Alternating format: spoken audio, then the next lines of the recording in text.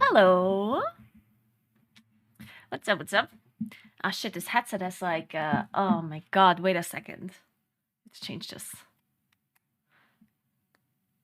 What is A and C? Oh my god. What does A and C mean?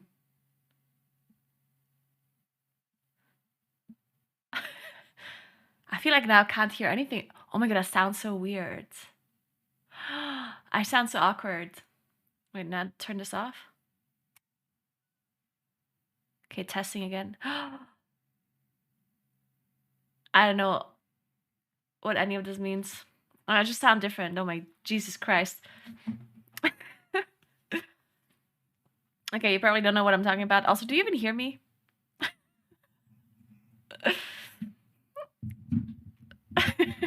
We do okay, kids. It's like, am I talking to myself?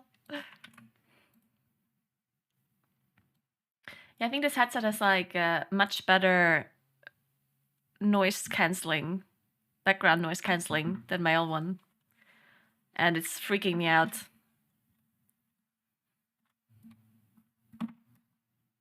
Good morning, guys. What's up?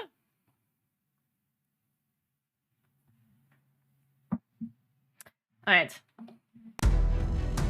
Let's do it.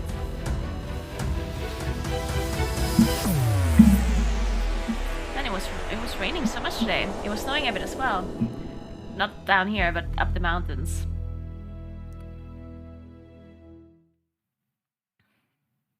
It's always not, like when you live in the mountains and it's like cold-ish and it rains, then you can always see where the snow barrier is. Is that a word? Like when you see where it stopped snowing on the mountain, you know? Like sometimes only like the top of the mountain has a little bit of snow. The snow line, yeah. And it goes a bit down, and then all of a sudden there's snow in the valley. Thank you so much for your 7 months, little angel. Appreciate that. Thank you so much. Welcome back. I don't know which headset it is. Maybe it says here. Alienware. Nope.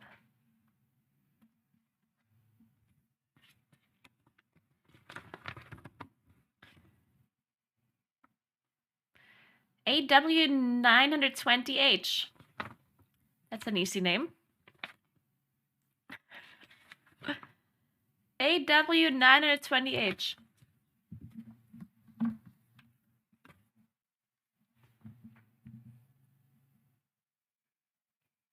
I think the alien decided to go away.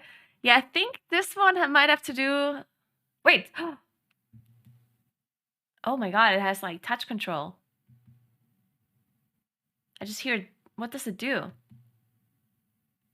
Oh, it's a mute button.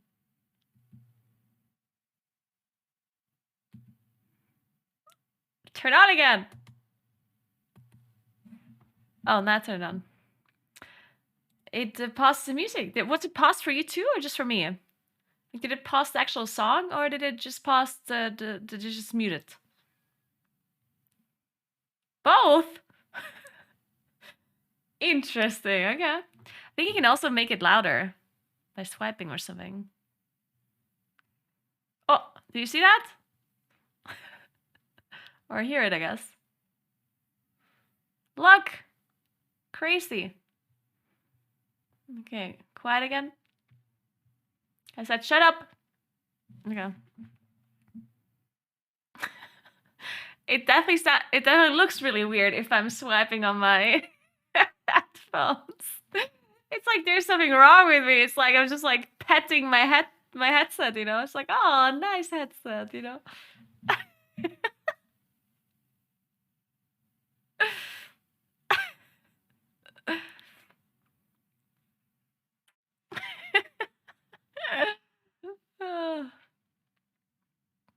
As it starts purring. Yeah, very good headset. Well done. Okay. Let's play some video games. So I heard there was a patch yesterday. Let's see. There's feedback for crafting orders. And there's some hot fixes. Adventure lies ahead in the new Dragonflight dungeons. What's that mean?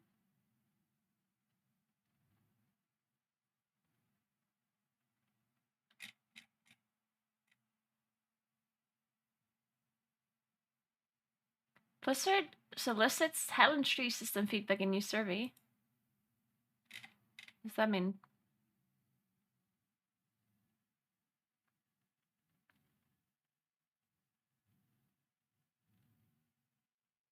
It took about 45 minutes to complete reasonably, and also it asked for detailed opinions.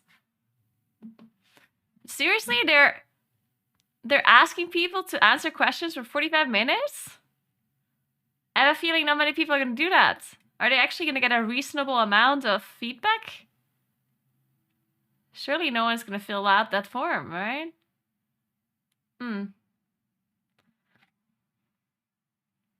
Alright, general feedback. Questions about flexibility, variety, and usability between the original talent tree versus talent tree with Rose versus the modern, now current talent tree. Interface feedback. Questions about how easy the interface itself was to understand, including the available points. The PvP area, knowing that some abilities require 2 points to progress. As opinion on only having 10 loadout. Okay, this is something I don't understand.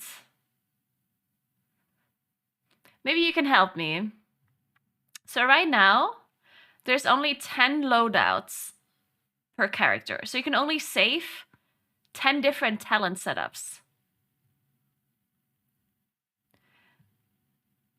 Like, why would it ever make sense to go with a lower number? Yeah, that's only. That's nothing. Like, what if you're a druid and you want to play all 4 specs? Like, if you're a druid, you have 2 loadouts for each spec and 2 more. No, it's not per spec. It's per character. No. 10 loadouts available per character, shared among specs. It's 10 per character. It says shared among specs.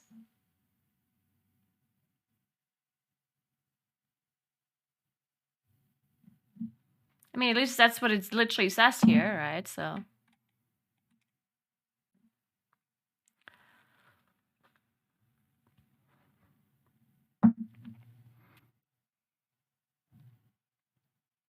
Hey, May, what's up? Happy Friday to you, too. So, yeah, I don't know. Like, I think 10 per class is definitely not enough. If they would make it per spec, then it's fine. I just never understand when I do things class-wide, because there's classes who have 4 specs. Well, there's one class that has 4 specs. And then there's other classes who have 2, right? So I don't understand why they would have a maximum loadout per character instead of per spec. Because then it would make sense if it was per spec. Right? If they say, I don't know, like even 6 loadouts per spec is probably fine. Or like 10 loadouts per spec, whatever. But as soon as it's per character, then it just makes a lot less sense all of a sudden. Because I mean, some people just want to play different specs, right? So why give them 2 loadouts per spec?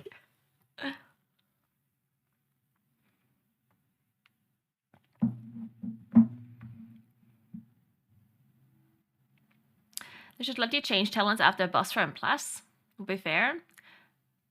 I mean, no, I disagree. That would be incredibly annoying. Imagine you constantly would have to change talents in the dungeon because you're optimizing your talent setup for each trash pool. Like, that would be so annoying. You just constantly have to change talent points around.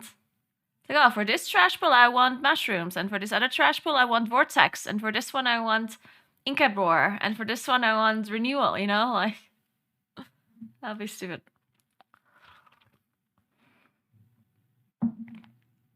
Okay, we need some more hype music. It is not hype at all.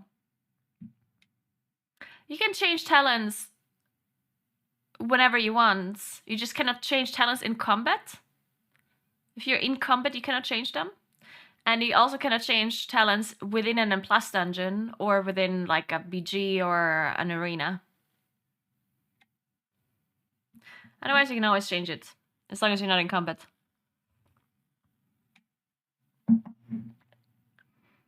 Anyway. Like, okay, let's go back to this question though. Why do you think that they have a maximum loadout anyway per character? Like, what's the purpose of keeping it a low number? Thanks for 5 months, Lazy Acid. Appreciate that. Thank you so much. Memory storage issue? You think so? Really?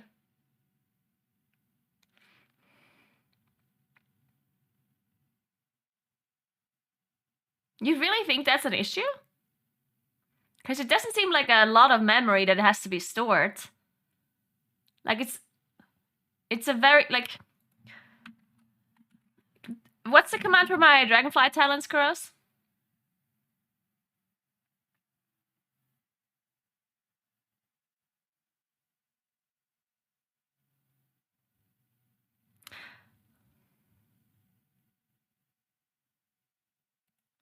I mean, if you look at this code here, like this is the import, this one, right? Like, surely that's not difficult to save. Surely that doesn't require a lot, right? I don't see that big of a big issue.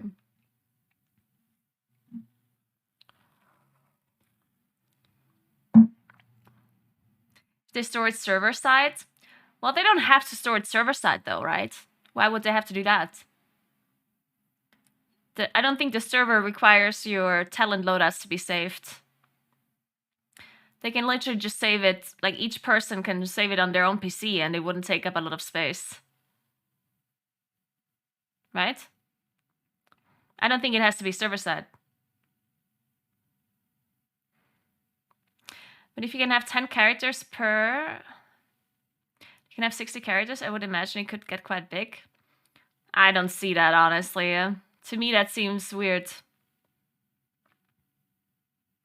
If you change computers, your loadouts would vanish. I mean, yeah, I guess, but a lot of things vanish when you change PC, right? There's a lot of things that don't save. If you start up World of Warcraft on a different PC, there's a lot of things that are not saved server side, right? Isn't it like keybinds and stuff that aren't saved either, and macros?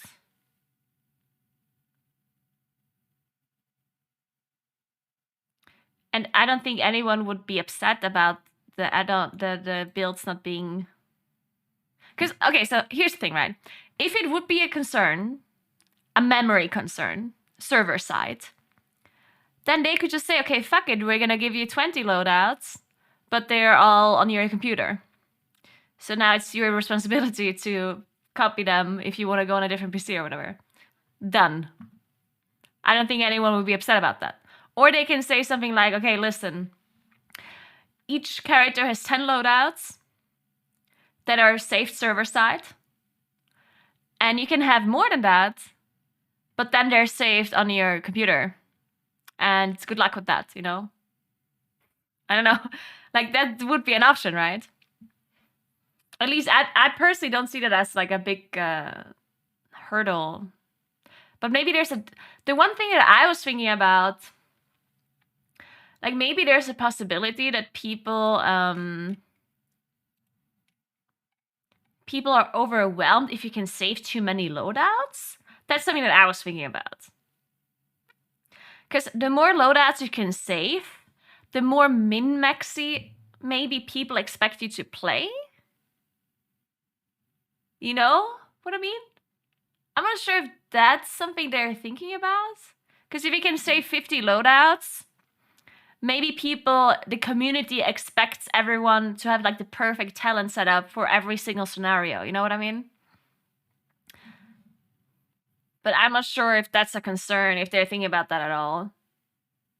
Or if that's any sort of issue, I don't know.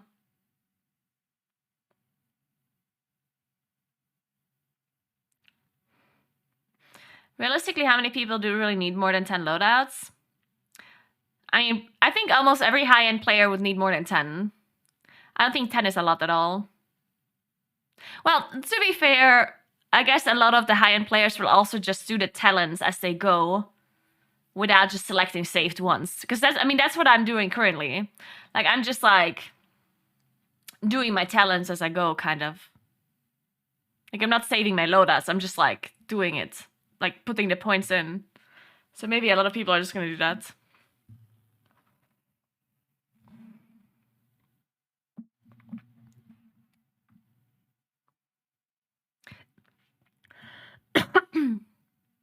I think it's as simple as they didn't think anyone needed more than 10.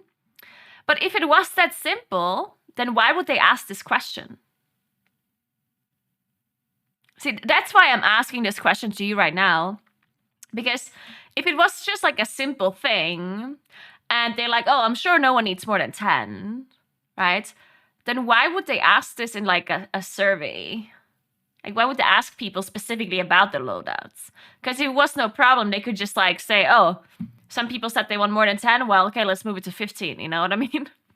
So I guess it's not that simple. Like, surely there must be some reason behind it or some problem, or I don't know. I'm just trying to figure out what it is. But anyway, it doesn't really matter, I guess. It's just interesting to me sometimes because sometimes I think of things that seem to have like a pretty simple solution without any downsides, and then it's not. Like, for example, the thing with the loadouts. When I heard that there's only 10 loadouts per character, then I thought, oh, what the fuck? That's not a lot if you play like multiple roles, multiple specs. So surely they can just increase it. Like, to me, that didn't seem like a problem at all. To me, when someone says, oh, I need more than 10 loadouts, they would just be like, oh, we didn't know people need more than 10. We're going to move it to 20, you know? But apparently it's not that simple because they're literally like taking the time to asking questions about it. So surely there must be some difficulty or something more complex behind it that I'm not thinking about. But yeah, it's like that stuff like that's always kind of interesting to me.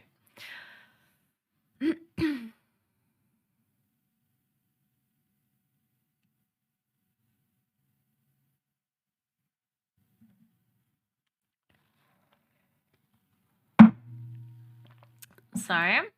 Alright, as it was obvious that squares were active abilities, circles were passive abilities, and hexagons were choices. To me, that's not very obvious. Is that obvious to you? I personally did not even notice that they have different shapes. I didn't know that. Yeah, me neither. Like, I honestly didn't even realize they have different shapes. I'm completely honest with you. This is actually the second time I hear about this, but I remember it from the first time. Because I remember the very first time when they showed us the talent trees. Like, and they showed us a picture of the talent trees in that like initial kind of YouTube video that they made. And I remember people were saying that, oh, hexagons are this, and this is active and passive and blah, blah, blah. But I had completely forgotten about that. Like, I just completely forgot that was the thing. Asked about the usability for Battlegrounds, Arena, Dungeons, Raid, and World for each spec. The usability for... Alright. Asked opinions on not being able to change talent builds in Plus. Oh, they actually asked about that? Yeah, I don't think it would be a good thing to be able to change talents in Plus.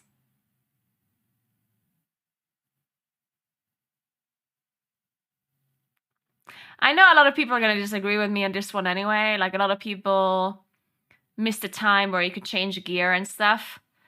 But I don't miss it at all. I was always under the impression that it was a bad thing. So many people were upset about that change. And in my opinion, it was such a good change. It was such a good change. Because the amount of gear you had to farm to min-max and plus was ridiculous. Like, people never realize the consequences of these kind of things. Like, I played Restored in N+, and I needed like 10 different legendaries. A Feral legendary, a Guardian legendary, a Moonkin legendary, then the rest of legendaries, Pride for survivability, some tank trinkets to survive certain bosses. Like, the amount of gear you needed to really min-max N+ was honestly insane. So if you really wanted to be a high N+ player, you needed to do this. You needed to get tank trinkets from the raids. You needed to get like all of these different like speed gear, avoidance gear, like all of these different kinds of sets to really min-max an N+ dungeon, and you would always switch gear in between. And it was honestly so stupid because the barrier of entry was so high. Any person that just wanted to start playing N+, high N+, they had to farm a million different gear sets to even be able to do high keys at all. And do people want that? I'm pretty sure the answer is no. Pretty sure people don't want to sit there and farm 50 different sets before they can do high N+, right? Because whenever you give people the freedom to do whatever they want, then it also will increase the amount of things you have to do to be the best at something.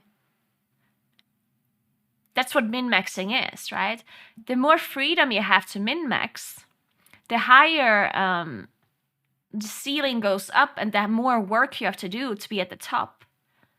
And I think sometimes people just don't think about that fact. Because yeah, being able to change talents and being able to change gear gives you more freedom, which is nice. You know, freedom is amazing, right? But then at the same time, it also kind of requires, like, it puts a requirement on this content that is a lot of work and a lot of more effort that you have to put into to be able to do that, all of that min-maxing thing, right? Like, just think about Shadowlands. Imagine in Shadowlands we would be able to change things mid-dungeon. All of the things you would have to do. Like, just think about it for 1 second. Imagine in N+ in Shadowlands, you would be able to change conduits, you would be able to change soulbinds, you would be able to change legendaries, you would be able to change talents. Imagine you could do that. The amount of things you would do would be ridiculous. Like, you would literally sit there, and after like every other pull, you would change your soulbind, you would change your conduits, you would change your legendaries to something else, you would change. You know how annoying that is? Like, it's honestly just a chore. I'd much rather not be able to change any of that stuff, and you just try to find a build that is like an in-between kind of thing. Because it just goes too far at that point. If you can min-max everything like that, it's just too far.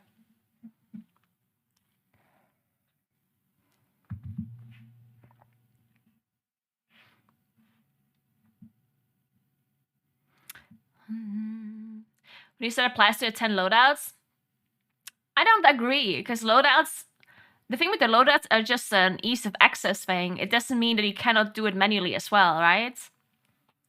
Because you can change your talents manually without using loadouts. The thing with changing things in a dungeon is different. Because it's either you can do it or you cannot.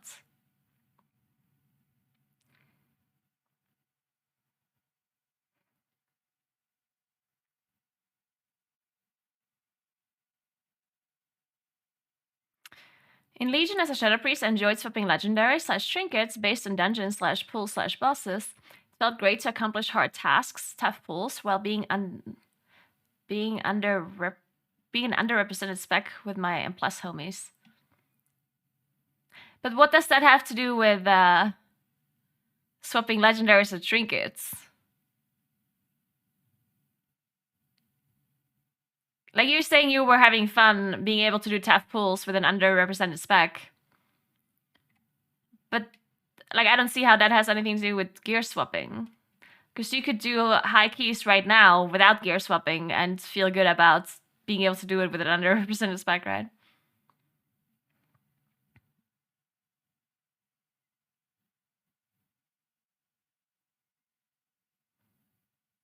I'm not sure to not have 10 different systems in an expansion anymore. Well, yeah, it is, of course, also like the less borrowed power you have, the less systems you have, the less annoying it is to give people that freedom, right?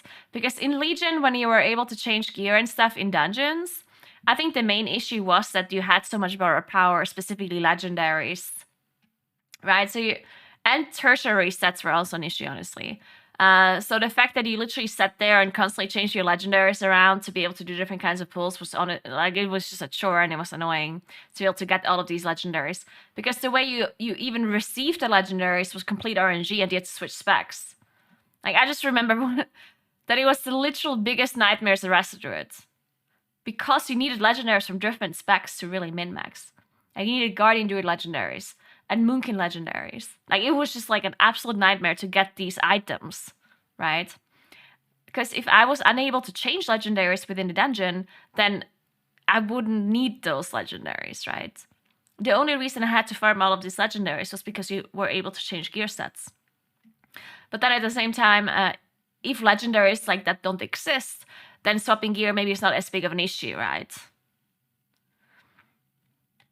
So I do think like being able to change, because when you think about Dragonflight, the only thing that you could change within a dungeon, realistically, is talents and gear, right?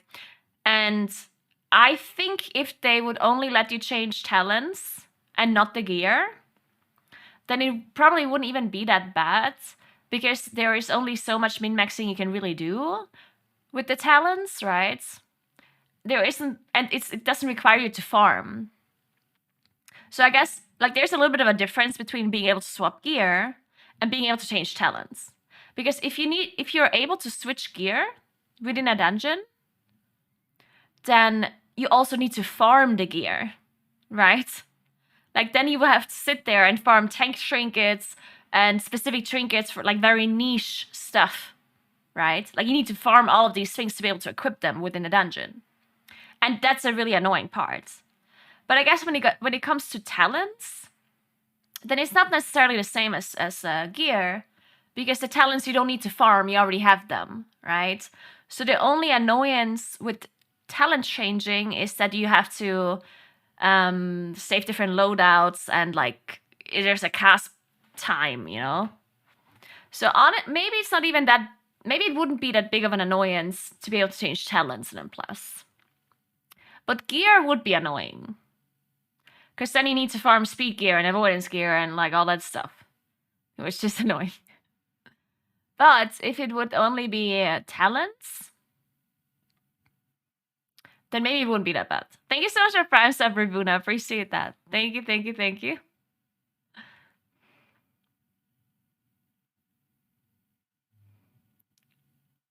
So I don't know what I would think about this. Maybe talents is fine.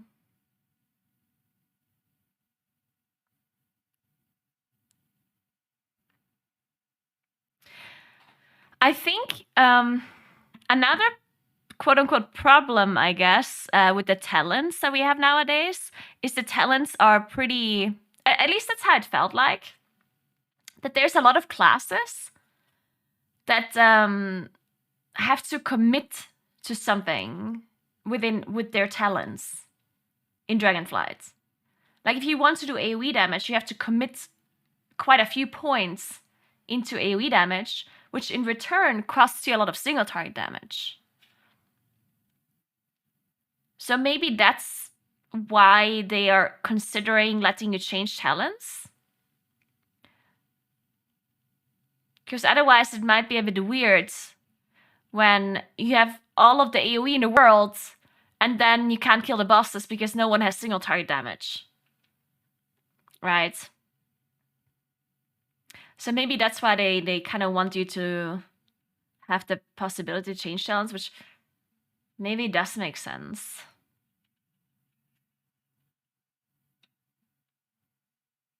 The first time someone had to wait on the tank to pull because of switching talents, there would be, I mean, well, to be fair, I think you would only ever switch talents for bosses and then back for trash. That's the only time where, like, you would probably take a break before a boss, a quick break, let people change talents, then pull boss, and then after boss, change talents again and keep going. And you would probably also only do that in higher keys. I doubt you would really do that for lower keys.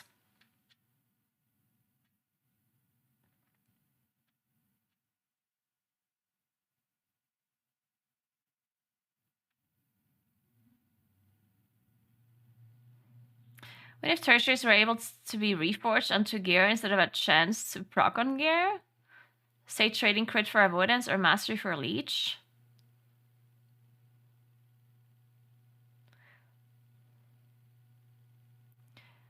I mean,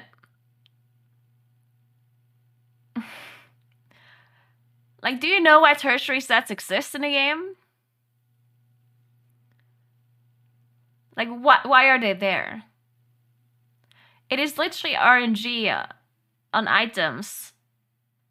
It's item RNG to keep you from, like, to literally keep you to continue to get gear. Like, it's like tertiary sets literally just exist to give you some RNG factor, some extra RNG factor within the loot system. So you can always have this like illusion of a tiny upgrade, you know? Like, even if you have the highest item level already in like a slot, you could still always get the same item with a tertiary stat, right? It's this illusion of getting tiny upgrades left and right. So the thing that you're suggesting completely removes that. So no, they'll never do that. Because the only reason tertiaries exist is for that very reason, for loot RNG.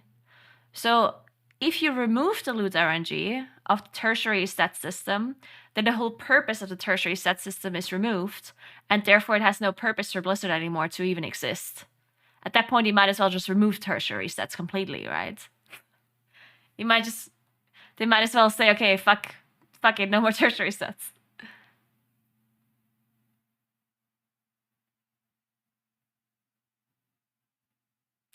Do you think Evoker adds anything to the game? It seems interesting, but I don't know how I feel about it overall. What do you mean by adding anything to the game? I don't think any class adds anything to the game, really. Like, we don't, you know? Like, if they remove warriors tomorrow, I don't think I'd be missing anything. You know what I mean?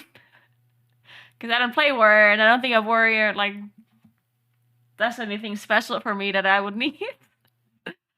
Or if they remove, I don't know, hunters tomorrow, I would just be like, okay.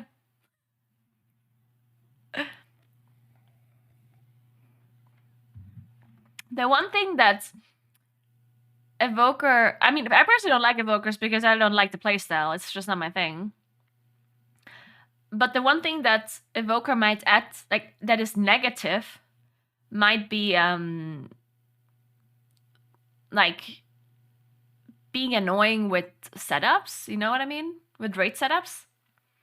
Where it's like, okay, you get an Evoker in, and the ranged camp is here, and the melee camp is here, and now the Evoker needs to go into the melee camp because the ranged camp is 40 yards away, and you won't be able to reach the melee otherwise.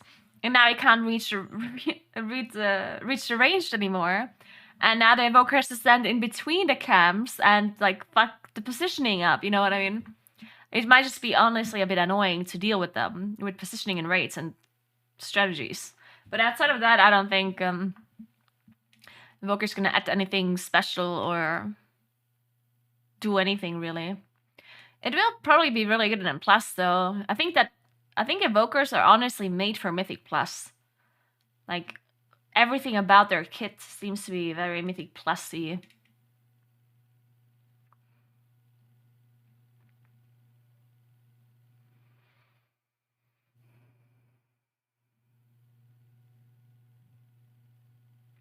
Doesn't that just mean talents are designed badly? Why should we have to switch back and forth to kill a boss in a dungeon? That doesn't sound fun or engaging to me.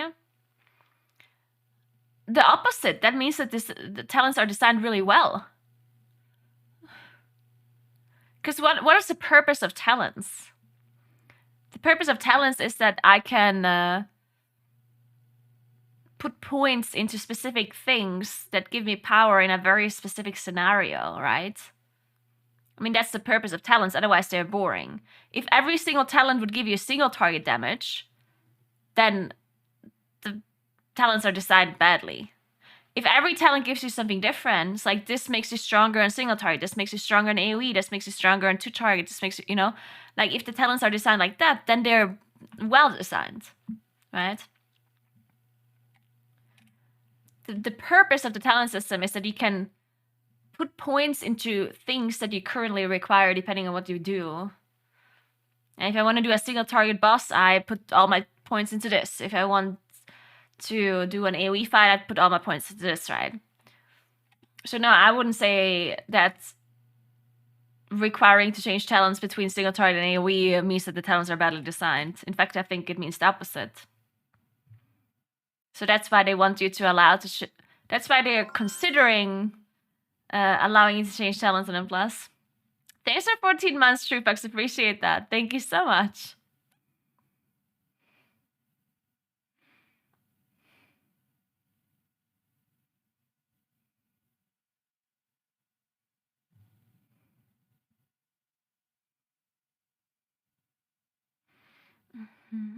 All right, what else are they asking? I'll switch classes. Okay, like, so I actually did change my opinion on this. Like, at the start, when I read this for the first time, I was like, okay, I don't want people to be able to change talents. But now thinking about it more, I think we should be able... or I do think that it's worth a try, at least. It's always very difficult to try things and then take it away again, though. That's the problem with WoW a lot of the times. And it's so annoying because the reputation that Blizzard has with their player base is just so bad still, right?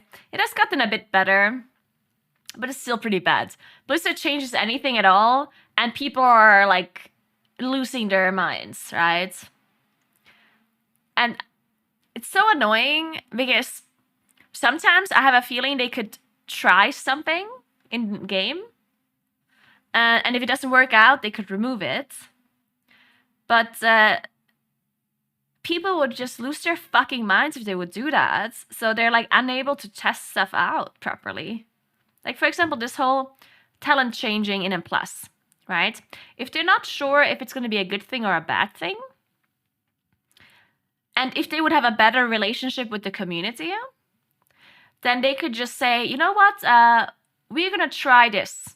We're gonna do a test run and let you change talents for a couple of weeks and see how it turns out.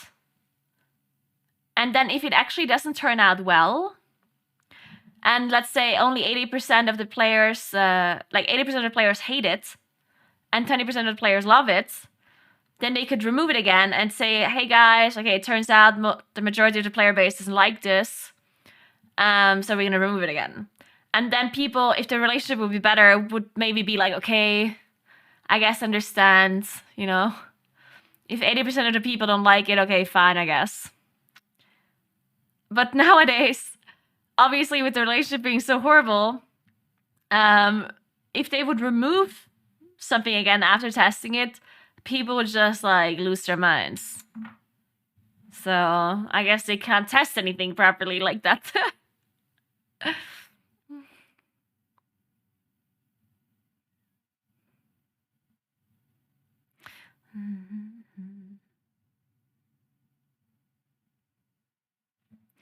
Blizzard always takes stuff away during alpha and beta. So what if they started with it removed and then added later?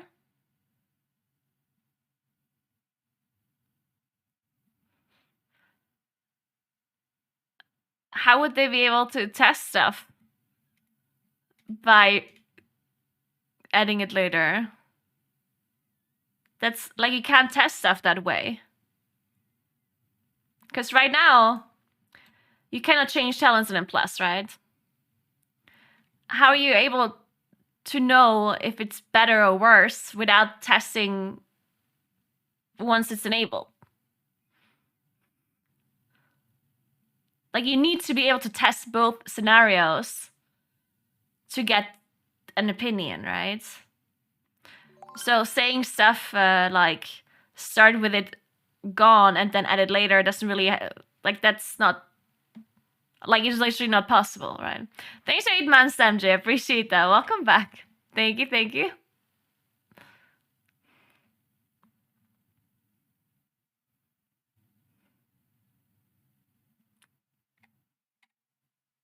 Allowing us to change talents mid-dungeon is basically the same as giving us enough points to take every talent in the tree. What? No, not at all. I'm confused. Why are you saying that?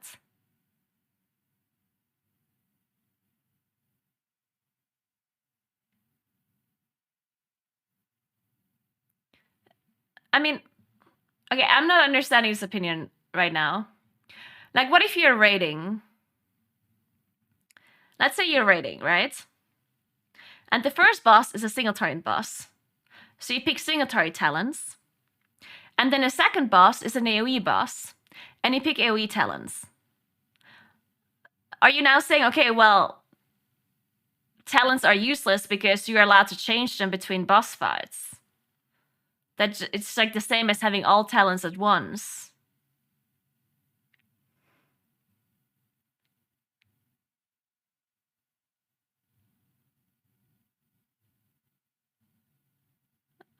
I am not sure I understand. Rates are different, rates aren't timed.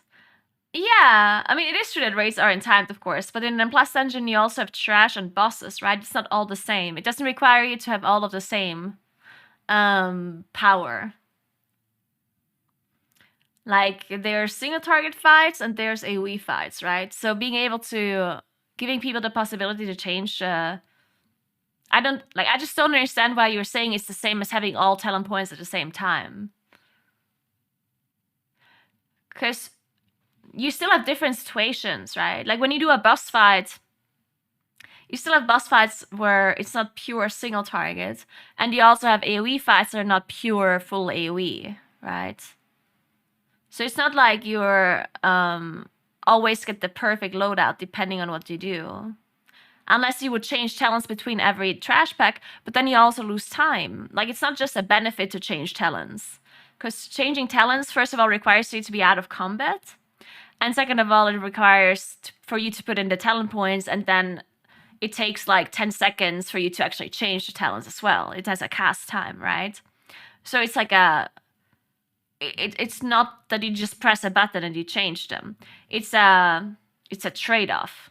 Like, you're spending 10 seconds to change your talents, and then that 10 seconds you have to get back. That's the amount of time you have to beat with the talent changes. Like, you have to get that time back. And people have to figure out if that's worth it or not, right? Because if you have a talent that gives you just a tiny little bit more single targets, is it really worth it to wait 10 seconds and stuff? Probably not, right? And you also cannot change talents that are on CD. If I have a active ability that is a 3-minute cooldown, I can't just change away from it. You can't change talents if they're in CD, right? So at that point, you would only have a very limited amount of usages even of these talent changing anyway. You would have to really plan ahead for it, right? Let's say my 3-minute cooldown is ready, but there's one more trash pack before the boss.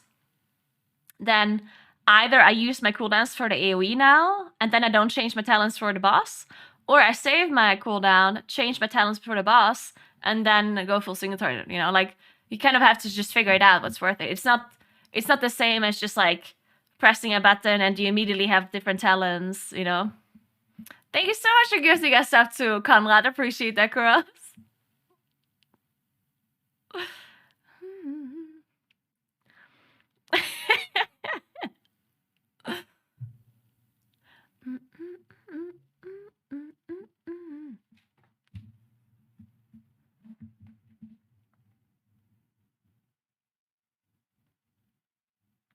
Someone will make an add-on that will make it so you just press a single button and wait for the cast to finish. I mean, what kind of add-on would that be? You have to put in the talents for it to select.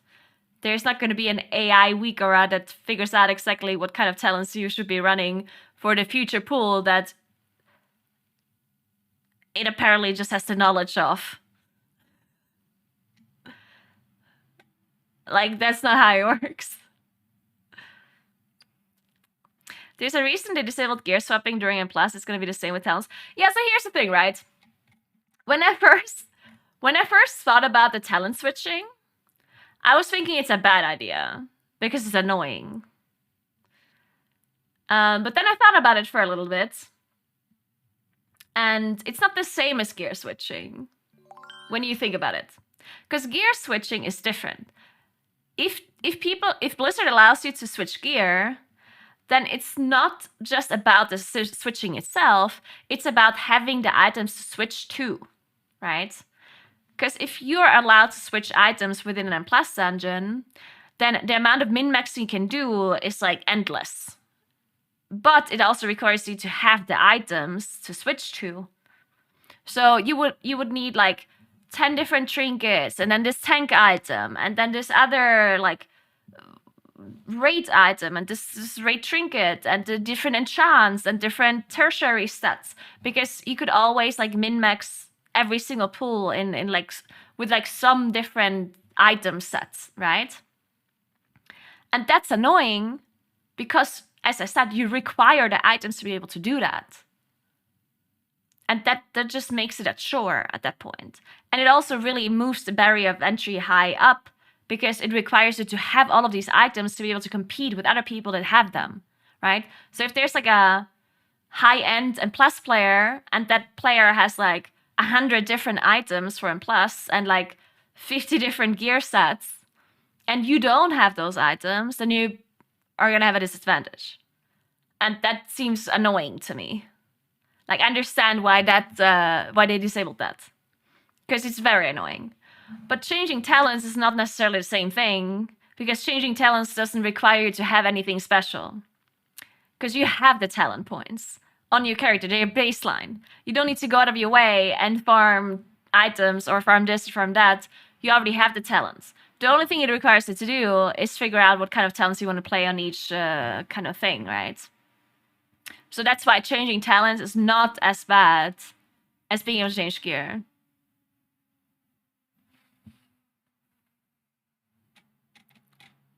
Thank you so much for 4 months, Fibble. Appreciate that.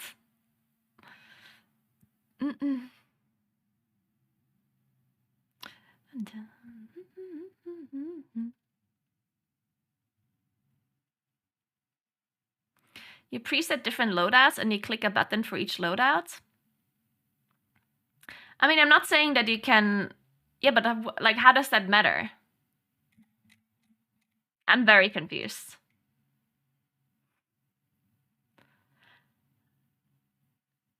Like, if you can make a macro with a certain loadout and you can press, like, you can put it into your bars, then it just saves you for not having to open your spec tree. This is that... I don't see how that's an issue or a problem or anything of relevance at all.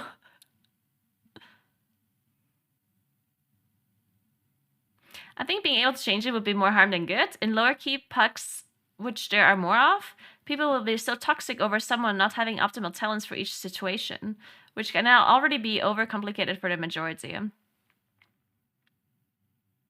I personally don't think it's going to be that big of an issue, especially in lower keys, because people don't want to wait for others to change talents, right?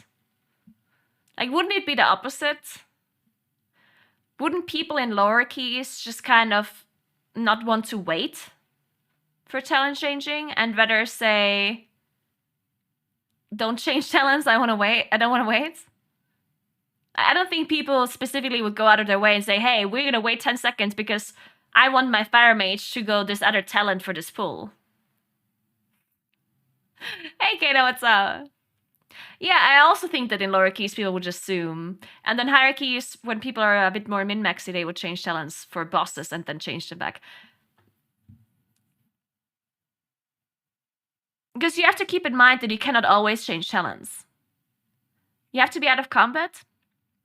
And cooldown, like, you cannot have an ability on cooldown, or like, you cannot change a point out of incarnation or celestial alignment if it's on cooldown, right? So that is something else to consider. So it's not that you can change it 24/7.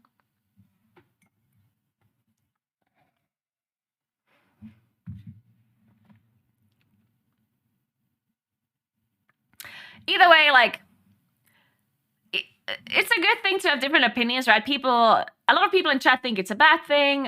Some people think it's a good thing. Either way, I think it would be a really cool thing if they could test this and see how it works out. But I have a feeling they won't, because like these kind of questions are so difficult, in my opinion, to ask players, because players just don't know sometimes. Like sometimes, like if people ask the question to a player, it's like, so what would you think if there would be another difficulty in raiding that is more difficult? Like these kind of questions are so out of people's like imagination that we can't answer it properly, right? Like I just have a feeling there's no way you can answer this properly as a player, because you just don't know. Because I personally might think it's a good thing, and then I actually do it, and then I don't like it. Like it's so hard to know what's gonna happen, because you just have a theory in your head, and it's like, I think I'm gonna hate it, or I think I'm gonna like it, but then in reality it might be completely different. In reality, people that think they hate it might actually like it, and in reality, people that think they like it are gonna hate it. And like, how are you supposed to know this stuff? So having these kind of questions here seems a bit, I don't know. I don't know if people can give proper answers here.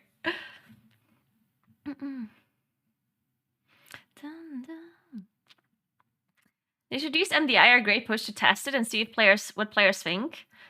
Yeah, that's not going to give them any relevant information, though, because at that point they only have the opinion of the high-end players, right? Of course they'll like it. Of course every MDI player is going to like it. But that, you know, like, I mean, in the end, that's not going to help them, right?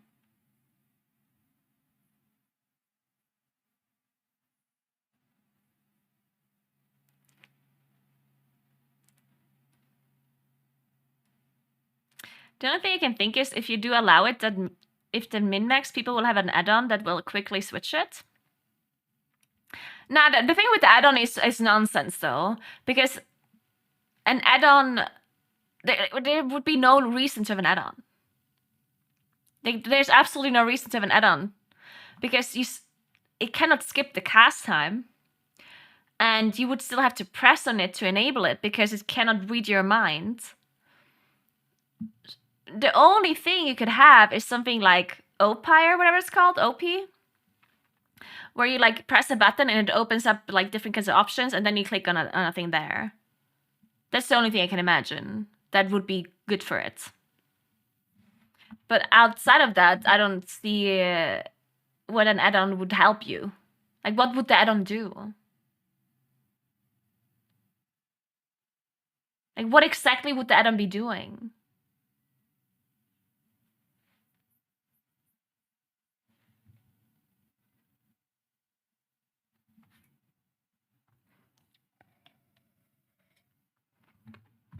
An add-on would make it faster? I mean, no, it wouldn't. Because you can just make a macro, right? And you can just make a macro for a certain loadout and move it into your bar and press it. That's the same as, like, what would the add-on do? I guess the add-on could give you a... I mean, I don't know what it would do. It would tell you when to hold your cooldown so you can switch at pull X. Yeah, that's not what add-ons do. They cannot... That's not how... No add-on would be able to do that. Like, how would the add-on be able to do that? You would have to know exactly how many pulls you're doing, which pulls you're doing, how long it will take you to do the pull. Like, how would that be possible? It would have to be able to read the future. Like, that doesn't work.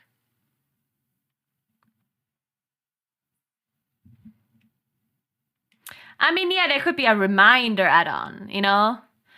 Like, if your cooldown is ready, then there could be a weaker that says, maybe save your cooldown so you can switch to your talents. You know, like, that's, yeah, okay, that, it could do that. surely. But I mean, I don't think that matters.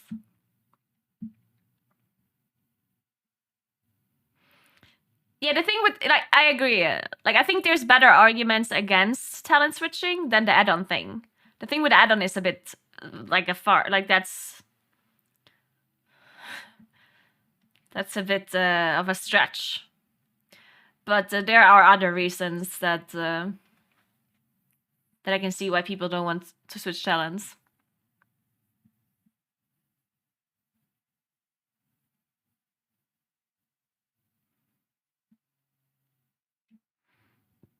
Mm-mm.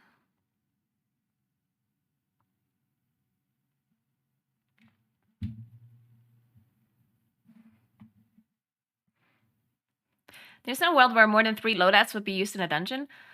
I mean, I definitely see where there's more than 3 loadouts being used in a dungeon, but only for like really high-end keys. Because, I mean, you can compare it with gear switching, right?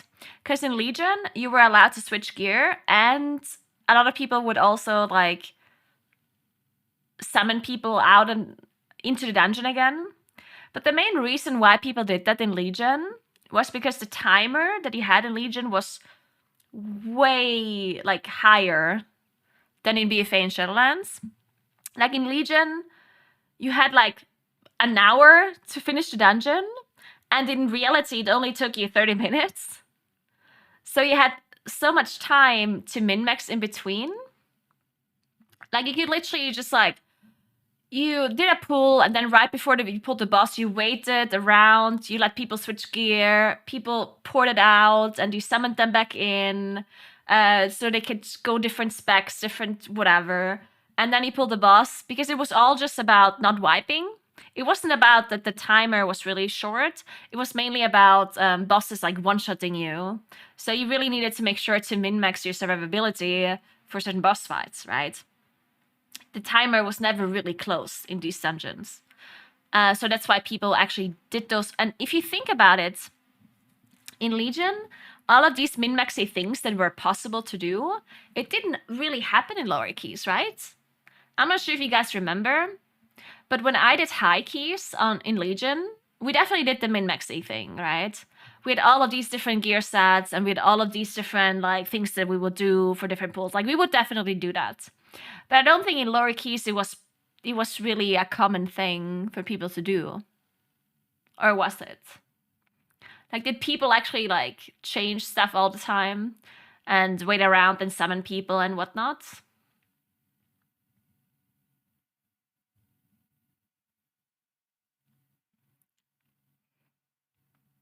My biggest worry is that game starts to become tuned to those top performing players and everyone else falls to the wayside.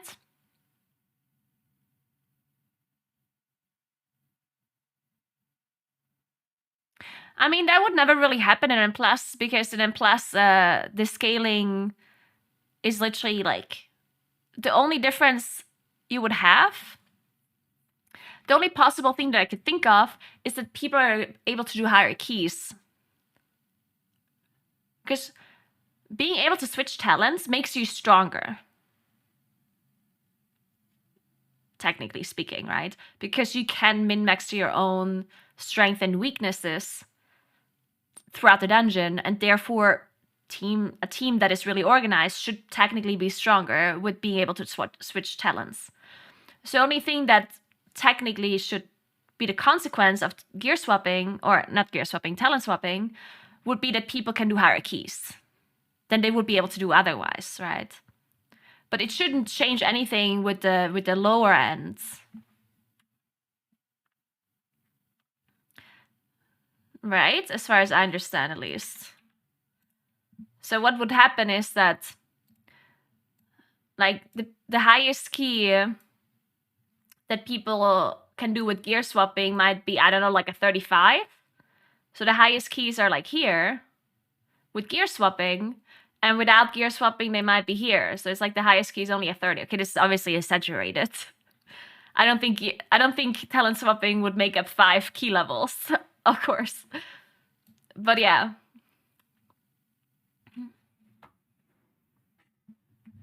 So I don't think balancing should be an issue, because everything in between here should not change at all. The only thing that changes is this part here. People are able to do hierarchies. The other thing that I'm thinking about is also like talent. Class tuning. I wonder how talent switching in dungeons would affect class tuning.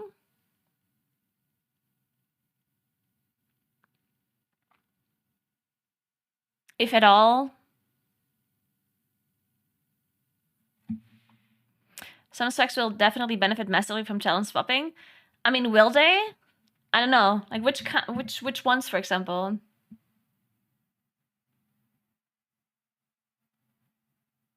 You're assuming only nerd no-lifers are the ones that try to min-max, which is 100% incorrect. No, that's not what I'm assuming at all.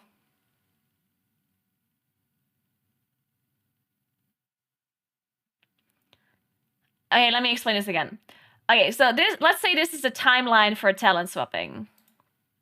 All right, so this is with talent switching. Talent switch enabled. And then let's see here at the bottom is no talent switch.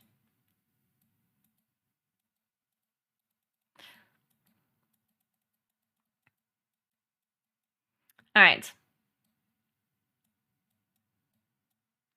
So the highest key people can do here is 30, right? Now, why would you think that something here changes for the negative for like medium people? It would only change for the positive, if at all. It could never change for the negative, right? I don't see how. So a person with talent switch enabled that average does keys, I don't know, 15? Right, this is like an average person with talent switch. And without talent switch, their average key would be like 14 maybe, right? Because talent switching makes everyone stronger if you use it. Right? If you don't use it, if there's people that would not use talent switch, well, then if at all you stay neutral. So you do 14s without talent switch and you do 14 with talent switch. But why would it ever be a negative impact? And I also don't understand why Blizzard would tune anything differently, right? The tuning would just stay the same. Just because some people would be a bit stronger with the talent changes, I don't necessarily see how that would change tuning. Thank you so much for the sub. I'm Shingy. I appreciate that. Thank you so much.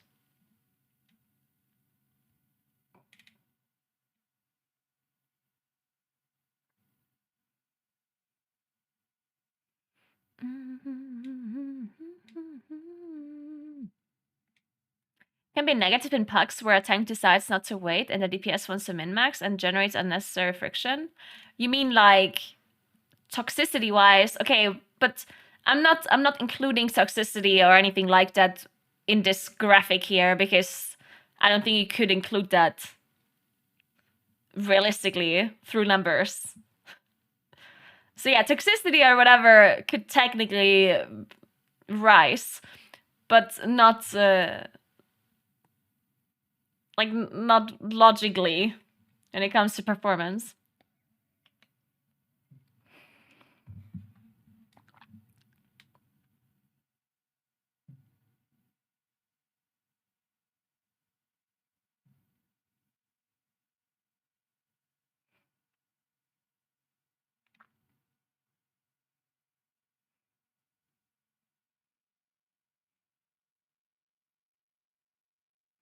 Personally, like the need to make a balanced AoE / single target build for Plus and just changing up between Tyrant / forts and certain dungeons. Yeah, I mean, I'm not saying that it's bad if they don't allow you to change talents because it's literally what we are used to and it is what it is, right?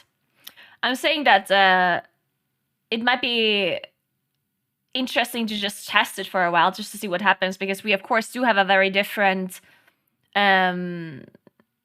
way of how things work now with player power, right? We don't have any of this power stuff anymore, and we have all of these talents now. And I do have a feeling that there's some classes who really have to lean into AoE or lean into single targets and not be able to have like a super really nicely tuned hybrid build without feeling like you're really missing out on one or the other, you know? Which, to be fair, did also happen in Shadowlands and BFA, of course, but it didn't feel as drastic for most players. With the talent builds, I feel like maybe it would be.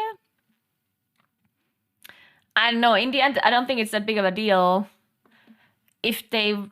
But I don't see why they shouldn't be testing it at least, right? Because as I said, I don't think anyone has the answer to this question. Because, like, you just don't know. Like, all the people in chat right now that they say they don't like being able to change talents, that's just an assumption you're making without actually knowing, right? Which, of course, you can't know. No one can know. We're just assuming, right? So being able to test this stuff and see how it works out would be nice. But yeah, as I said earlier, the problem is they can't really remove it anymore without people being upset, I guess.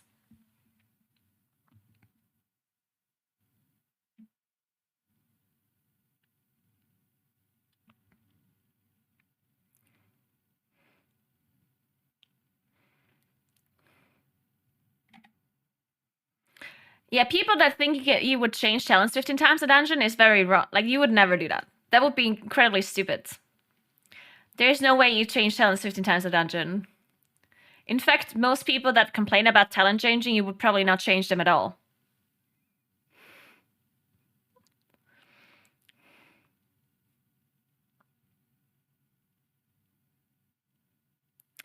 Oh, the thing with the gear? Yeah, I 100% disagree with you. I'd much rather change talents than gear. Because I don't have to farm my talents. I don't need to go and farm a tank trinket, or a speed tertiary set, or a leech tertiary set, or an avoidance tertiary set, or a healing trinket. Like, I don't need to do that with talents. I just have them, right? So that's... Being able to change gear is a lot more annoying than changing talents. Because changing talents just takes time. Like, there's a cast time, that's it. But ignoring the farming, the swapping is still annoying? Well, yes. But you can't ignore the farming. That's a huge part of it. That's the only reason why I don't like gear swapping. The only reason. If you wouldn't have to farm the gear, then of course I would like gear swapping. If there was a vendor where I buy all of my items, then of course I would prefer gear swapping, because then I can min-max my gear for certain pools. Of course I would like that. But we all know that's not how it works. You have to farm the gear. So that's why I don't like it.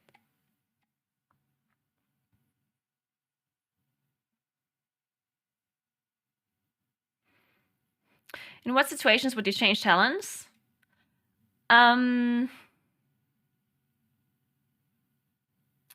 I think you would only really change talents for bosses versus trash.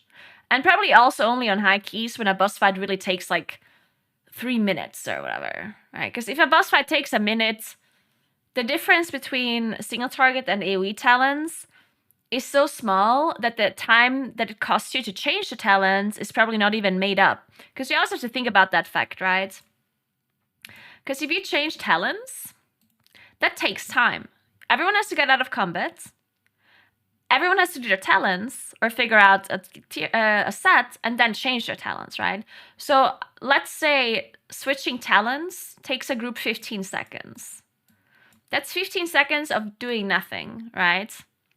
Now, to make that worth it, you would have to gain more than 15 seconds back on the boss or in the trash pool for those better talents. And 15 seconds is a lot if the boss fight only takes like a minute. Like, those talents would have to be insanely better than the other ones you had to be able to get that time back. Now, if the boss fight takes 3 minutes, then it's a difference, right? Because then gaining back 15 seconds is not gonna be that big of a difference. Then the talents just have to be, you know, if you gain like 1,000 DPS, 500 DPS or whatever, it's probably worth it already. But for the 1 minute boss fight, you would have to gain like 5,000 DPS or more for it to even be worth it at all, right? And at that point, it would clearly mean that talent switching would only be worth it for like hierarchies, where you would really gain a lot of time on like a longer fight, and it would also only be worth it for like utility things if it's really required for something specific. Like for example, if you're I don't know, like if you're a druid and you need all of your utility in a class tree, and you don't have a point for dispel or whatever. But then on the very last boss of the dungeon, there's a curse. So you change Typhoon to curse the spell because you don't need Typhoon anymore in the last boss. You know what I mean? Like stuff like that. But yeah.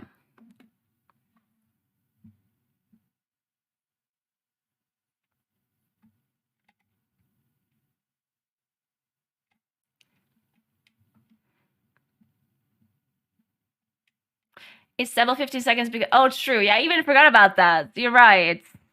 I didn't even consider the switching back afterwards. So it's like 30 seconds that it costs you, approximately, to switch talents. Which on a 1 minute fight will never be worth it.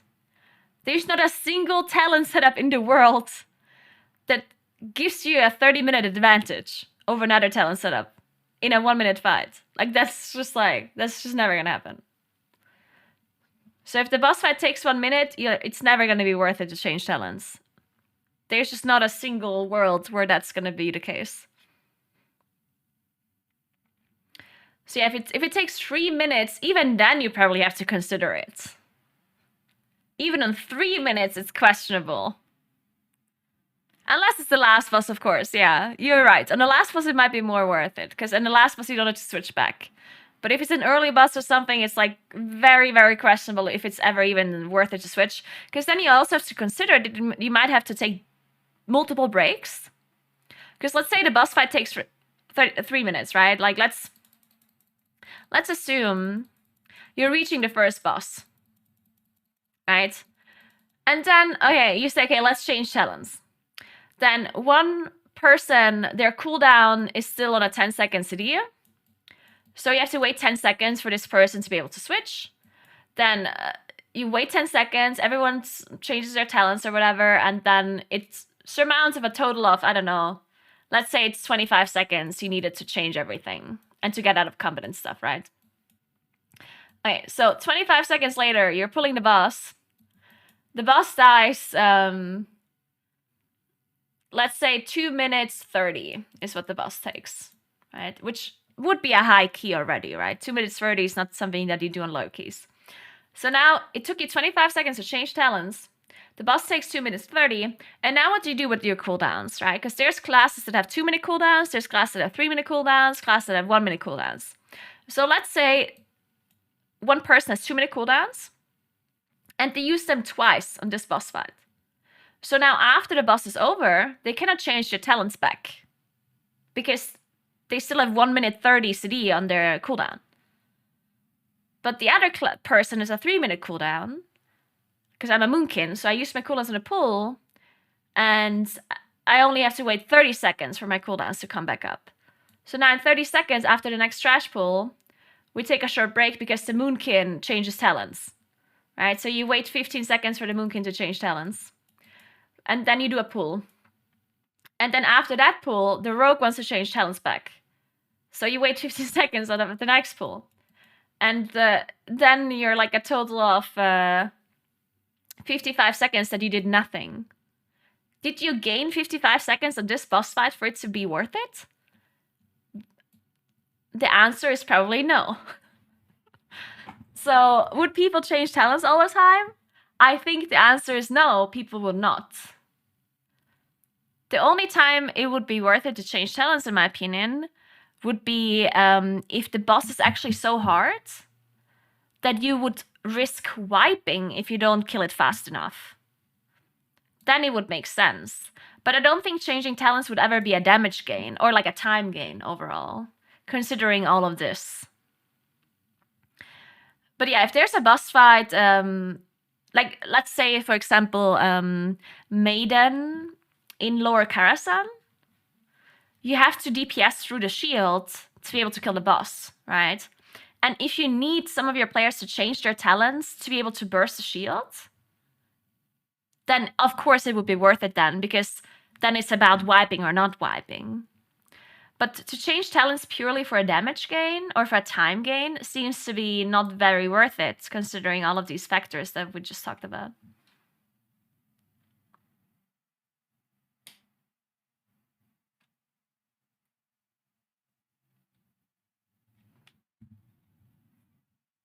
So yeah, I think talent switching would be more of a trap than anything else, where people think it's a gain to change talents, and then it actually is just not. But anyway, let's move on.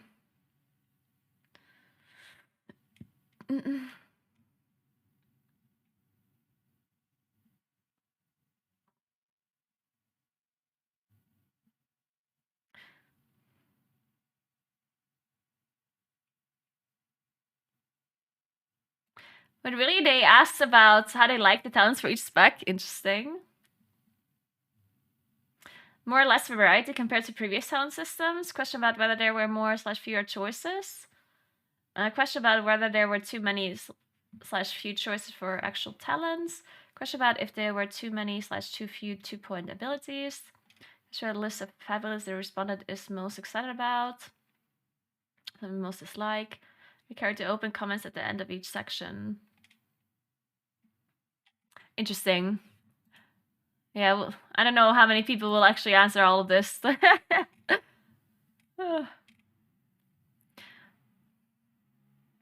Okay, what is this about? Oh, the crafting orders.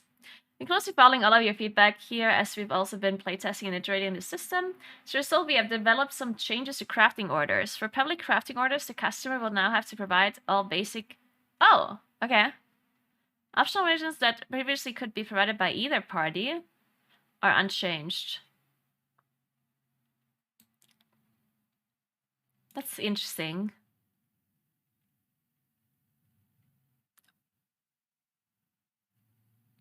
Why is that? I wonder what the reasoning behind this is. This to help streamline the process of deciding on a commission for the customer. Oh, okay, that makes sense, I guess. Ah, okay. Yeah, I guess that makes sense, because if there was all different kinds of materials that you could provide or not provide, then the prices would be so vastly different that it would be really hard to tell for people how much it's worth it or not. Yeah, I guess that makes sense.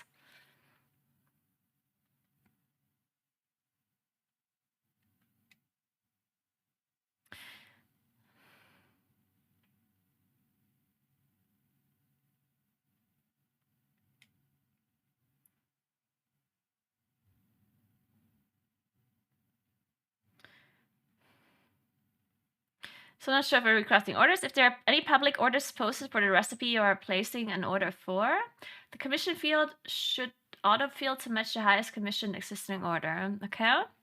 Crafting orders are now limited to personal and guild orders only. We hope to re-add public recrafting orders in a later patch. This is primarily to protect customers from having their crafts inadvertently lowered in quality. Oh, okay. Add is a different item level for each quality. Now display a plus next to the item level in the customer list of recipes you can replace orders for. Display tilted with item level each. Okay. It will be at in the top right. There is a name to favorite recipe. Currently have a known issue. If regions are supplied for crafting orders and the regions are in 2 separate item stacks in the player's inventory, crafting order can sometimes fail to create it or fulfilled. Okay, interesting.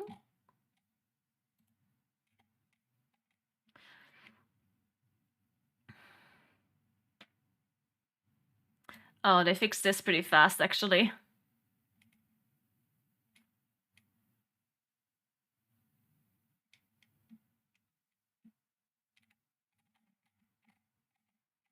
Okay.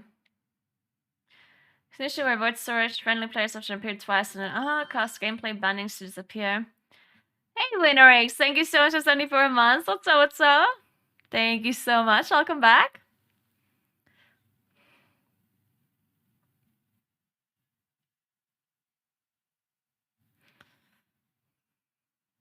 Yeah, a lot of people were complaining about 25% enhancement of a nerf, but they're still fine, I guess. I don't know. I mean, I was talking about this yesterday as well. Like, if you're just gonna flat nerf, even if it's a really big one, it honestly doesn't really matter. It's the flat nerf. Like, that's the easiest. They can just snap their fingers and revert it in a second, or give you a buff again. You know, like it honestly really doesn't matter.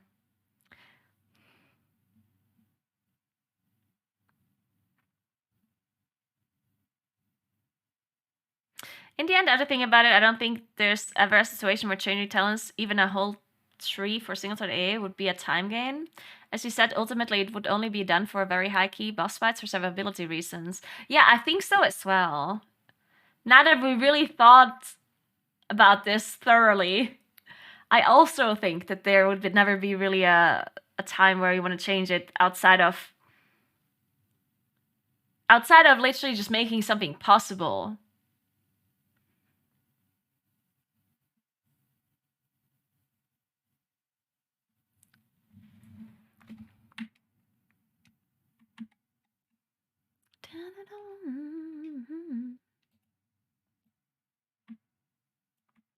But I don't know.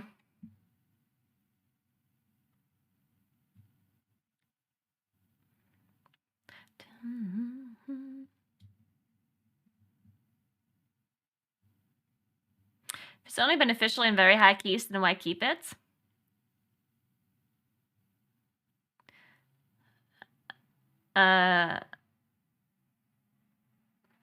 Why not? Are you saying if things are only beneficial for high keys, then it shouldn't be there?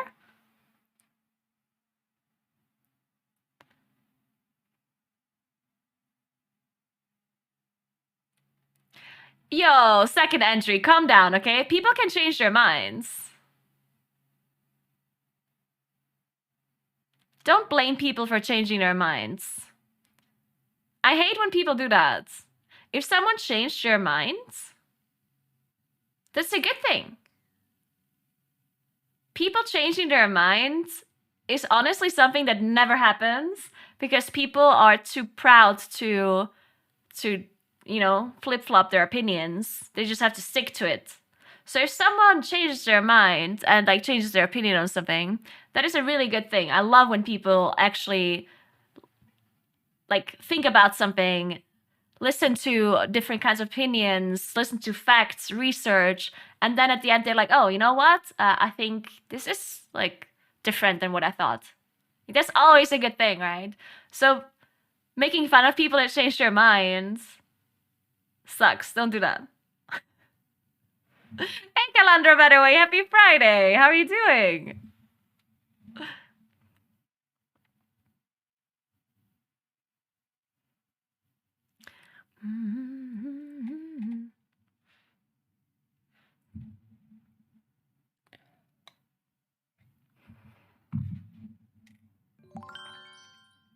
Thank you for 39 months, Nebula. What's up? How are you doing today? Happy Friday to you as well.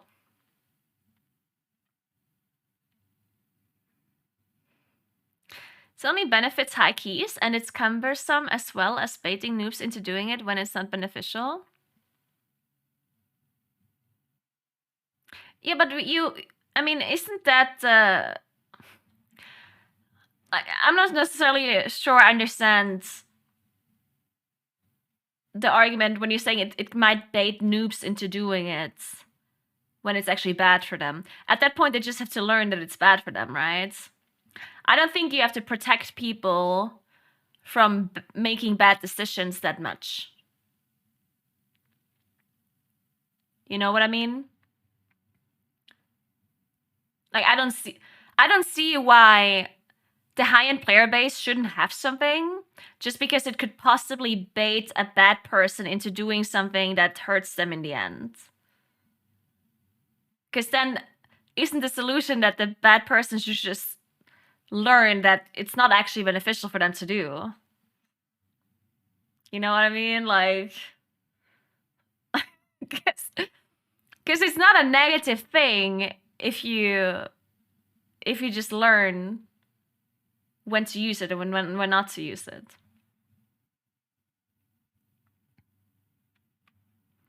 Because it's like saying we shouldn't have any talents at all because people might choose the wrong talents. Just make everything baseline and not give people a choice because people might make bad choices. You know, it's like, you don't have to go as far as doing stuff like that, in my opinion. I do sometimes think protecting people from themselves is something that has to happen to a certain degree. But as long as it doesn't hurt anyone negatively, as long as you do the right thing in that regard, then I don't think you should just like remove it from the game. Because the high-end player base are also players. People always... I have a feeling sometimes people are... Well, I don't just have a feeling, I know for a fact. I know for a fact that people are like super anti-high-end player base. And understand why to a degree, because the high-end player base is a smaller portion of the player base. And yes, I agree, the game shouldn't be fully catered around the high-end player base because they're not making up all of the players. It's the same as the game shouldn't be catered around pet battle players. If the amount of people that play pet battles is like the smaller percentage of the player base. Like, I 100% understand that. But I never understand when people specifically want to do something against the high-end player base just because. Just it could possibly be something that is not catered to the other people. You know what I mean? Because in the end, the high-end player base, they're players too, right? And doing something for them, as long as it's not a bad thing for others, is like, why shouldn't that happen, right?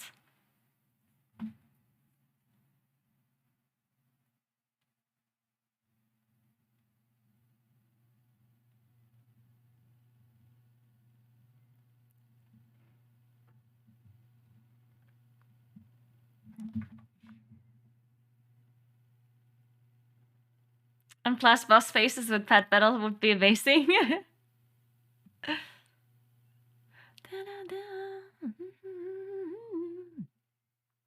Depends on how often it happens, I guess. If people are out here breaking tens because they're overcomplicating the game for themselves, then it's more of a mechanical issue than it is a dumb player issue. All about frequency. Hell, that's the solution right there. Lock it to 20s. I mean, I guess that's an interesting idea. You could literally say you're not allowed to change talents unless it's a key that is higher than 20. That's an interesting point. I never thought about it this way. Yeah, you could technically do that, but I think people would complain about that for sure. If you would say only above 20 can change talents, then people would say, oh, only the high-end players are allowed to change talents. What about me? You know, that would be, I think people would look at it negatively, even though you're just trying to protect themselves from themselves. They would still think it's like a negative thing. But yeah, I do agree that if it happens all the time and people would literally like brick their keys all the time because they're changing talents for no reason, then that would be dumb. But then at the same time, I do think it would just be a learning experience. Because there's many things like that. And eventually people will learn. I do think it happens quite a lot, that especially when something is new, that people do something that think is good, but then eventually they learn, okay, wait, this is not actually good. Like, I'm going to stop doing that. And I think it would be the same with this talent changing thing. Probably, if they would allow you to change talents inside a dungeon, I think a lot of people would do it at the start. And then eventually they would be like, okay, wait a second, this is stupid. And then they'll probably stop doing it. I would assume, because people do learn. Even if they're casual players, you eventually learn that something is just not good to do. I think so. Especially when you see high-end players not changing talents either. Unless it's like really necessary.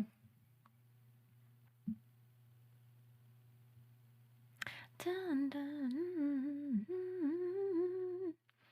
People still think you're griefing if you don't play top classes and reject non-top DPS class. Even the most classes are more than capable for clear 15s. That's a different point, though. Like, I do agree. It's definitely very true that there's still a very... Like, the community perception of M+ classes that are viable is just very, very real. But that is a little bit of different... like, the reason behind it is different than what we're talking about right now. It's not that people think you're stupid if you play a spec that isn't good. People don't think that you're a bad player because you don't play a good spec. But it's because we don't have any measurements of skill, really, outside of the class that you play, the item level that you have, and the radar AO score that you have, right? It's just like the most logical thing to do if you have a bunch of strangers queuing up that you don't know anyone from, right? Because usually when you queue up a key, there's like 50 damage dealers that queue up, right? Now imagine there's one warlock, right? With the radar AO score 3k and item level of 300. And then there's a Shadow Priest with the 300 item level 3k score. Now, you don't know either of these players. Why would you invite the Shadow Priest? Like, this Shadow Priest could be 500 times better than this Warlock. But how the hell would you know? Like, you just don't, right? You just don't know. So, of course, you're going to invite the Warlock when the Warlock is known to be a really good class in M+. So, I don't think this has anything to do with the community hating people that don't play meta specs or thinking that they're bad players or demanding that you play Warlock. It's just that, of course, you always go with the highest chances for you to time your key. Because in the end, you're trying to time your key. That's your goal. So you're going to go with whatever gives you the highest chance of timing it. Which in this case would be the Warlock, because you know that Warlock's better than Shadow Priest. Or at least that's what you think is the case. Now, if the Shadow Priest would give you a better chance than the Warlock, you just wouldn't know. It could be true, right? It could be true that the Shadow Priest is much better at the game. In fact, it's even likely because a Shadow Priest with the same score as a Warlock probably makes Shadow Priest a better player, right? Because getting 3k as a Warlock is much easier than get as a Shadow Priest.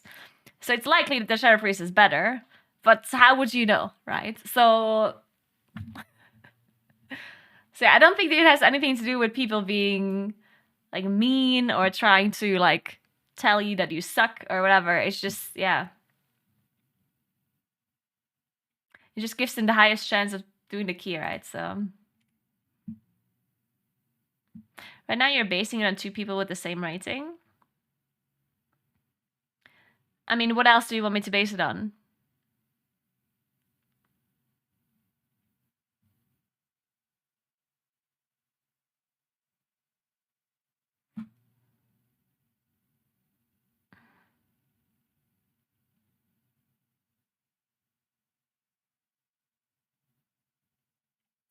Dun, dun, dun.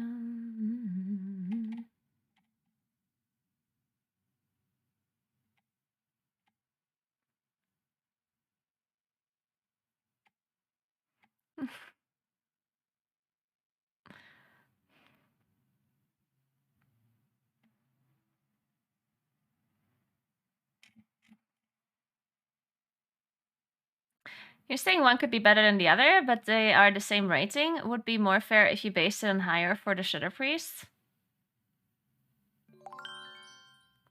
Thank you so much for 26 months, Big Bond. Appreciate that. Thank you so much.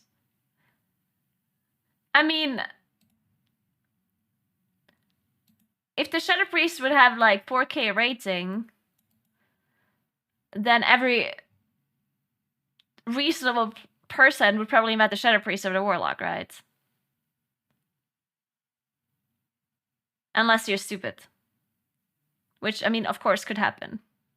But if there's a Shadow Priest with 4K rating queuing up for my key, and the Warlock has 3K, then the chances of this Shadow Priest being much better than the Warlock is very high. Now, unless I need something very specific. Like if this would be a mage, and I need Bloodlust, well then maybe I'd take the mage anyway, because I need something very specific because of class buffs or whatever.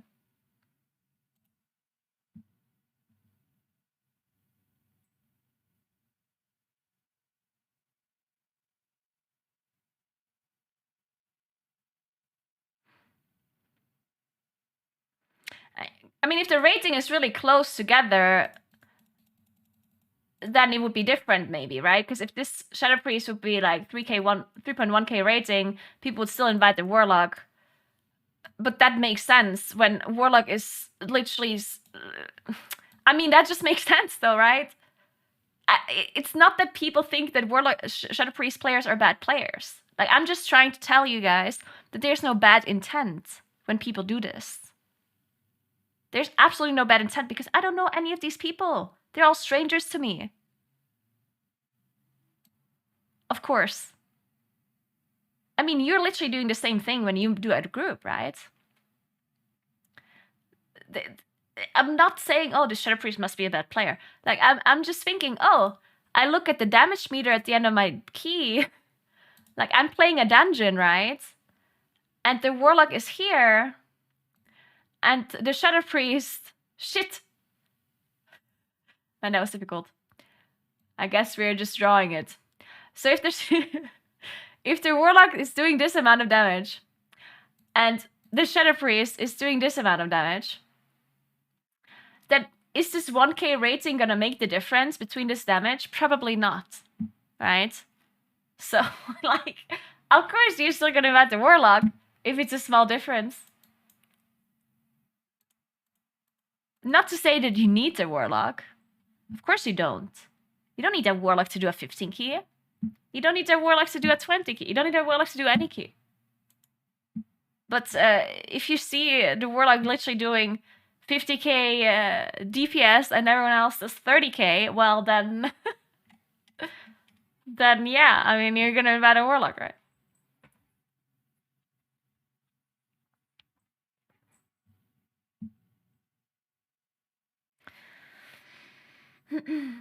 But yeah, that's... Yeah, I mean, that's just like... The only way to fix that is to have a solo queue or something where people just randomly get invited to a group. You're never gonna have people invite non-meta classes for no reason. Like, cause why? What would the purpose of that be?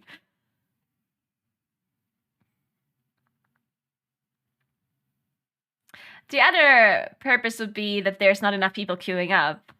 That's another issue I keep talking about. There's a big problem in M+ with the amount of damage dealers that are queuing up compared to the amount of tanks and healers that queue up. Right? Because if you have 50 damage dealers that queue up for 3 spots, but you only have 2 tanks queue up for 1 spot, then the amount of DPS that get declined is so much higher than the amount of tanks that get declined, right? And at that point, you can be pickier. You're allowed to do that. It's supply versus demand, right? If there would only be 5 damage dealers that queue up for each key, then of course there would be a lot more ferals and Shadow Priests that get invited. But that's not the reality. The reality is that there's 50 damage dealers that queue up for each key. And then you can be as picky as you want.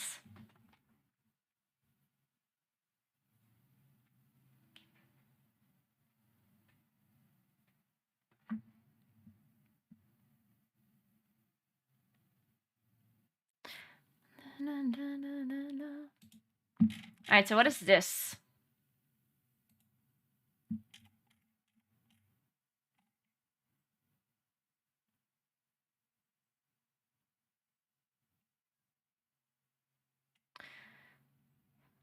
So Ruby Life was a level dungeon, Brackenhide Hollow, Knock at the Fence, and Uldaman, okay.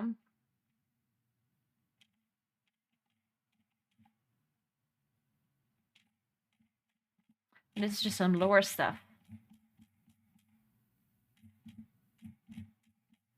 Alright. Oh my god, what are the comments about that gonna be?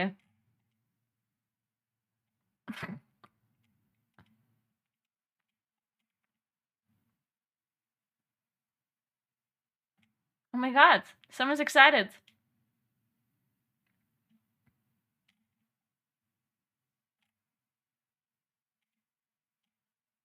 Oh my god, people saying positive things.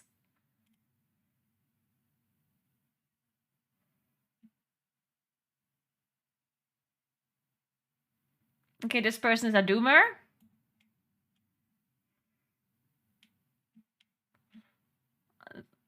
This person uses too many emotes. And also thinks that you should put emotes into one line.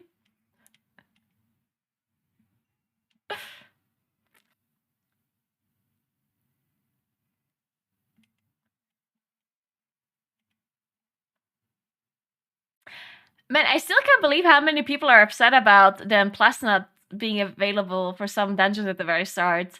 That is kind of insane.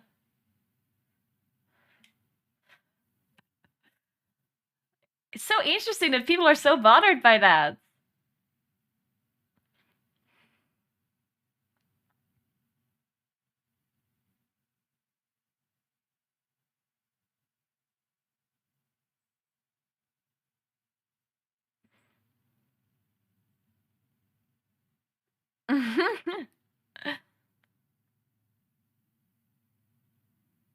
Yeah, there's so many people that are really upset about the dungeon thing.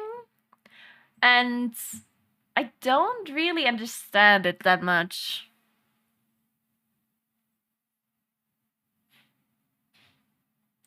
I'm not, yeah, I don't know. Like, to me, it's just kind of, I think it's good that they're testing it to see how it works out with the new dungeon pools. I don't know. I think it's good that they're testing it. And especially since it's a new expansion and everything is going to be new, I don't think I'm going to be so bothered by dungeon. Hi! I don't think I'm going to be so bothered by having 4 old dungeons in there. Because usually when a new expansion comes out, there's so much stuff that is new, you know, like, oh, you're leveling, you get all these new zones, there's new systems, there's renown, new factions, new blah, blah, blah, right? Everything's new. So I don't think I'm gonna be bothered by playing for old dungeons as in plus. Like, do we really care that much? I don't know.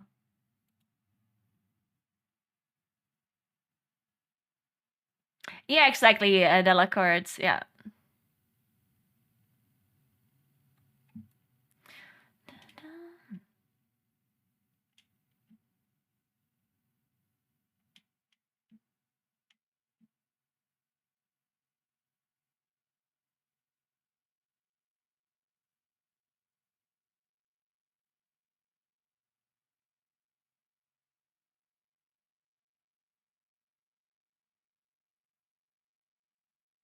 Oh, I'm lagging.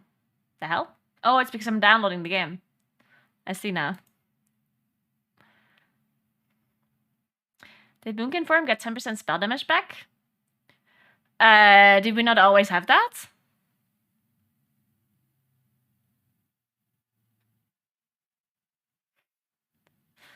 I don't remember. Didn't we always have a Moonkin buff? Moonkin form buff?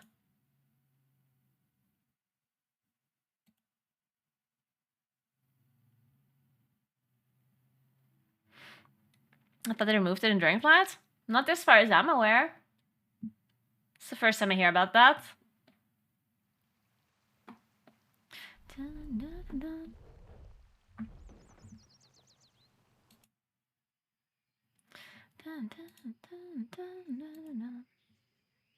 Hey, Sapphire Rocks. Okay. The leveling servers are up. Let's go.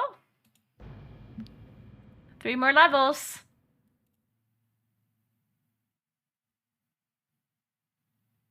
Wait, there's raid testing this week?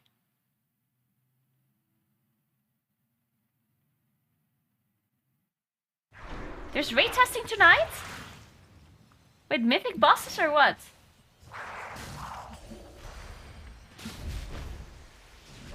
Told you? Well, I mean, no. You didn't tell me, or maybe you told me and I didn't read it.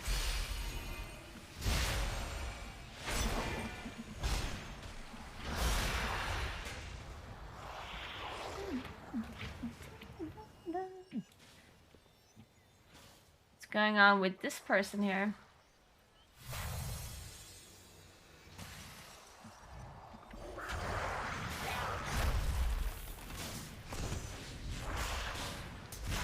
Talked about it here in chat yesterday. Well, okay, you're assuming I'm reading everything that is going on my chat. How would I be playing video games at the same time then?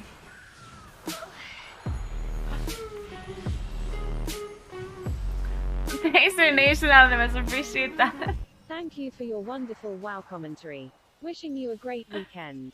Aw, thank you so much. Appreciate that. I wish you a great weekend as well.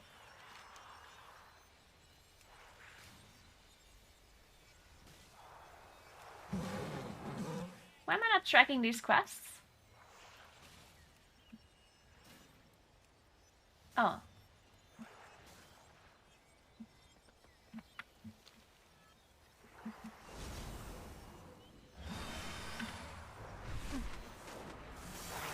Wait, oh.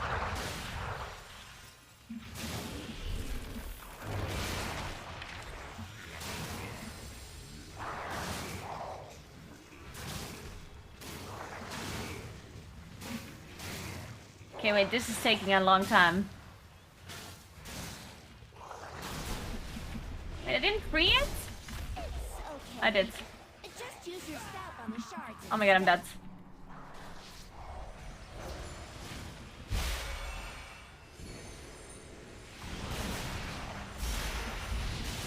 Actually, that's...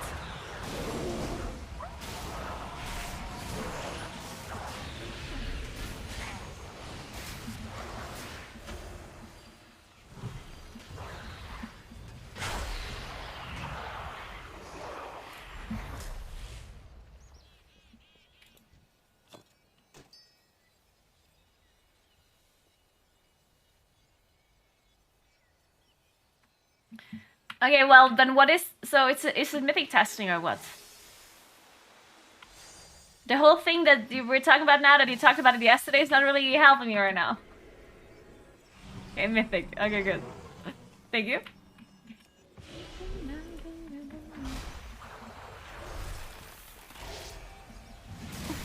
No. Council and Grim Totem. Who's Grim Totem? Testing. Oh, do I want to do testing today? I guess I could do testing. I probably should do testing.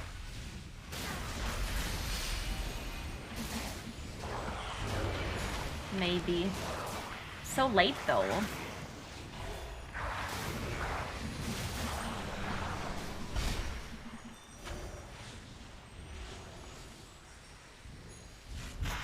That's...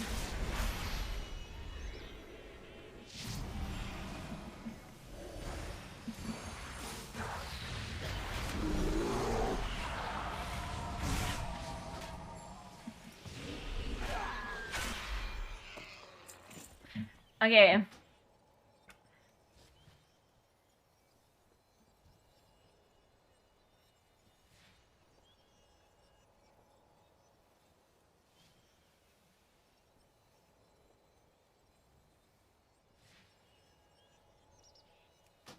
Yeah.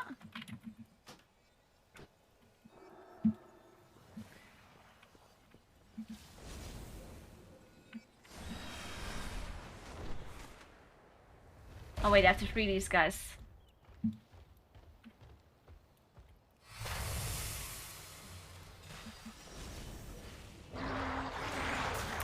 The one with the element? You mean the altars? With the elements? changed him. Yeah, we did test that one already, yeah. But I guess they changed it, yeah.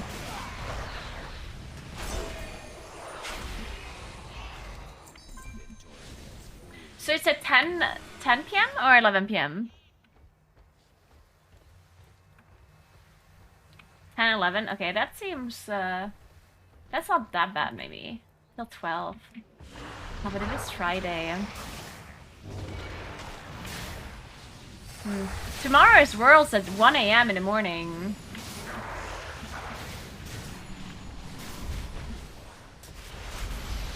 So maybe it's good that I stay up for longer today. Well, actually, I don't have to watch Worlds when they happen. I can also just watch it the next day. As long as I avoid spoilers everywhere on Twitter.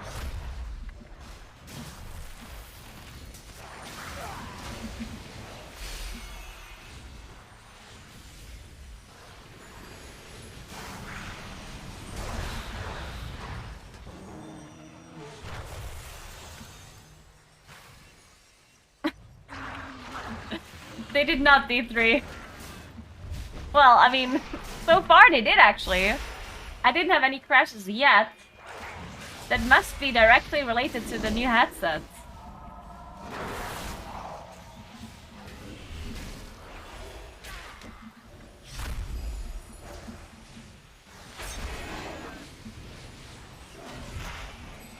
It's 9 and 10. Ooh, that's amazing. Wait, well then we can actually do the testing. If it's 9 and 10, that's easier.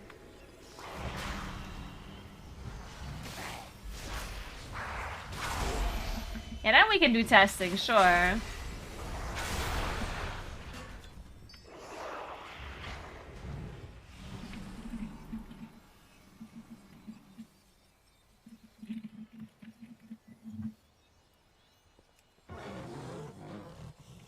Is tomorrow testing too or just today?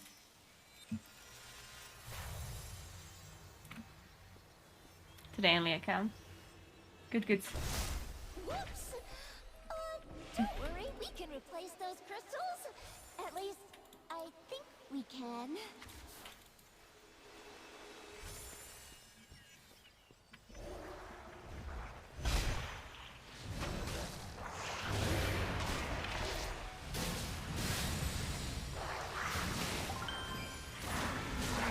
Thanks for 2 months, Schweigs. Appreciate that. Thank you. Welcome back.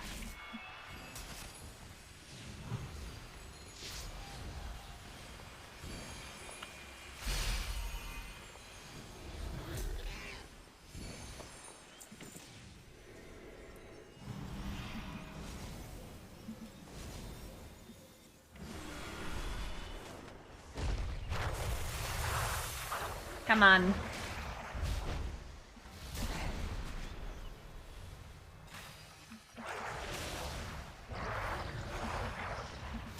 Oh shit.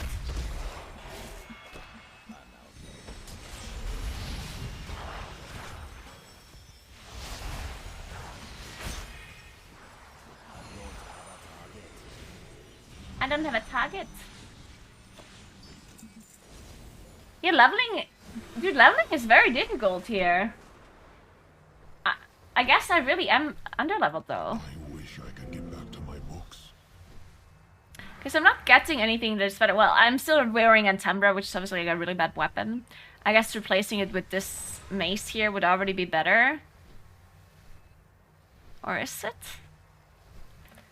I'm losing 70 intellect. But I'm gaining 94 secondary sense. I don't know. Probably not better. You know where to find me.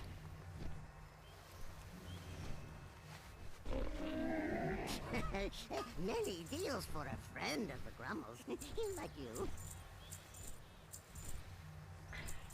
But yeah, so my item level seems to be still pretty good, but I'm having a hard time dealing with the mobs. Good fortune to So our I'm friends. assuming I'm just underleveled.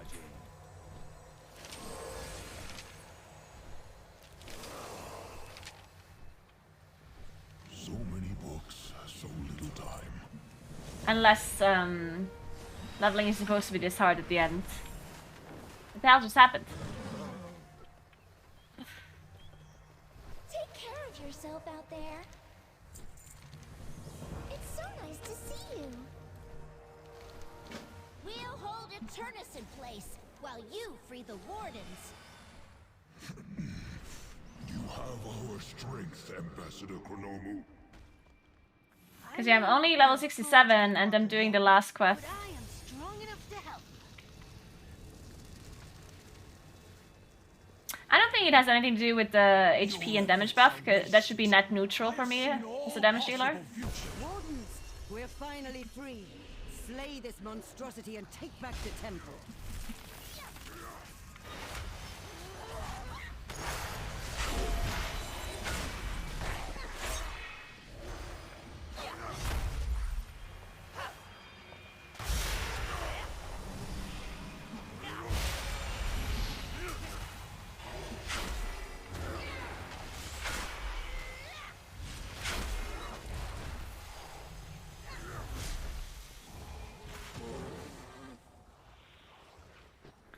Why am I slow and I can't shift out of it?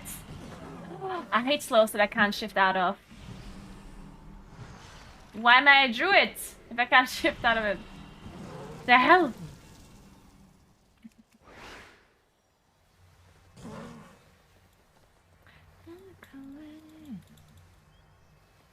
Oops.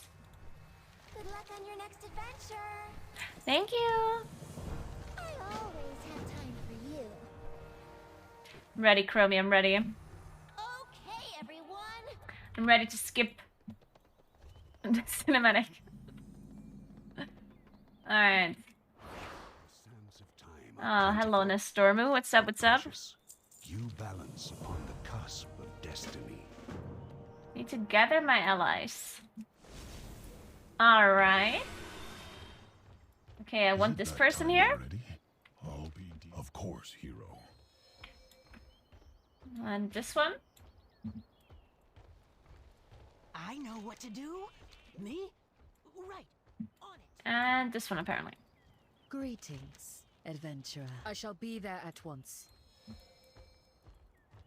There is Yeah, I only think it one might just be true generally difficult, this timeline. area. I've located the moment in time where we may That is find very possible. Chronomu. Soridormi, I shall need you to hold the time portal But open considering on that the these other last side. mobs here, the last quests in the last area are difficult, I it can would only see blurs make a lot of fire, sense ice, to do Do not worry, beloved. side quests in the previous areas.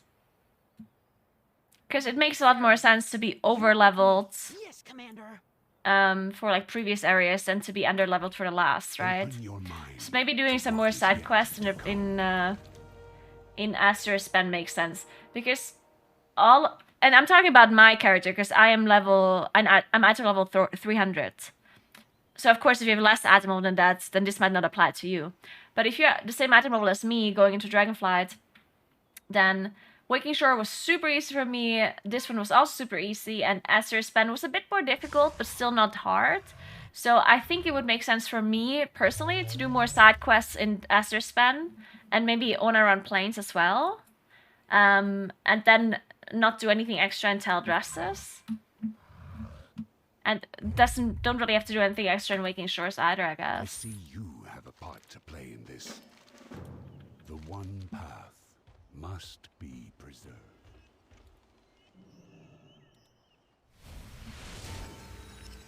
Ah shit, we're looking in the future, guys.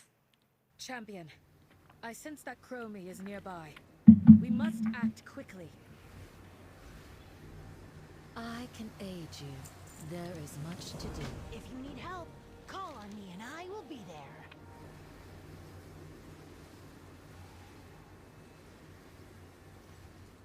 My time to shine. Oh, I can switch my companions here. What? My pets.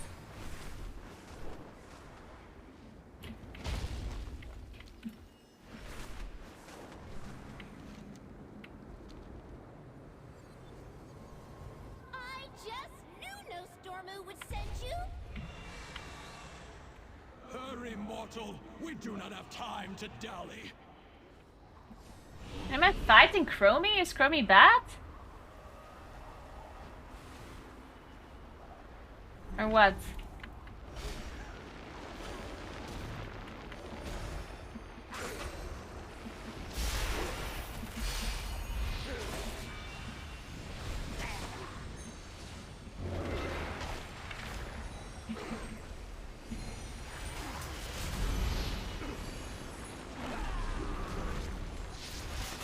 Dude, why are these guys so strong? Is no one gonna kill them for me?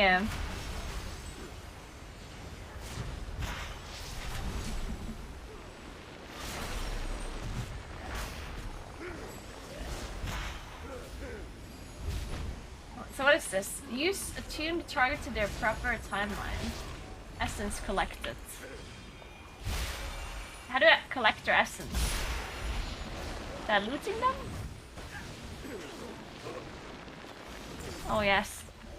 Wait, seriously I have to fight all of these rare mobs? Or elite mobs? There's so much HP!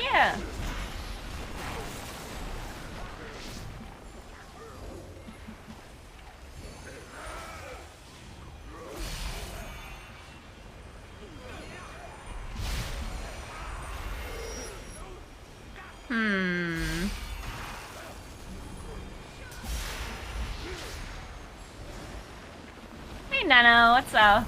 Oh wait, I'm dead! I'm actually dead. So I'm not dead, oh my god. You stunned me in 1 HP, Jesus Christ. What the hell? Why is my pet not tight? Oh, he died!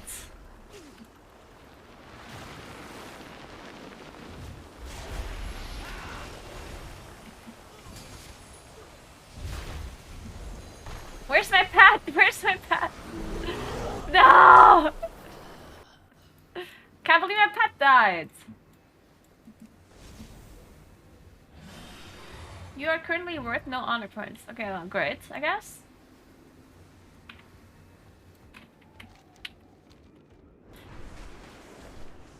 That's good to know. Oh, Chromie is here. I just knew no Stormu would send you. What's going on with Chromie? Immortal, we do not have time to dally.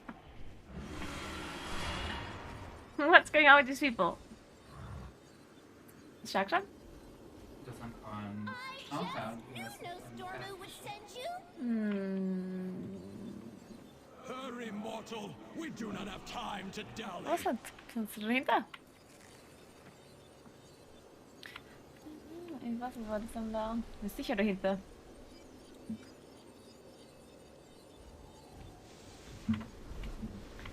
Okay, so I'm just looking at those people or what? First, 10% convo trigger. Eh. I get it.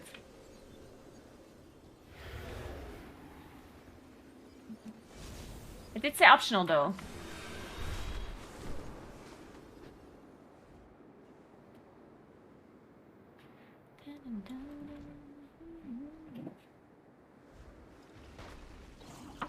What is this?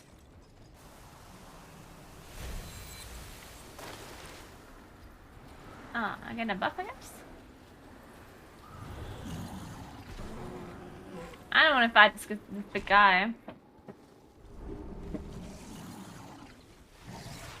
Oh, these ones I have to save.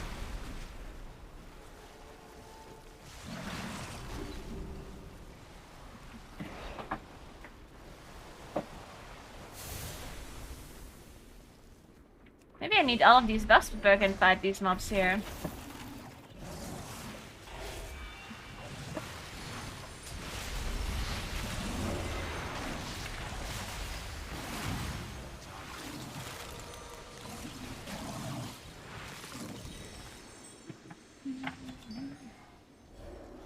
Where's this guy coming from?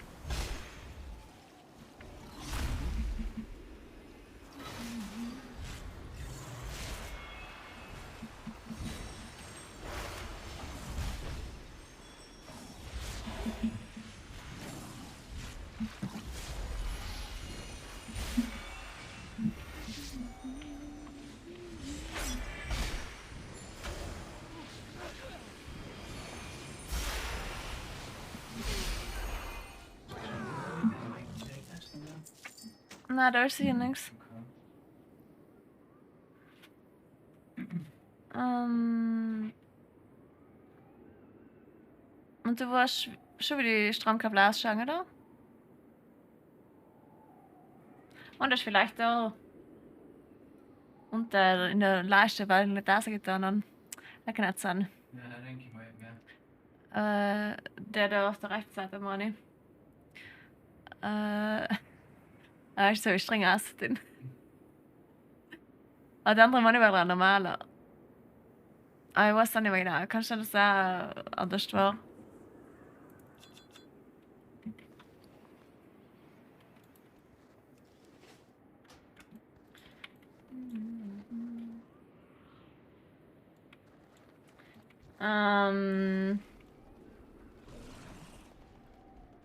I still don't know how this works. Oh, maybe you have to kill them and then cast it or something? But it's too late now. Requires Chromie and Eternus. I don't get it. Didn't I cast this earlier next to them? Or clicked it?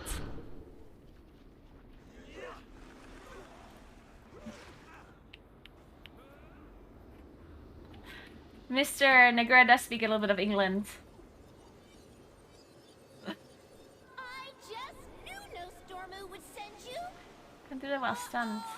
Oh, I'm casting it, okay. Mortal, we do not have time to dally. Alright, it is.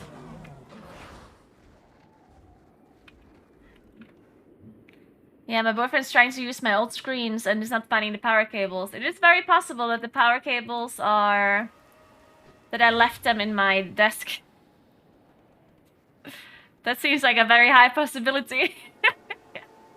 Because I have like a cable tray thing at the end of my desk. And it's very possible that I just left it there instead of removing it. Because that would have been work to remove it. There's a high possibility that they're still there. Extra girl hairdo sporty. Oh.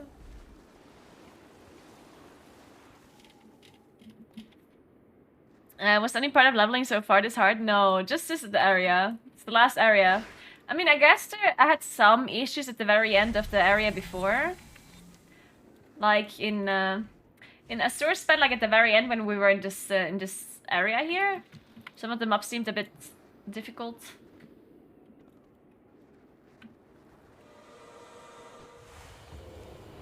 But this last area does seem a bit hard for me. But yeah, as I said, I'm also not... like, my level is a bit low. I'm 67. And I'm in the last zone. I think I'm supposed to be a bit higher. Like, I guess I'm supposed to be like 68 or 69 to do these quests here.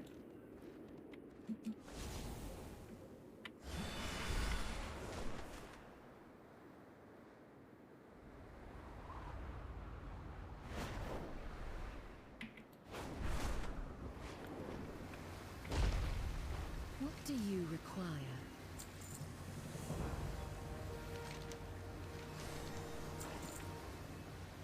If you want something done. Alright, give me a second. I'm gonna try to find power cables. And hopefully I don't mess up any of the other cables while doing that. I'll see ya. This one looks like a power cable.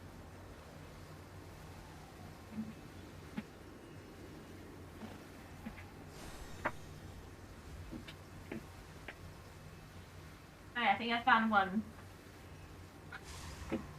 Okay, let me remove this one. Oh my god. I think I need to remove this one. Holy shit, there's a lot of cables.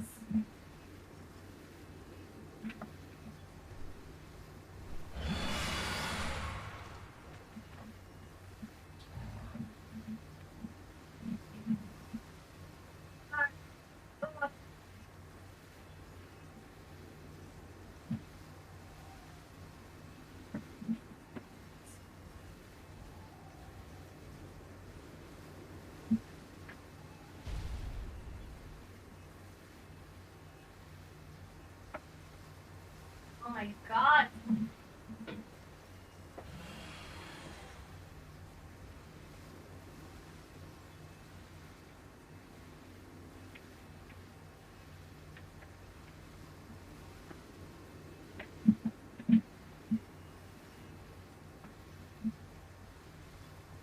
Close to right here. Not bad.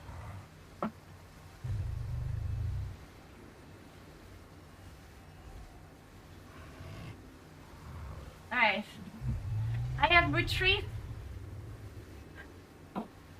one power cable. Okay, the second one. Where's the second one?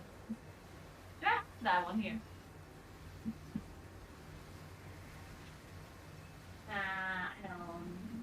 What?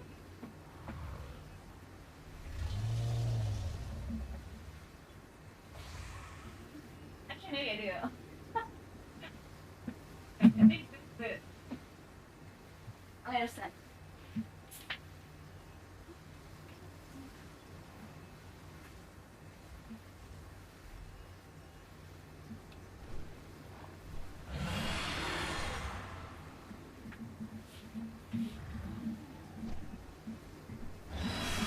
Looks like a new cable. This one's new. Holy shit, there's so many cables here.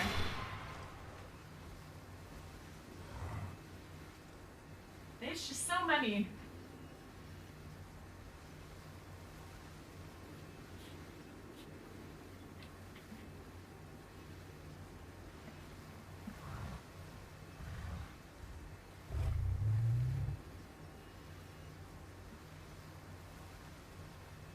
Huh.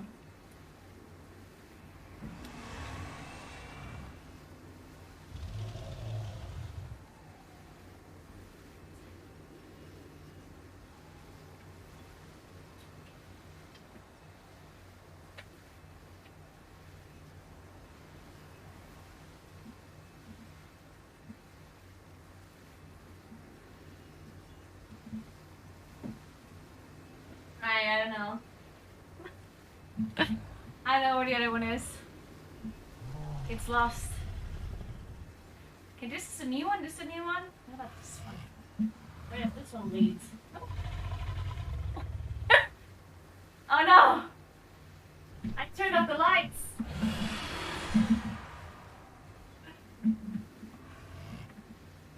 Okay. Okay, that was clearly not the correct. Okay, what about this?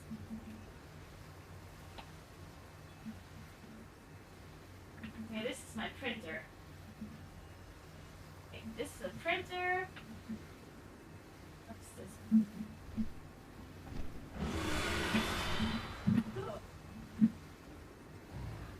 This one. Green. This one.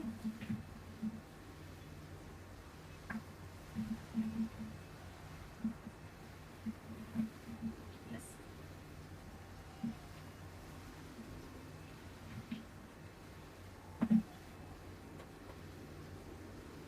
Oh my god, I did.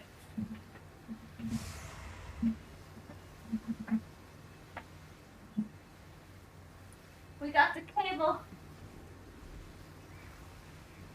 Now let me move well the other one.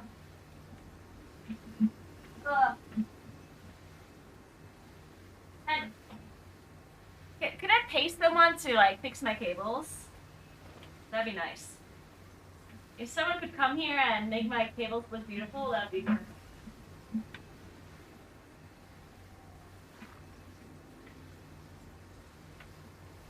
I will pay you a great amount.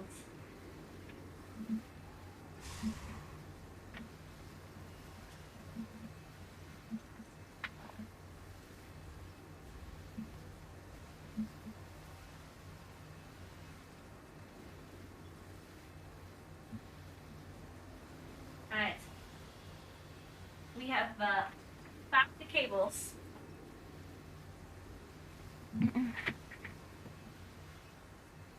Now my screens are messed up. Oh man. And this one's messed up too. Wait. Okay. And now it's hot. Let's speed up this process. Sorry, Kuros. This Kuros guy doesn't even give me 5 minutes to find some cables. Unbelievable.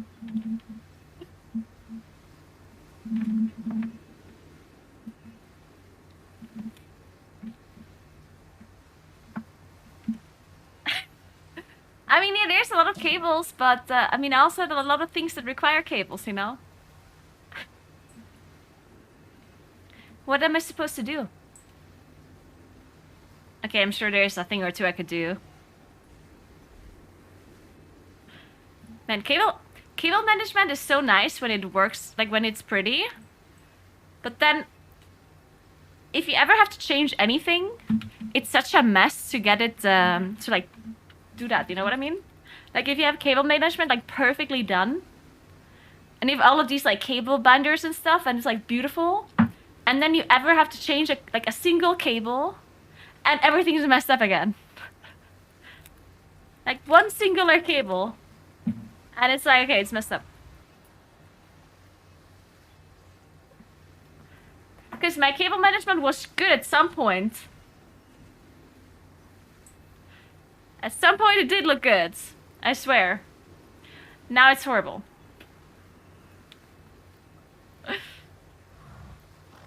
But I swear it was good at some point. At some point in a long, very distant past. Okay. Bear back 1 second, guys. And then we're gonna continue leveling. 1 sec.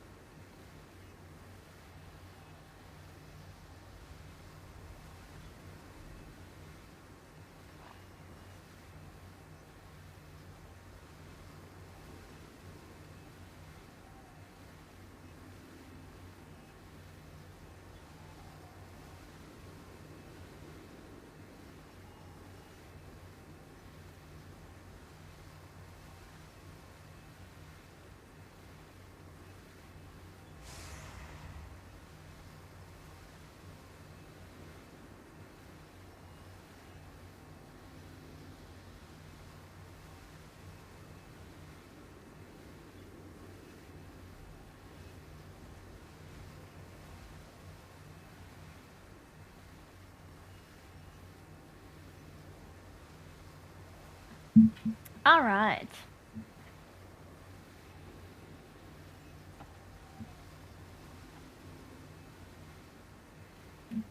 Oh my god. I messed up everything. Okay, we're good now. Maybe. Okay. What do I have to do? Return to the store. Oh, okay, I see.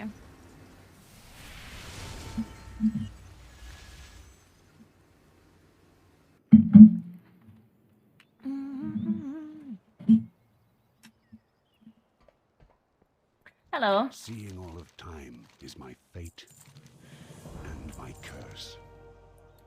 The future will unfold. Andante Normu, you shall hold the second. Andante Normu? It is. Oh my god, what's going on with all of these names? Who the fuck's Andante Normu? Find it fascinating. I will go at once, my lord. I'm not using KUN in place. It's Plater. So many books, so little time. Heart of Astaroth. Oh my goodness. Can't believe I have to use Heart of Astaroth again. Why is this blinking?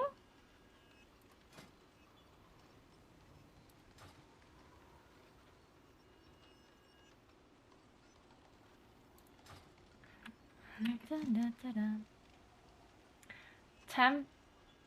Okay. Oh, I can't fly here.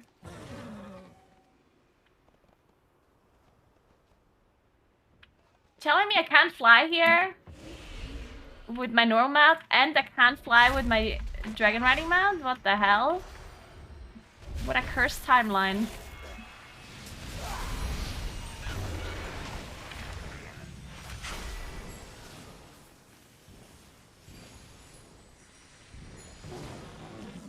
Oh my god, what do I have to do?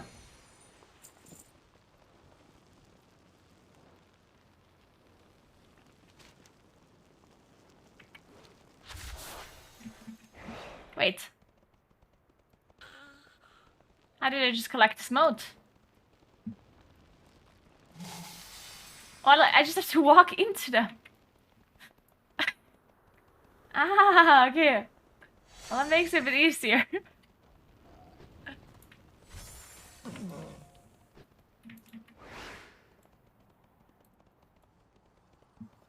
Okay, these guys are glitching out, apparently. Your pet mortal found us again. Perhaps this time they will be successful. Hurry, mortal! We are being... Oh, come on. Being lost in time is no reason to be such a grump, Eternus.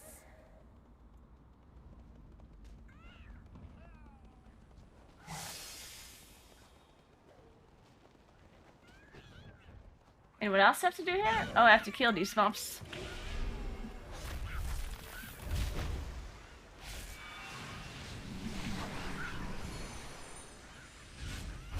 These big guys too? Yeah.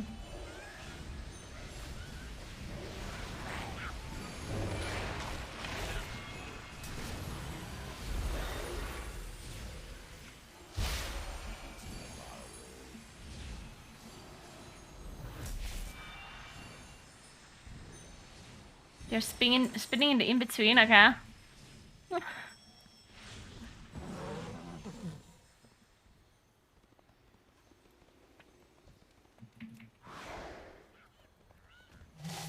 Yeah, these quests here are taking a long time. Like this whole Chromie quest line is taking forever.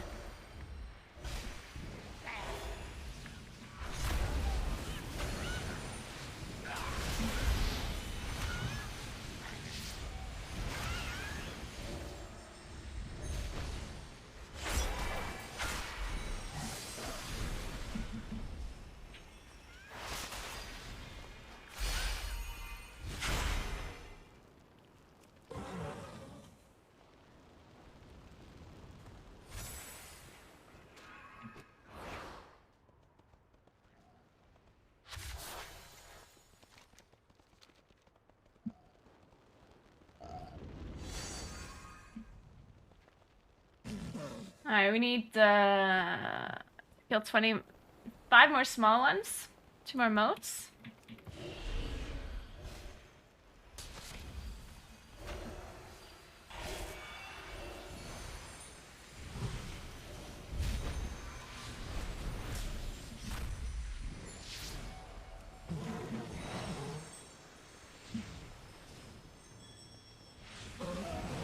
No, I don't have any items to use on them. I just have to walk through them, apparently. Oh, you mean on Chromie, yeah. What the hell is... It's sucking a Murloc Deathwing. Jesus. I don't want to live in that timeline. Actually, I do want to live in a timeline where everyone's a Murloc. Sounds pretty nice.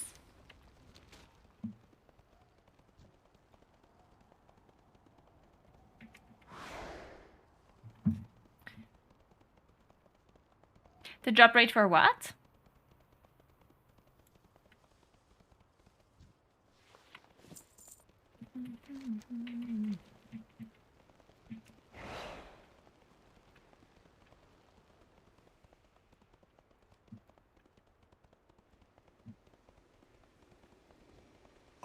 wish I could get back to my books. Oh, wait, it actually is an item, a 302 item. Oh. Not bad.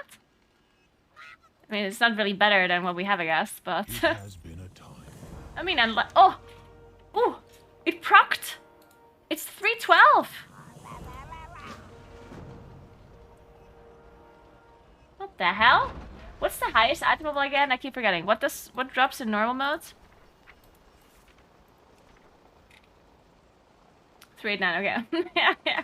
I guess my 312 is nothing then, in comparison.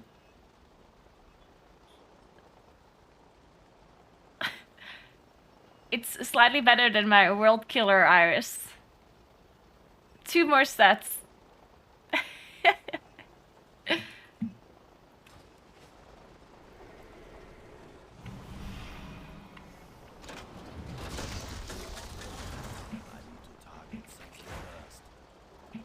Okay, what's this about? I'm just gonna press all the buttons. Oh, we're killing this guy. I see him.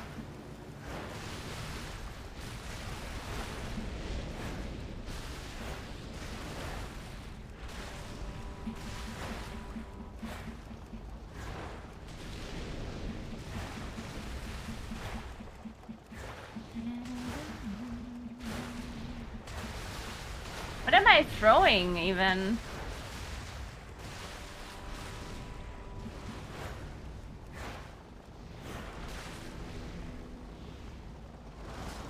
I don't get it. Hey, Stricken, what's up? Good morning. Yeah, I didn't replace any of my items yet. But I think that is pretty common. If you have endgame items, you only replace like a few items usually while leveling, and then you replace them once you're max level, right? I think that's pretty common if I remember correctly. I remember that I had a lot of items still equipped, even with max level at the start.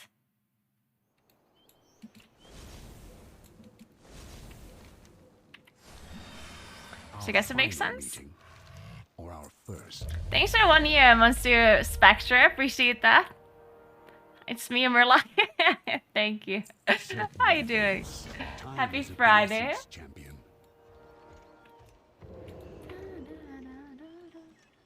Okay, now what? Time portal? Oh my god, another time portal.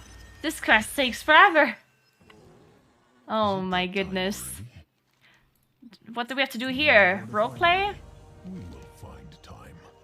Zera and I will do what we can to speed our path through.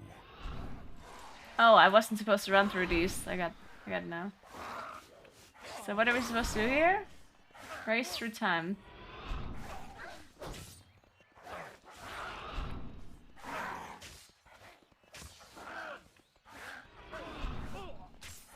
I'm not supposed to kill these guys, right?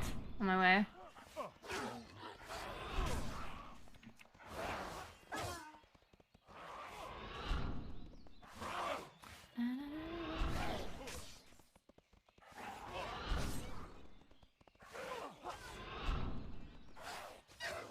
Am I not? Oh. The war of the shifting Okay. Take care to avoid the combatants. I understand now. I'm not supposed to be in travel form. Alright, I get it. I figured, I looked at my buff bar and I was like, what the hell? I have like 10 of these stacks. How is my character this slow? And now I just lost them all. Feels bad. Oh wait, when you're shapeshifting you lose them too? Then what is this, an anti-druid quest or what? Oh my.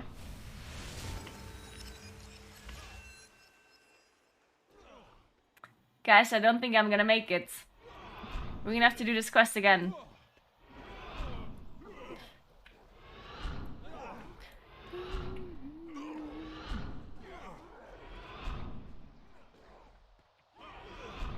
Also, half of them are like underground. Like the swirlies are not visible. Hey, that didn't hit me. That's a lie.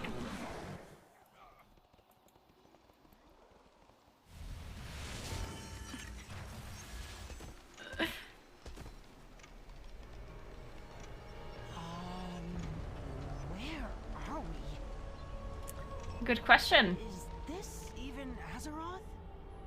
It is Azeroth, though an exceptionally long time ago. Is that Ragnaros? We should find Chromie and get out of here. I wish I could get back to my books.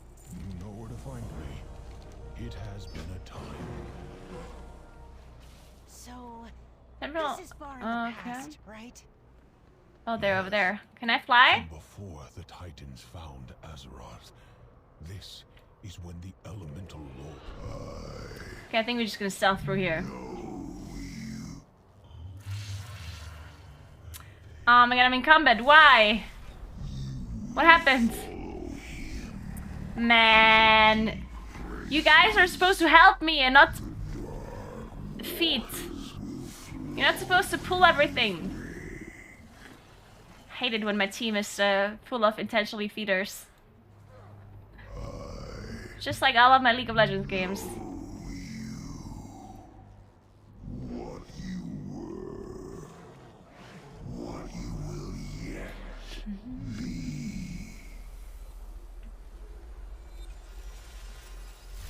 Hey Chris, thanks for 15 months, appreciate that. Welcome back. Glad you're here. We're definitely in a bit of a situation. And understand.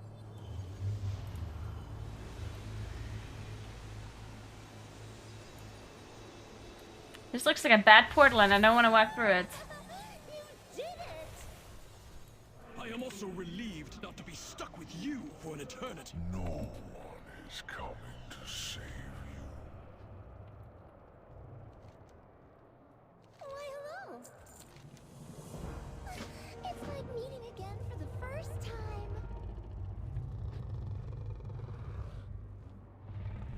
Speak with Chromie. Well, guess I'm going away and coming back again. I'm not allowed to speak to Chromie apparently. Your friends There we go. We just need a moment. Less chatter, more focus. And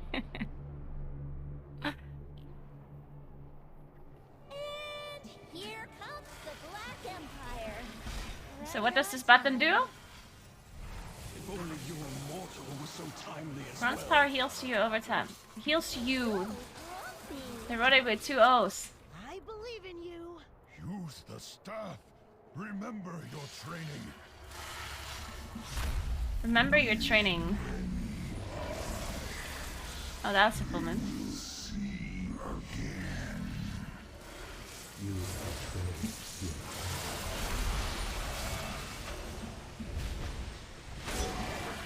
They're really blessed with knowledge of the Time Walker stuff. Okay.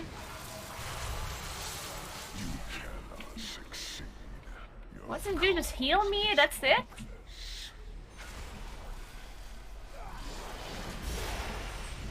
This didn't even heal me a lot either. Keep going, champion. Doesn't seem very useful.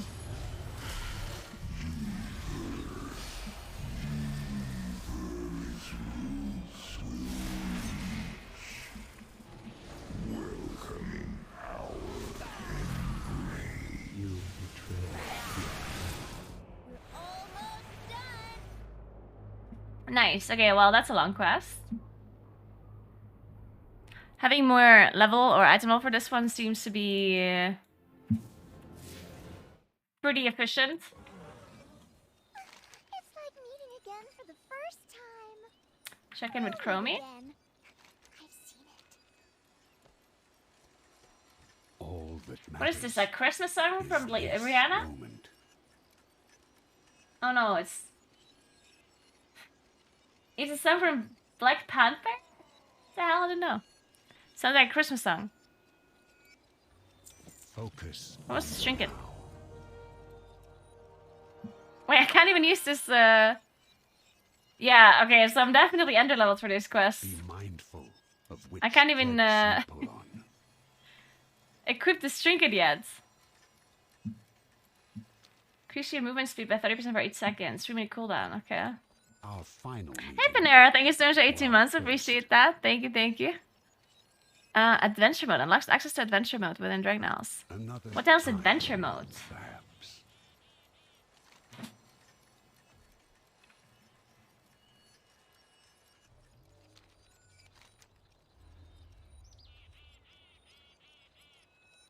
Where do I have to go?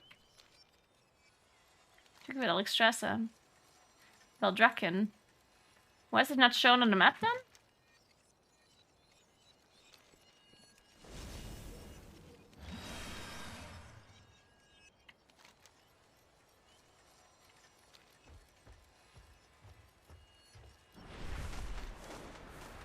Oh wait, there's a light boy. Victory lies ahead. Death to all.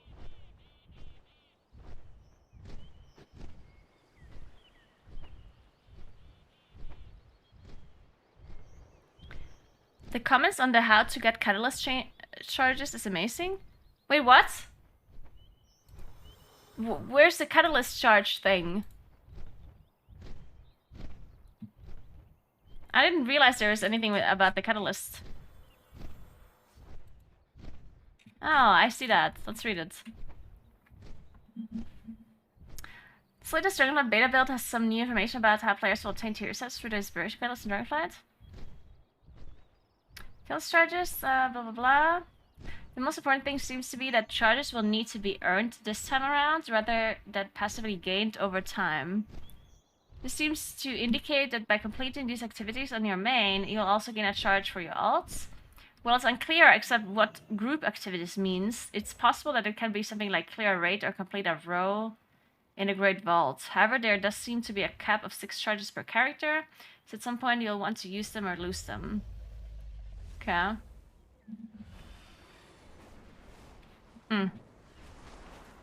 Interesting. I'm not sure I like the fact that you need to use them.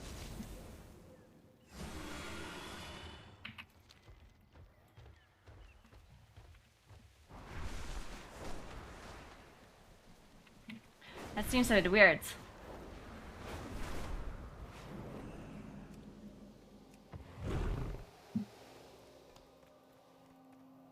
There's a clarification post. Where's that one?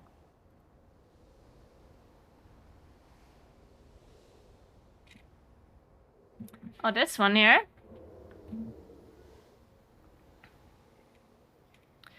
When sets returned as a major endgame feature in MP2, we debuted the Creation Catalyst as a tool for players to access and complete their sets with the following goals. Players of all types should have access to powerful bonuses and fun appearances, even if raiding is not their preferred method of engagement. New and returning players catching up should not have a monumental task to become ready to fight. WoW can confidently carry the system forward as an evergreen feature for players to learn and understand intuitively. We think those goals were met, and while there's room for improvement, we're happy to say that the Catalyst, which will be known as the Inspiration Catalyst in Dragonflight, and just a Catalyst moving forward, will return to the Isles as a companion system, blah, blah, blah. We'll have more details to share on everything related in future, blah, blah, blah, but remember that we're planning on keeping the unlock cadence the same to start. That is to say, the 6th week after the Mythic Raid becomes available in Dragonflight Season 1.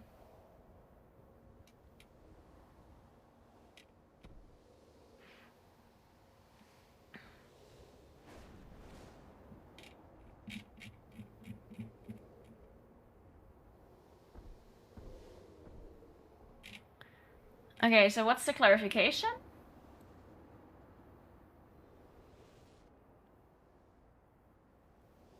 Is at the bottom.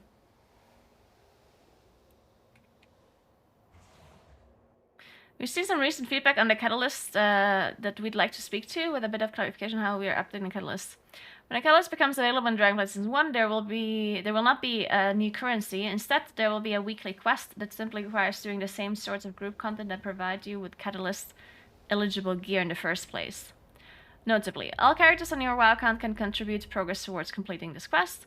Completing the quest awards 1 charge to all current and future characters on your WoW account. Okay. Each of your characters can spend charges individually. So if you have done the quest three times and use 3 charges on your main character, a new alt that reaches level 70 will have 3 charges of their own available. Okay, and people are complaining about that? Okay, that seems, I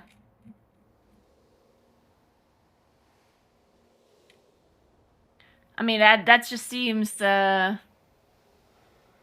honestly seems perfect to me, right? I don't see a downside with this one.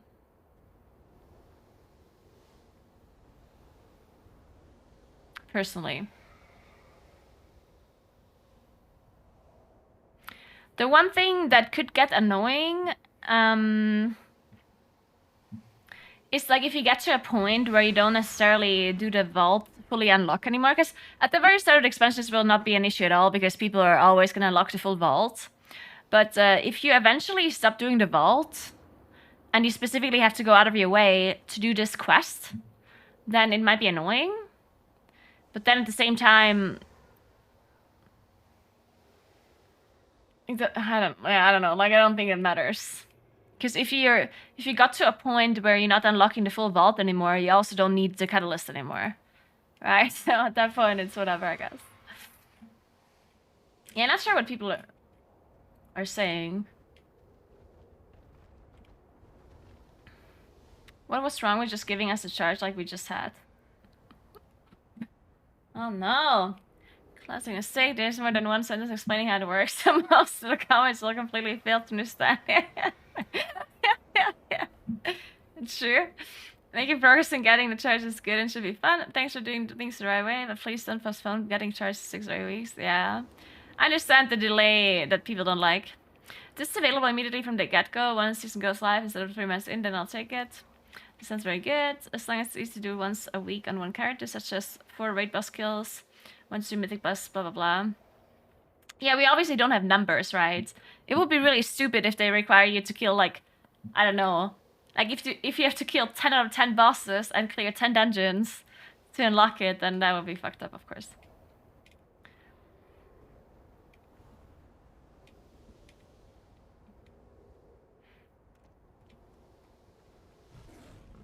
I mean, a lot of people are really upset about the delay. And I personally just don't think it's that big of a deal, the delay. I personally think that tier sets in general, no matter how they implement tier sets, it's just not always going to be shitty, the way you acquire tier sets. It's just always bad. There's no good way of implementing tier sets and have a good acquisition that works for everyone.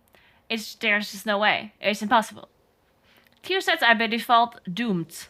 Like, it's just doomed. It's just fucked up. If you make the catalyst available from the get-go, then we still have the same issue. This is something that people don't necessarily understand, I guess, is the fact that just because the catalyst is available early on, it just shifts the problem up. Because people are upset that, like, people somehow think that if the catalyst is available, that would help M+ players and PvP players. But that's just not true at all, right? Because at the start of the expansion, at the start of the patch, you can get tier set from the raid and from the vault. Like, those are your 2 options, right? Now, that means that, of course, everyone that raids has a higher chance of getting tier, right? So let's say a raider gets lucky and gets 2 tier sets at the start, and a random person gets 0 tier sets, right? Now, let's say they make the catalyst available from the start. Well, then a raider has 3 tier sets, and another person has 1. Like, you know, there's still a 2-set difference, right? Like, the catalyst didn't change anything for the difference here. Because, of course, the catalyst is available to everyone, not just to PvP players and M+ players. It's also available to the raiders, who already get the tier from the raid, right? Now, of course, having the catalyst available immediately will not change this difference, but it will give M+ players and PvP players a tier set earlier than if it wouldn't be available. So it doesn't change the difference between raiding and non-raiding. Of course, raiders will still have an advantage. But I guess M+ players and PvP players will get it earlier. That's like the only real difference.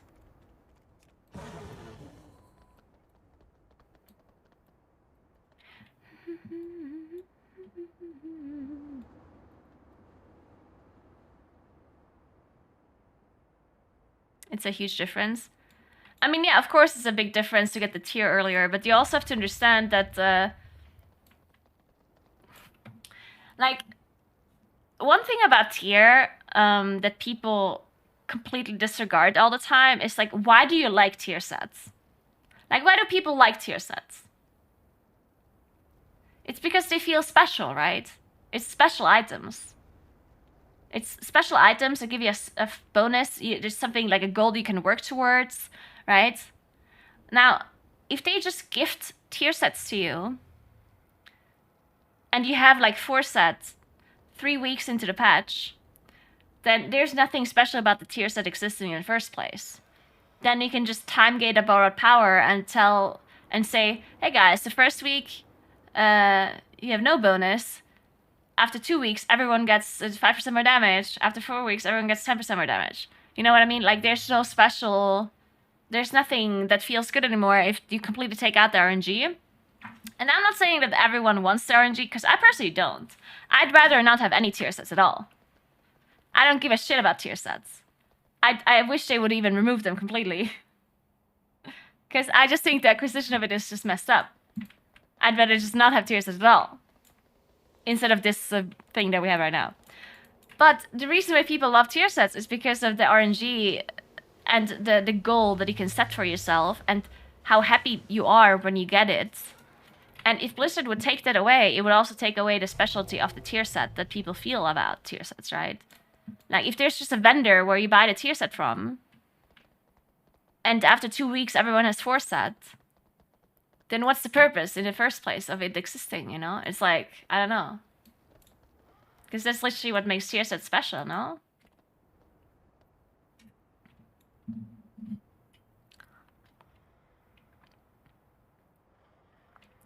It also doesn't feel good to just wait a week and get some lame-ass random tier every week or so. I mean, you're wrong, though. You know how happy people are when they see a tier set in their vault?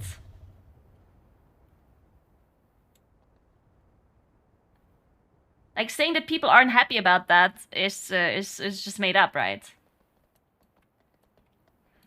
The amount of joy people feel for seeing a tier set early in their vault is insane.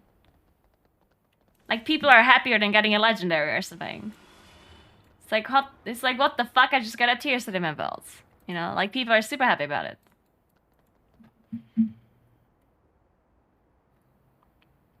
I'm not happy when I see it.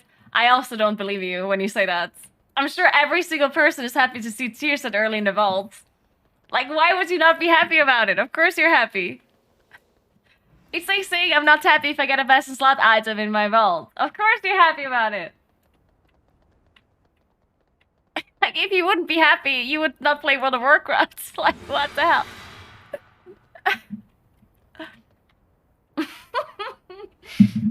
God damn it, Calandra.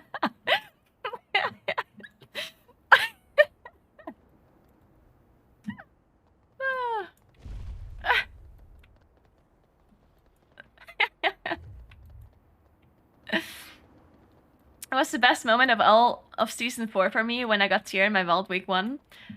Yeah, so...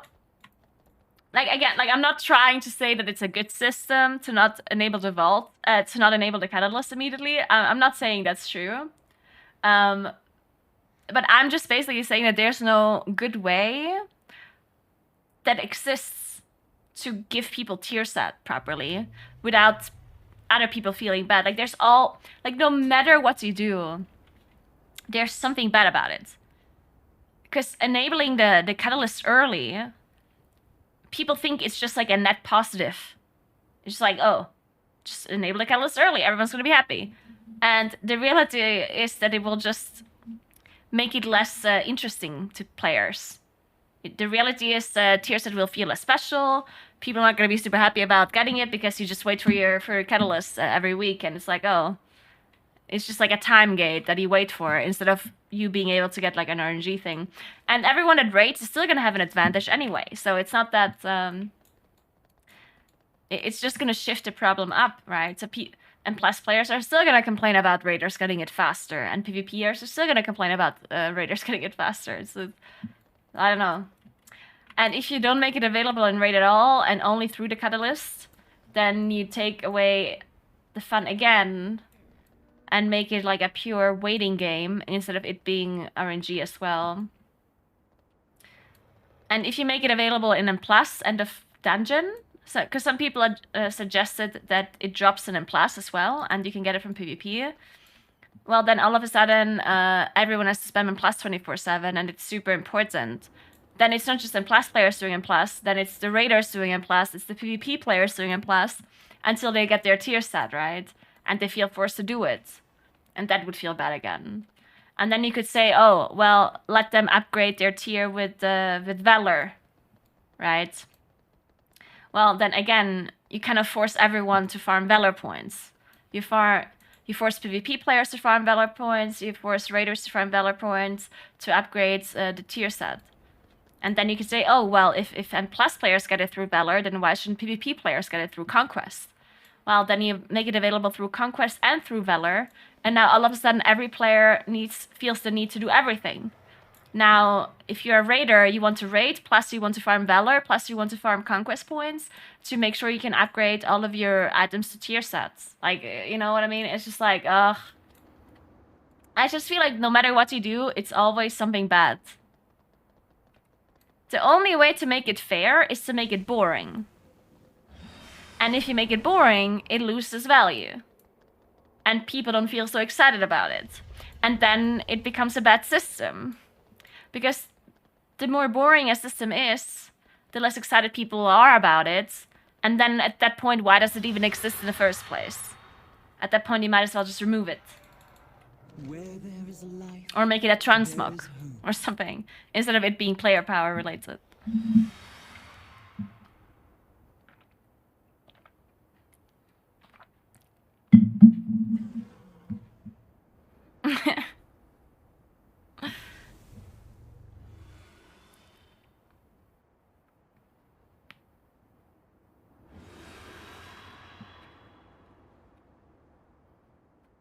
Fair and boring is better than unique.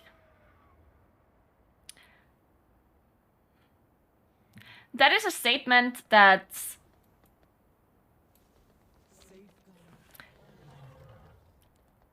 is for sure not true subconsciously. Because,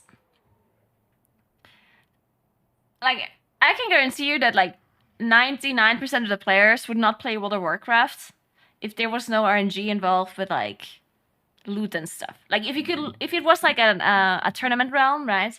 Like, if everyone would just log into the game and buy items off a vendor and then play in Plus or Raid or whatever, then people would quit. Like, within a couple of weeks.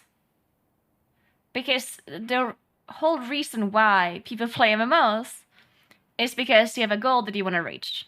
And that requires RNG, because otherwise it's not interesting. Otherwise it's incredibly boring and people just get bored. It's this whole like dopamine thing that happens in your brain that makes you keep playing. And without RNG, the dopamine effect is very dampened. And I'm not saying that every single person would quit the game if the game would be a tournament realm. There would be people that play, for example, JB. But the majority of the players would not play. So making something fair and boring is not always a good decision. Because not everyone plays the game for like fairness or boring, or like most people in fact don't. It's only really competitive players that want it to be fair. And even those players would probably quit too if it was boring.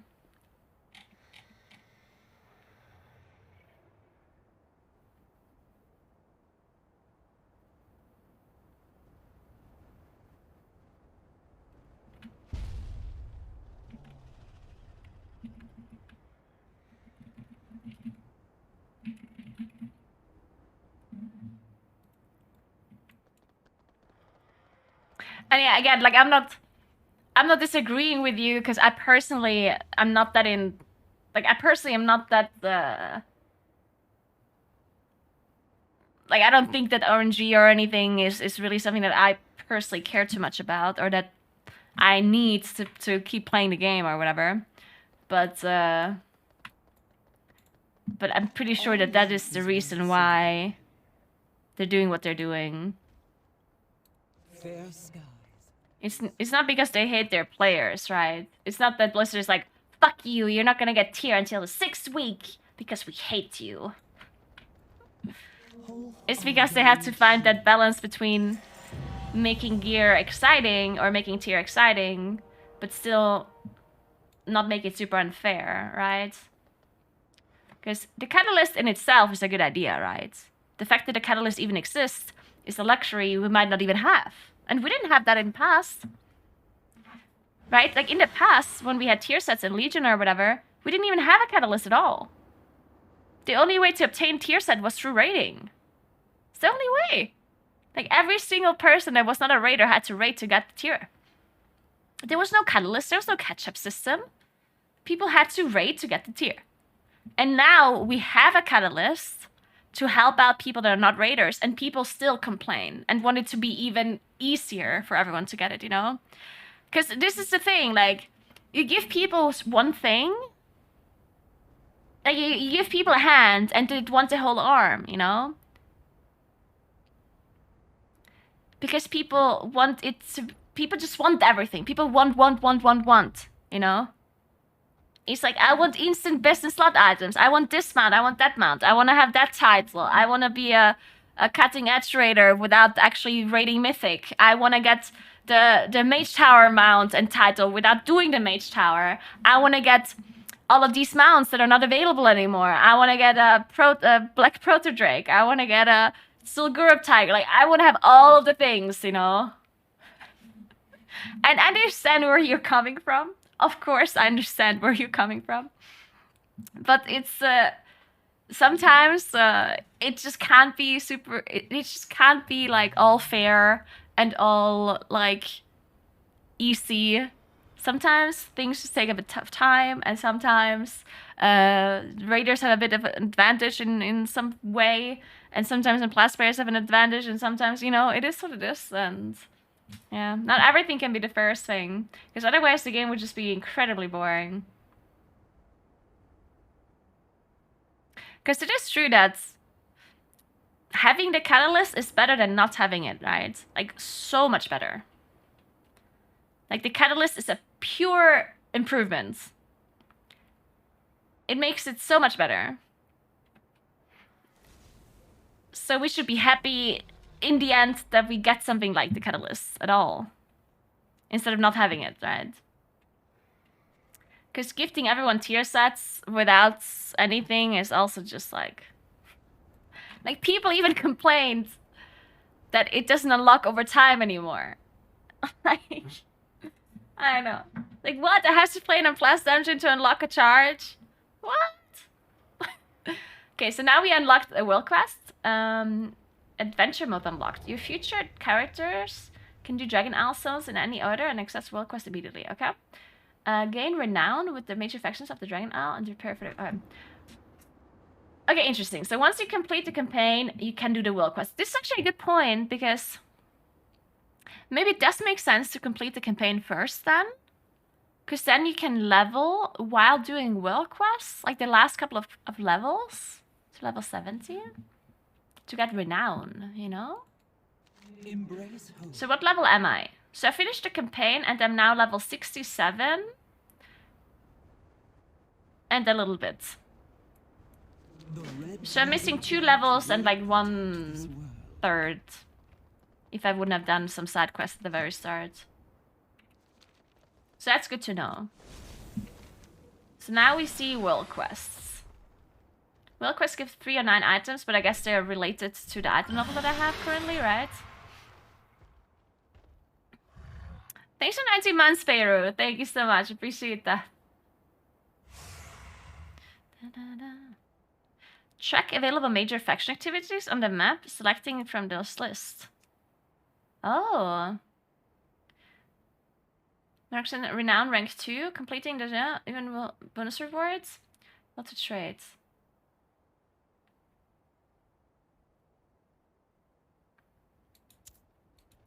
So if I click through this, I can see all of the bonus events. And then this one is also for the...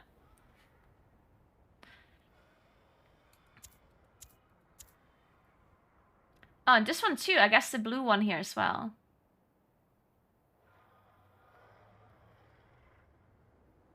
Or is it? Because this blue one is lighting up, but it says Dragon Scale Expedition. Oh, wait, the big one isn't for it then. Ah, I see now. Ah, okay, yeah. The thing that I was looking at before is just a faction thing. It's not a will quest.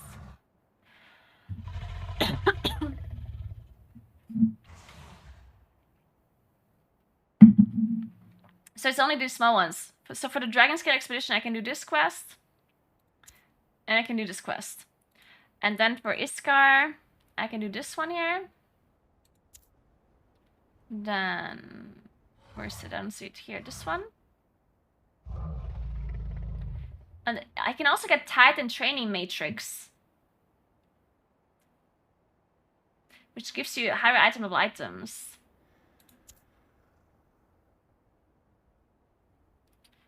What is this? Okay, so the Taskar are here. Then this is the Marokai. Dragon Skull Base Camp. And what does this mean? Obsidian Citadel on Dragonbane Keep. Black Dragons and the ancient home of the Black Dragonflight.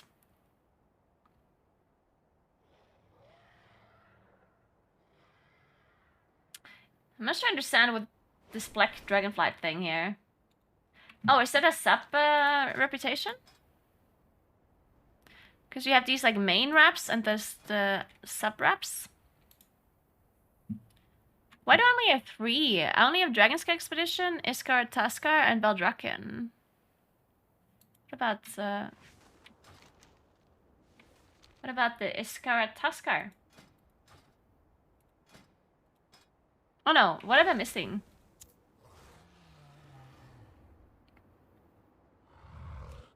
Dragon Scale Expedition?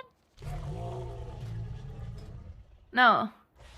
Oh, I'm missing the Maruk or whatever they're called.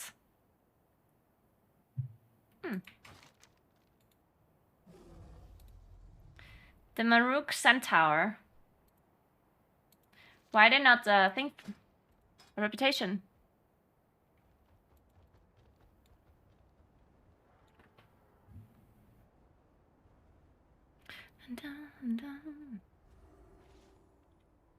Thanks for not 2 months, Pharaoh. Thank you. Hope you have a nice Friday.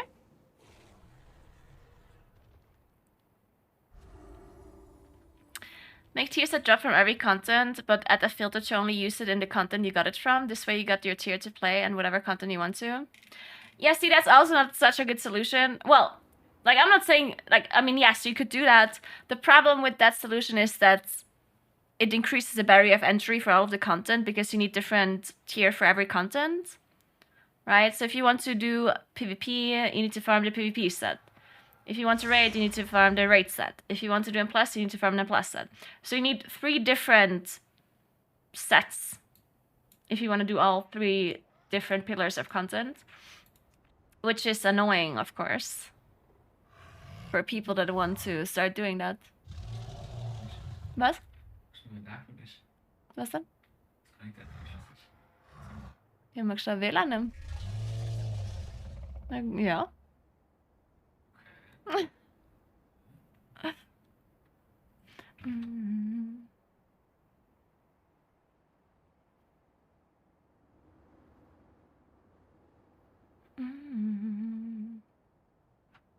Daar een ping. Hij staat daar. Of een kabel daar. Ah. Das ist eine gute Frage. Ich meine...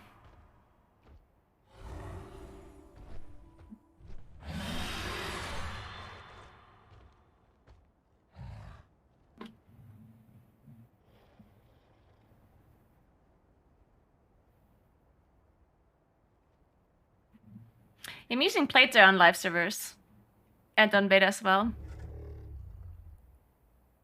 I wouldn't do any sort of dungeon leveling, considering that you have to do a campaign to unlock literally everything. I don't think that makes a lot of sense. Like, otherwise you won't have world quests, you won't have renown for any of these factions. You won't have dragon riding even, because you get that through campaign too.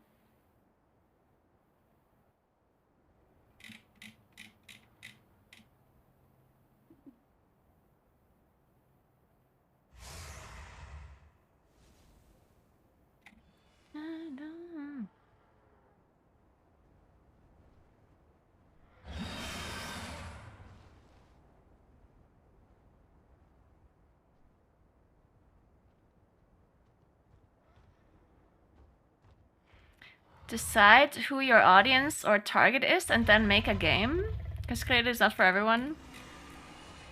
I mean, I do agree. I do agree if they would find an audience, or if they would if they would specifically target a certain audience and then cater the game around that, that would probably be a lot easier for them. But I don't think a game like World of Warcraft can do that at this stage. If it's a new MMO that comes out, then I think that makes a lot of sense, right? Like, if there's a completely new MMO that comes out, you can say, hey, I'm focusing on competitive play, or I'm focusing on PvP, or I'm focusing on this or that. I think that makes sense. But a game like World of Warcraft, you literally, the thing about WoW was they kind of want to do everything. At this point, they can't just, like, cut half their player base. They can't just say, hey, guys, we're gonna delete transmogs or whatever. I think that would be a bit weird, especially because people, even if people don't do it as a main content, they would still be upset if it's gone, right? Like, even if you're not a person that mainly collects mounts, let's say you're a raider, like you mainly raid, but you collect mounts as like a side thing. If they would completely remove mount collecting all of a sudden, then even some of the raiders would be upset, even if it wasn't their main content, right? If mount collecting would have never been in the game in the first place, then maybe those people wouldn't give a shit, right? But because something was in the game, taking it away is always incredibly difficult.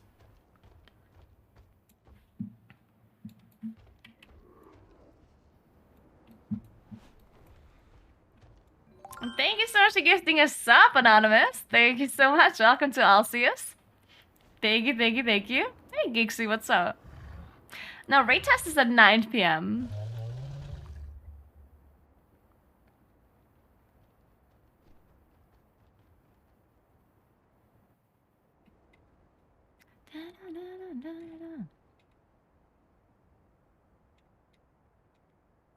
They had no problem cutting half when they designed Shadowlands how they did it.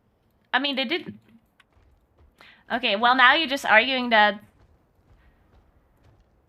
their idea was catered around very specific people, when in reality, they just thought it's a good idea when it wasn't. I mean, there's a pretty big difference between catering content specifically around a certain player base, or creating content that you think works for everyone and then it just does not.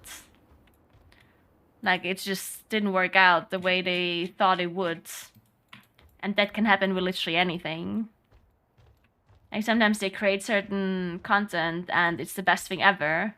And sometimes they create the content and it's the worst thing ever. And you don't know beforehand.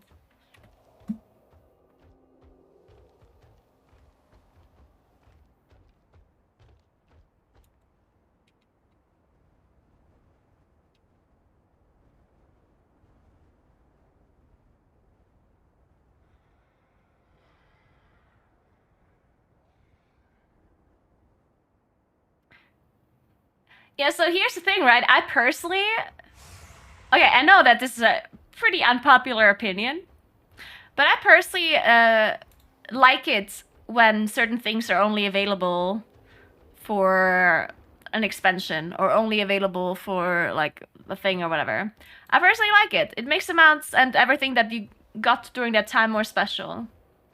And that's just a fact, right? We all know that it makes it more special. If there's something that you have that no one else can have anymore, then it's just a more special thing, right? And understand that people want to farm everything, and people don't like having limited edition things. But I personally do like it when it's part of the game, because it makes me feel special for playing the game in the past and achieving something in the past that other people maybe didn't achieve, or that other people, you know, didn't play the game yet for. And understand, if you didn't play the game, you had no ability of achieving that thing that I achieved, right?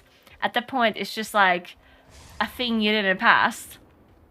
But it's very, like, honestly, it's just, I don't know, like, it just happens in life that certain things, like, you cannot go back in time, right? Someone achieved something in a game or even in real life, and you cannot achieve it anymore because time has gone, right? I mean, that's just how things work. This whole FOMO thing, like, I get it. It's like, it makes people feel bad if they can't get something anymore. But I personally don't, like, I am just under the impression that it's okay to have that. I understand it's not a popular opinion, but I don't understand why everyone should be able to get everything, you know? Like, I just don't think this way. If you didn't play during that time, you didn't play during that time, you know? It is what it is.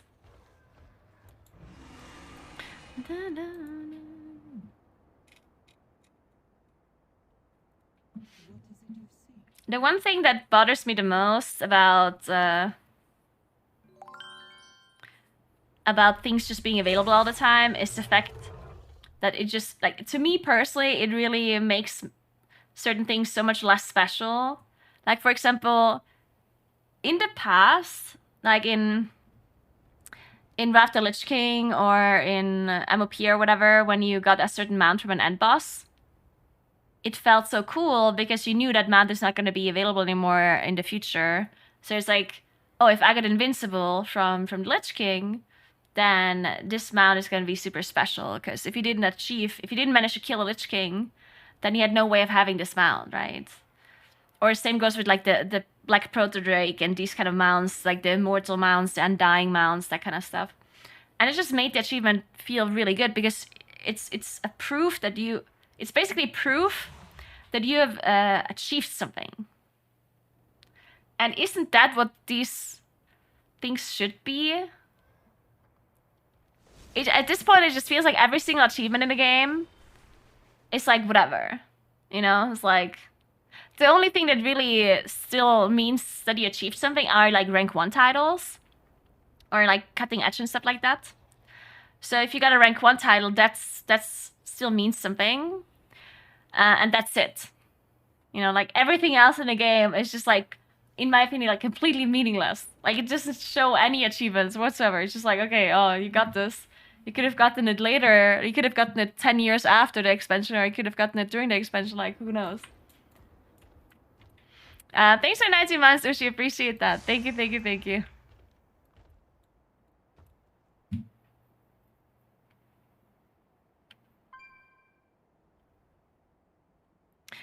Yeah, exactly. I guess you could compare it with, like, certain medals in sports.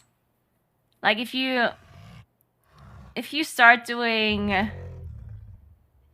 If you participate in the Olympic Games and you get a gold medal, are you going to be upset that you can't get the gold medals from the 5 previous years?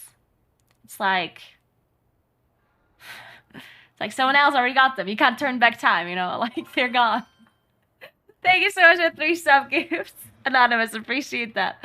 Welcome to Asan Noran. Welcome to Mason. Welcome to Syrex. Thank you so much. But yeah, I mean, at the same time, I do also understand for people that want to collect things, that it sucks that they cannot get certain things anymore. Like, I do understand that. But then, yeah.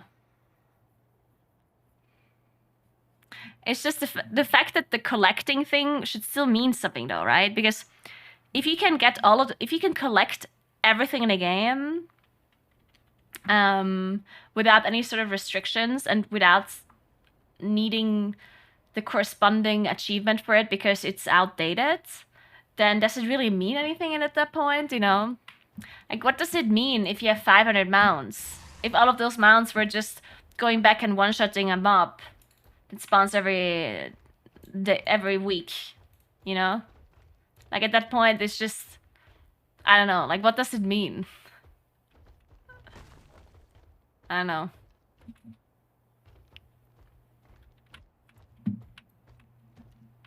But yeah, my opinion is obviously... My opinion about this is very... biased because I personally obviously don't like collecting anything. I'm not a collector in any shape or form. I don't like collecting mounts, I don't like collecting titles, I don't like collecting pets. Because again, as I said, it doesn't mean anything to me anymore. Because all of this meaning that is attached to the title and to the mount and to the transmog has all been taken away by making it available later on. So to me, they just don't mean anything anymore. It's like, I don't give a shit if someone has a certain mount that was from a last boss. Because I know they could have gotten it just like I just go back to ICC and get invincible now, right? That doesn't mean you killed the boss back in Wrath of the Lich King. You just, you know, could have gotten it at any point in time.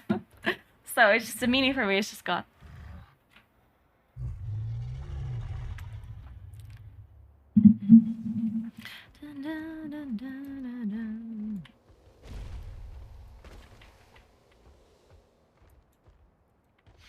For people that can play a lot, it is better, but if someone can't play as much or has to take tiers off, they can still get.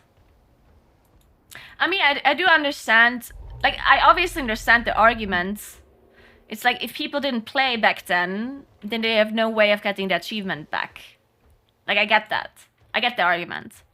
But I am basically arguing that if you didn't play that time, then you just don't have it. You know, that's my argument. Like, why should you have something when you didn't play it at that time? Why should you be able to get it? Because, I mean, I understand your argument as well. It's not that I don't understand what you're saying. I'm just saying the opposite.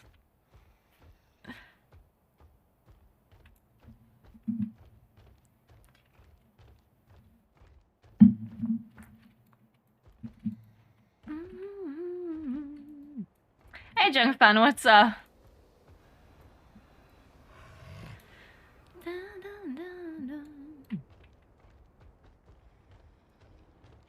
And this whole argument of people feeling forced to play so they don't miss out, I do understand that argument, right?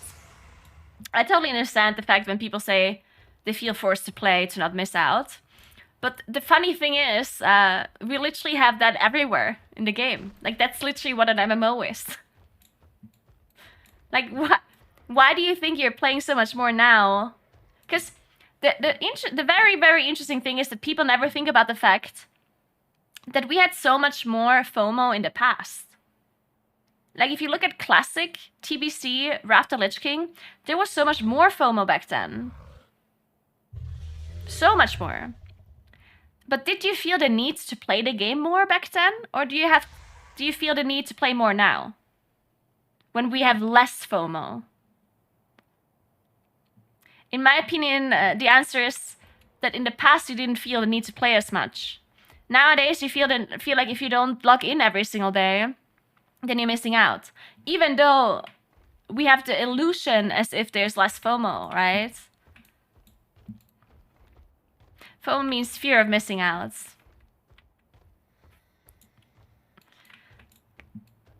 Because, yeah, all of these mounts and stuff are still available, but they just shifted this whole FOMO feeling to different things.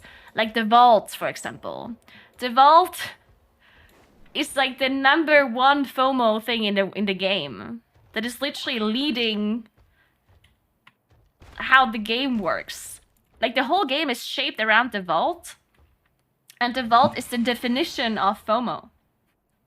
If you don't play for 1 week, you have 1 less item compared to everyone else. Like, you have 1 less max item level item, right? And you can't get it back. If you miss the Vault, you miss the Vault, right? Thanks for Prime Sub, Stereofib. Thank you so much. And all of these weekly quests and all of these things, like there's so many things that try to keep people playing the game. Like the renown stuff. So like this whole system here is trying to keep you playing the game 24/7. Right? All of like this whole renown system here. It's literally all like FOMO stuff, right? But then people complain about a mount that isn't available anymore from like 10 years ago. I'm just like, really? Like that's... You complain about that FOMO, but all of this FOMO is like whatever? I don't know.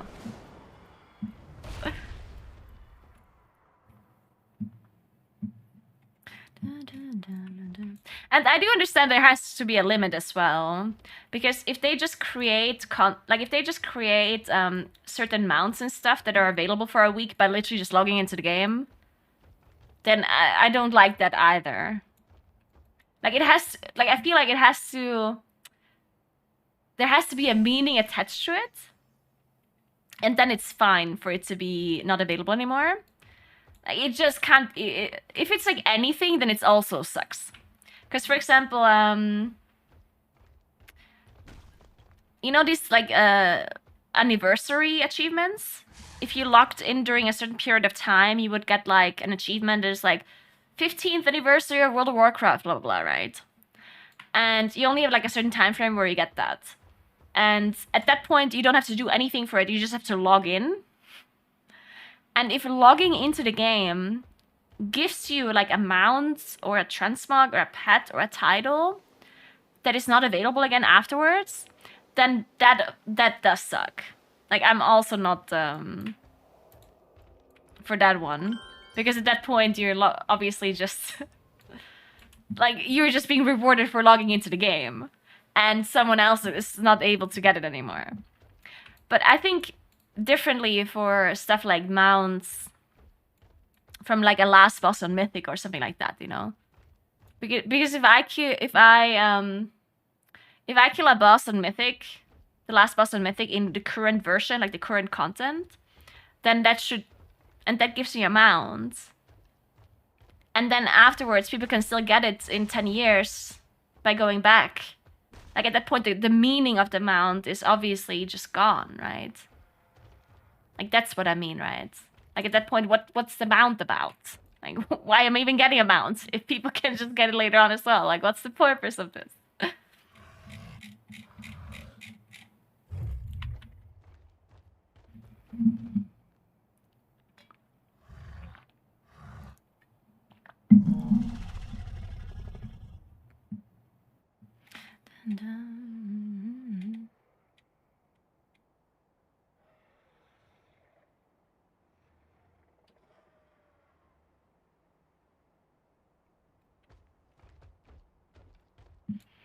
You should be able to get things like old mounts because those are pixels.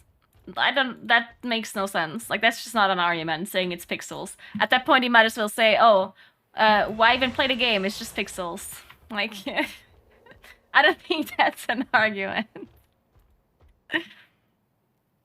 You can't turn back time to discover the world, but you can put some pixels back plus.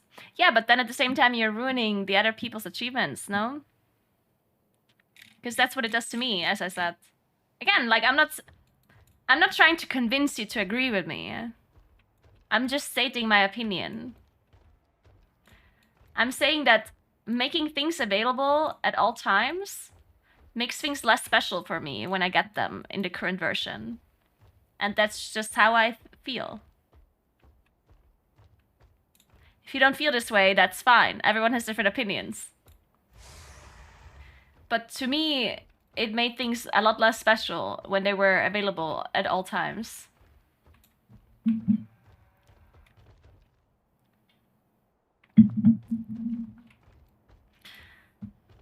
Hey, Werther, what's up? And there's, I also feel like there's different, like it's not just black and white. I think there's definitely some things that wouldn't make no sense for it to be available again. But then at the same time, there's also things that wouldn't make sense to not be available anymore. Like, I think there's like a scale, right? For some things, I don't give a shit if they're still available 10 years later, you know?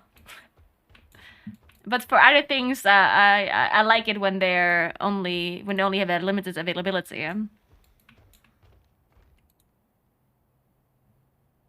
If it's attached to like an achievement that is like that requires you to do something difficult, because then at that point, the achievement or the title or the reward for this thing means, oh, you have just completed this challenge that was very difficult, and here's your reward, right?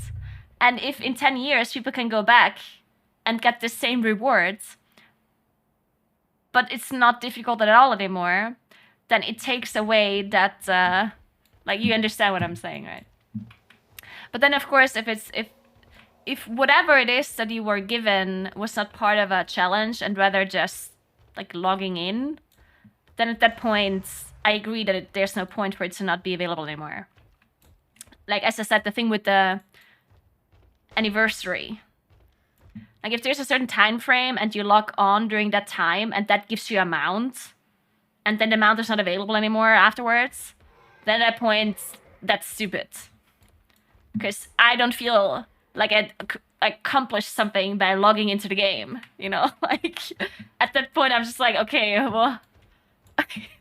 like, then there's no special feelings attached to that mount, or to that whatever it may be.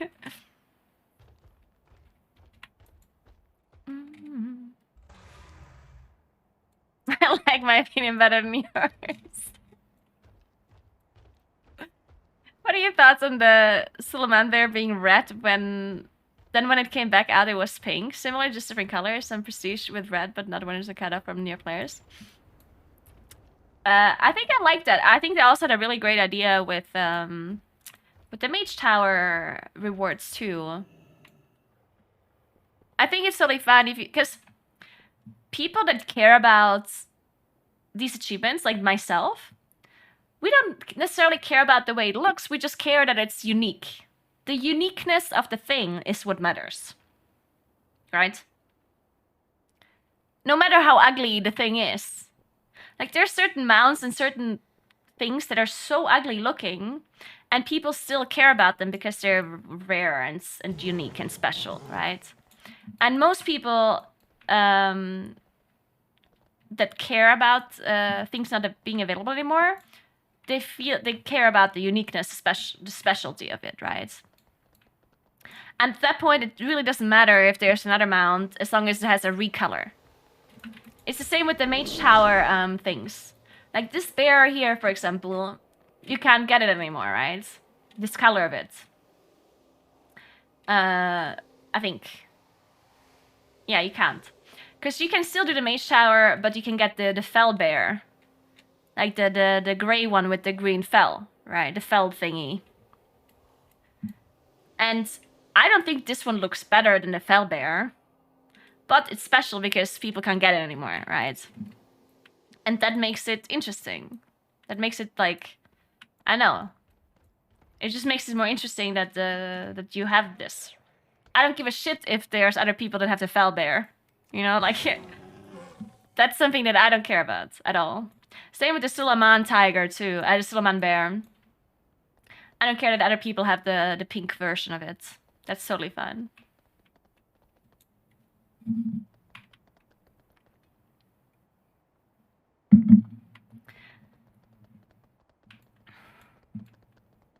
When it doesn't look cool, then why even bother?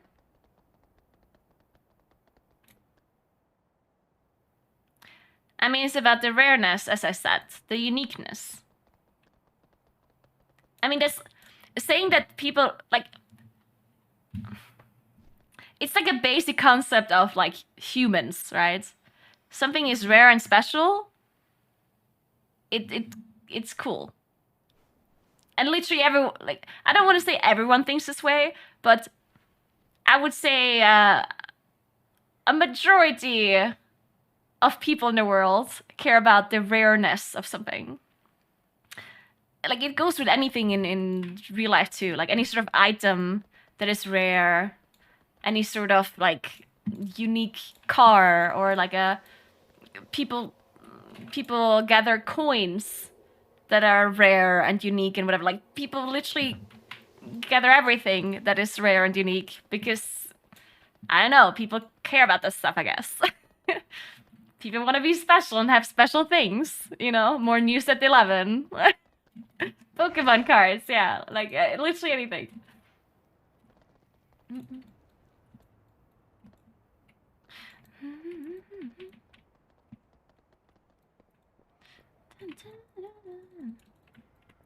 Digital item scarcity is a myth. I mean, what do you mean it's a myth? We're playing a video game. I do understand that they could just... If they could give this... Like, technically speaking, they could give this Spellbear a despair to literally everyone if they wanted to. Like, I do understand that. I know it's not a real-life thing. That doesn't make me feel any different about it. Like, those feelings that I have are just, you know, they exist. No matter if it's a game or not.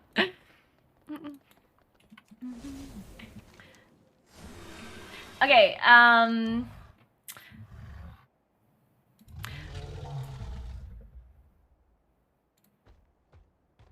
so I think I'm gonna... How do we level to 70? I guess I'm just gonna do this... This is because I have one more campaign quest. Let's do that real quick.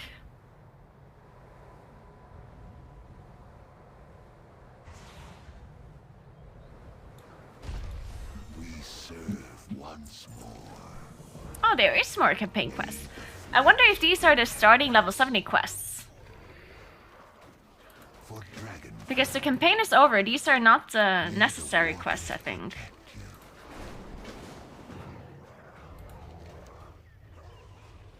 So now it says Dragonflight campaign 1 of 9.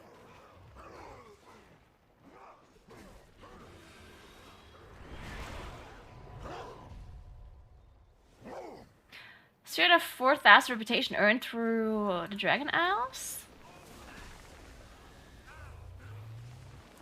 Is this a... Oh, this is a weekly quest. Okay, so now I get the weekly quest. Okay, this is good to know. I need to write this down.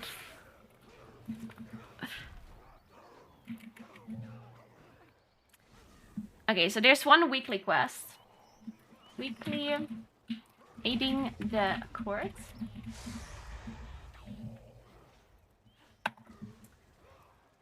So what do you have to do for this? Farm 4,000 reputation.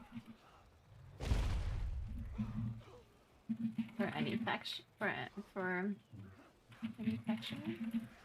Fine. And then what do you gain? You gain treasure contains equipment, supplies, and treasure scattered throughout the ages. Okay. I don't know what that means. And then you get reputation with the Iskar and the Dragon Scale Expedition. And, okay, with everything. Huh? Yeah. Money. Shit. Alright, so you gain 500 rep with everything. Plus treasure.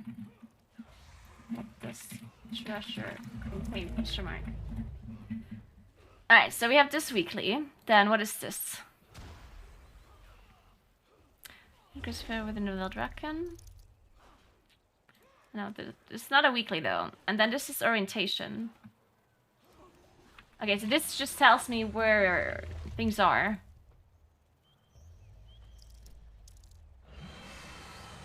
Who else am I supposed to speak with?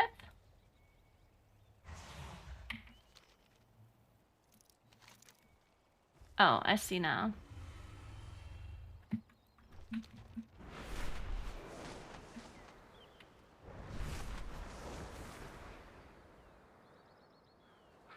As it was. Yep, what do you want? Don't be a stranger. Yeah. Catch you on the flip side. Oh, what? Oh, this is a catalyst, I guess.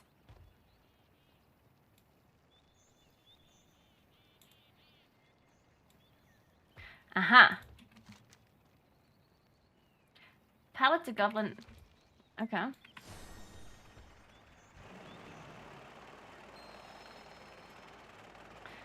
Take my captor into the air. Make sure to be gentle about it. You need to keep it running to try. Okay. So what is this quest called that I'm just doing right now?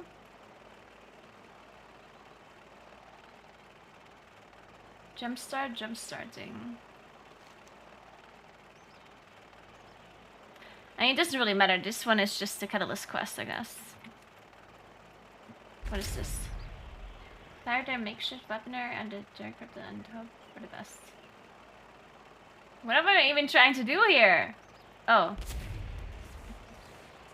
I'm trying to charge it up or something.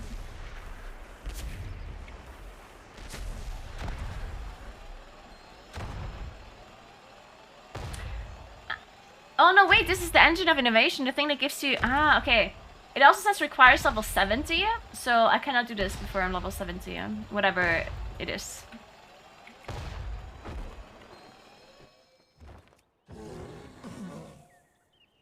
Okay, so engine of innovation...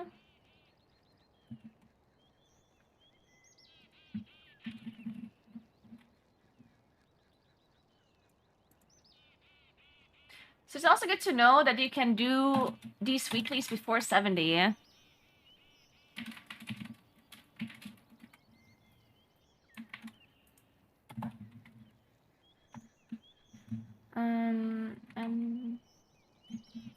Engine.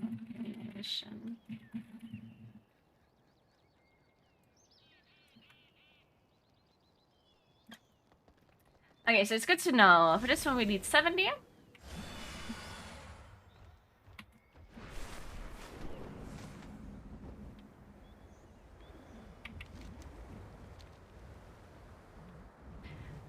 I don't think cross-realm raiding will be available from the start. At least I haven't heard anything about that and I wouldn't know why.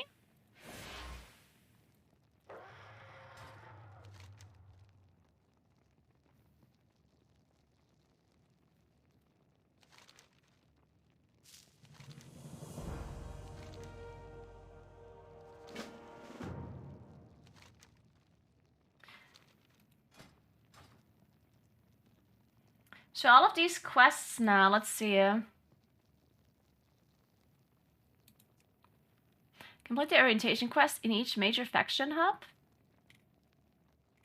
This gives me nothing though, it gives me experience. So I guess this is just... like,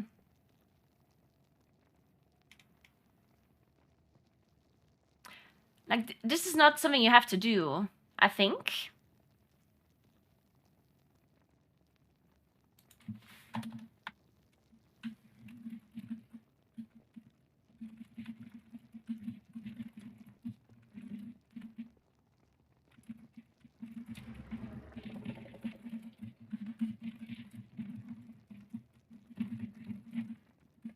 I guess it would be a good point to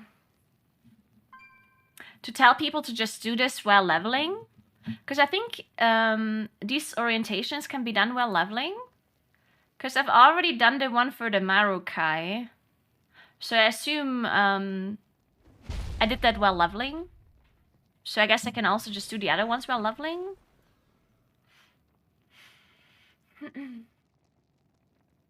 But this also doesn't give me anything special. But it is a campaign quest, so I guess kind of want to do it.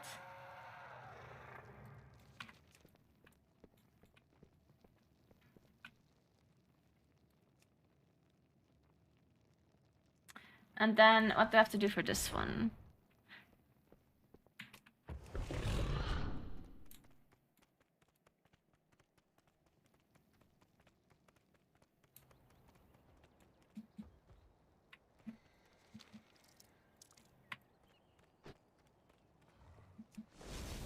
They should open cross-realm immediately. I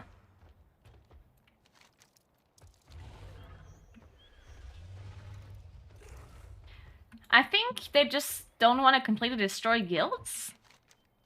Like, I think that's the reason why. there is no cross-realm Aspects watch over you. stuff immediately to make sure that guilds are still somewhat important. And in general, I guess guilds aren't really that important anymore at all. But if you want to do mythic raiding, then it still has some sort of importance, and maybe they want to keep that, I guess. You got the point? That's how you I don't got know the what else the prize? reason would be.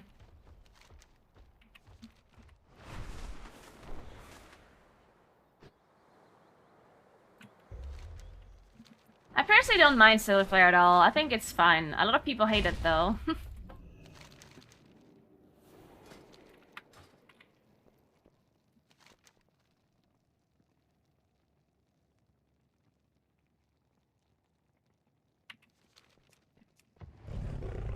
Wait, I was not supposed to go here.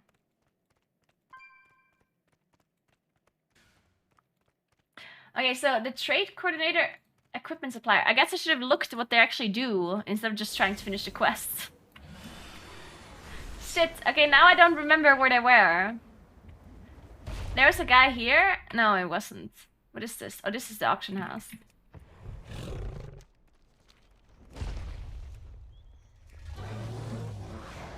Shit. Did we get sent here?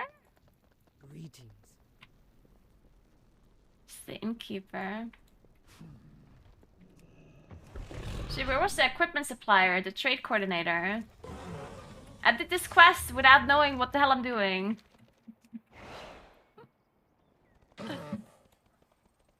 Oh, this was one person. Let me show you what I got. So what does this person do, and why is it important?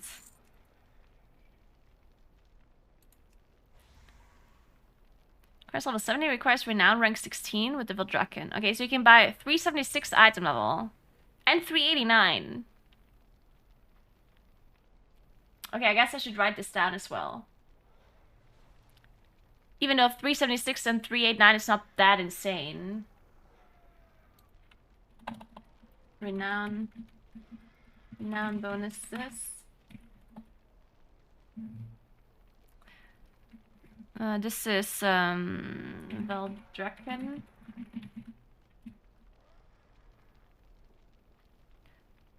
Veldraken 16 is a 376 belt. And then this is 22, 389 head. And I'm not sure if everyone guessed the same thing either. So is this the only reason why they showed me this guy? Appreciate your patronage. Make the important accord suppliers in Eldraken. I guess so.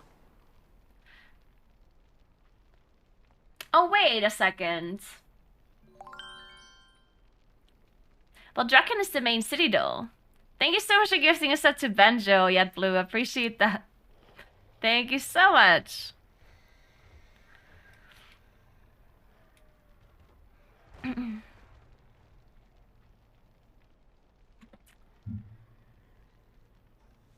But why does it say orientation, dragon skill camp? I guess Veldraken is just the main hub for the Veldraken Accord, right?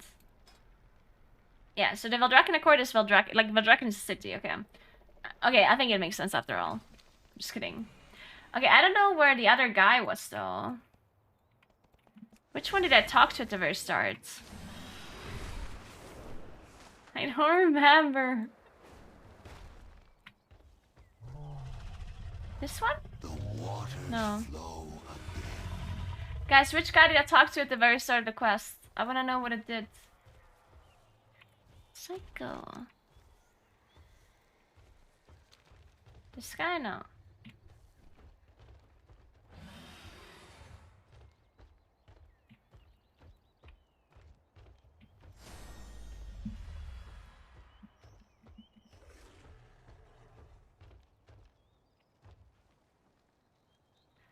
Fuck.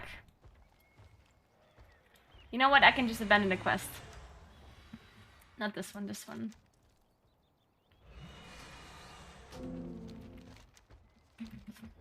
Okay, I think that's the easiest way.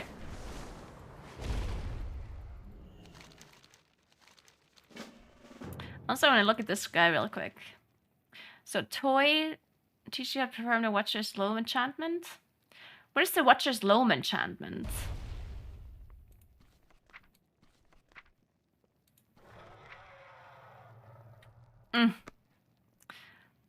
Cloak homebound speed. And what's this? Schematic Tinker grounded circuitry. Tinker module. Next level Tinker used to succeed. The cooldown of this effect exists in higher quality. Use teaches you how to craft Tinker grounded circuitry. Reinforced machine, a handful. What does any of this mean? What does a Tinker use? And then this is a recipe for a 382 mace. This seems really good, this recipe. And this is a trinket. Alchemy stone trinket. Man, this gives a lot of stuff, actually. It gives all of these recipes.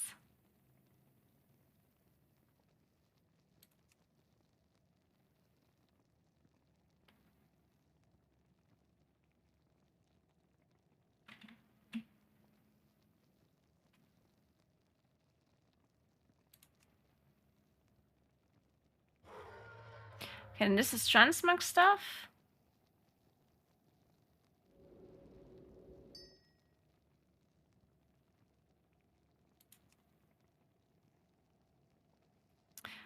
And then this is this item. 76 belt. Yeah, I already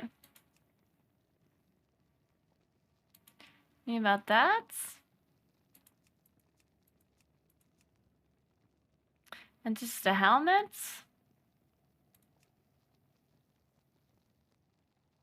Okay, this is all transmog.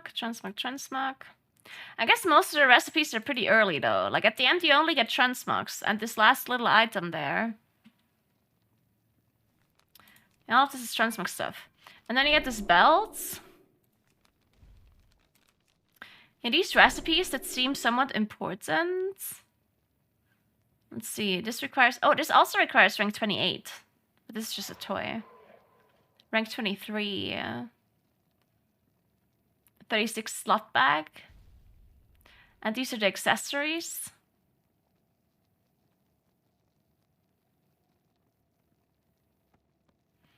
This is Renowned 14. 3D2.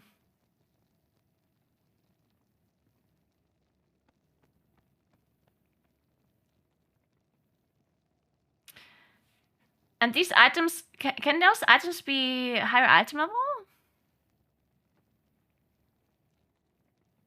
Or are these not relevant items? Yeah,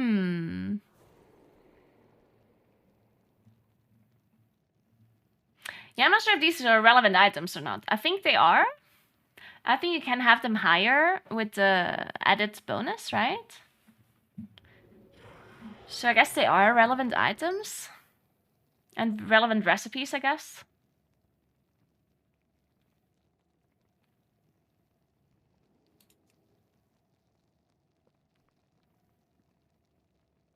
All of these require Renown 14. All of these epic items there. And all the other ones are not important items. I guess I should write this down. So Renown 14.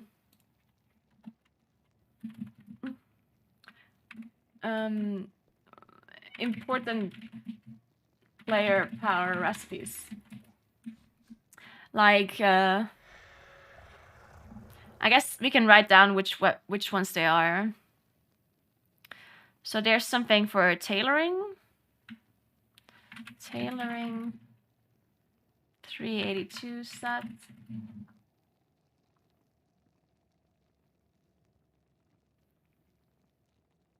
Then this is blacksmithing. Blacksmithing weapons. Two-hand sword.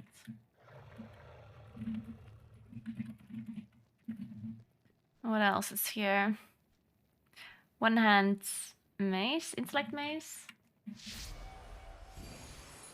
The sword was strength sword. When strength sword. One hand int mace. And alchemist stone. Which one is this?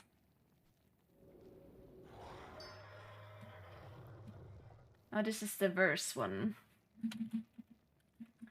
And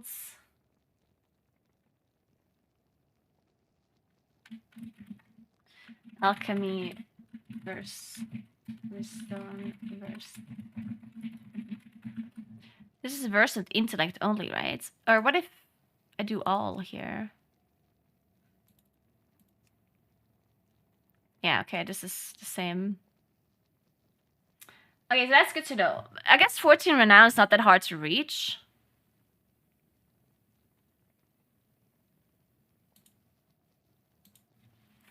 $382.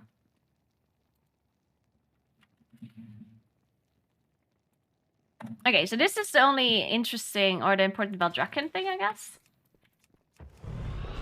When it comes to player power, everything else doesn't really matter, I guess. If people care about consumable, if people care about cosmetics, then they have to figure it out themselves, I guess.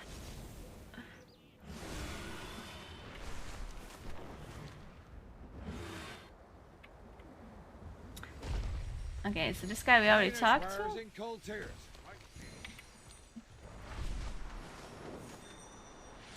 Ah, this is the guy we forgot. The Isles have awakened. Okay, so this guy has the recipes.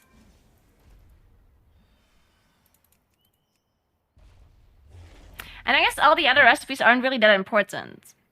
Because, I mean, they are actually pretty important because they give you, like, the accessories. But I don't think it's, like...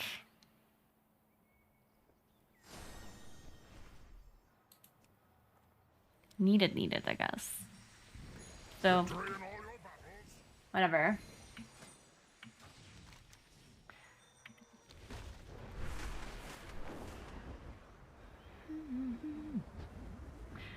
But yeah, I guess you don't really need these people though, because the main guy that I talked to earlier, that guy has all of them. And this one is just the individual ones. So this guy has all the transmogs. Yeah, that's it. So it's just that these people have the individual ones, but you can just talk to the vendor, the main vendor, and he just sells everything. So these individual ones don't really matter.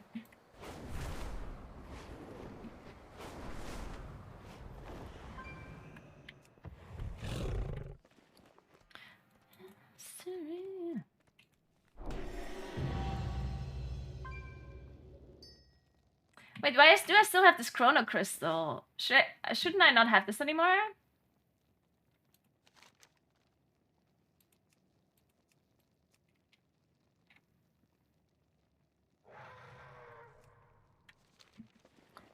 This chrono crystal, I don't think I should have this still.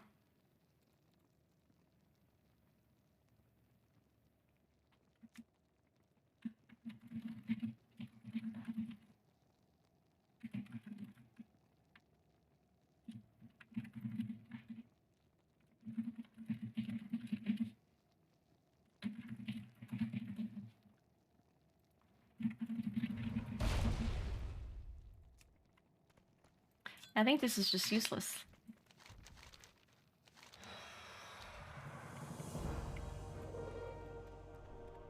Okay.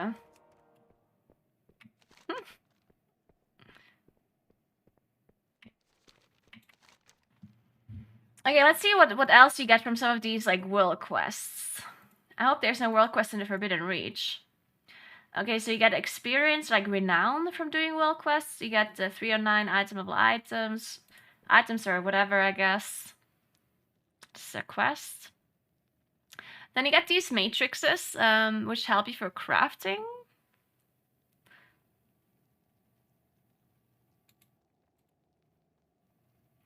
Oh, items. Supply caches. Crafting.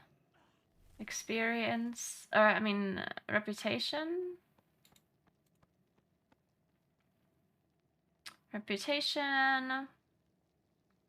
Supply cache. Okay, so will quests, let's write this down, I guess, as well. Will quest give reputation / renown, items, low level, scale with your current item level, and supply. What are they called? Supply caches? What is that currency called again? Dragon Owl supplies. Dragon Owl supplies. So I guess, what is elemental overflow? The essence of fallen foes imbued with the power of a primal storm, used to produce items from Mithressa in Veldraken. What? Excuse me? I guess we write this down to currencies. So we have Dragon Isles supplies, which is the currency to buy items from the renown vendors. Then elemental overflow. Okay, let's figure this out. Buy from whom? Mithressa?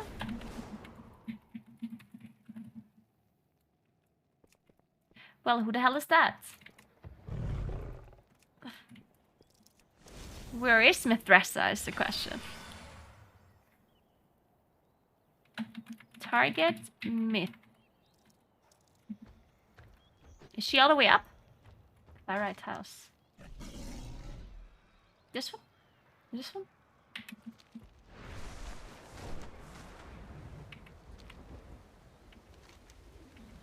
Wait. How does this area work? Over the artisan market. Okay, let me orientate myself in the city first of all. So I'm in the Emerald Enclave. What is this area here? What do you seek?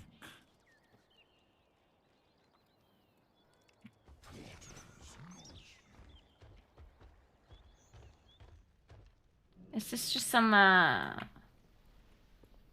there's literally nothing in here. Is this just to look pretty or something? Is there trouble? I guess I should also mention that there's a bunch of quests that just give you reputation, like all the side quests that people can do. But I guess the side quests aren't that important because they're not time-gated. Ours is a solemn burden.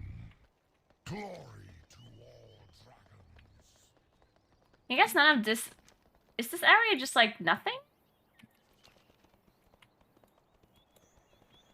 I guess so.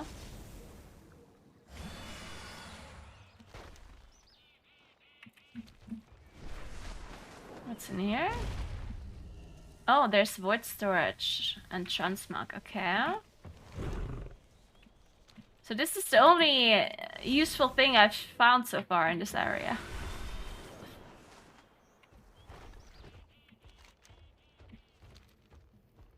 This does seem... Oh, there's an innkeeper in here.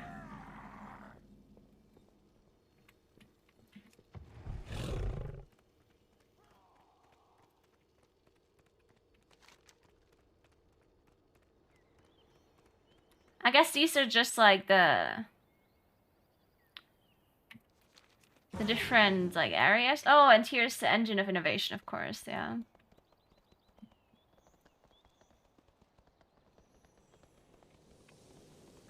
And then I don't know what there's here.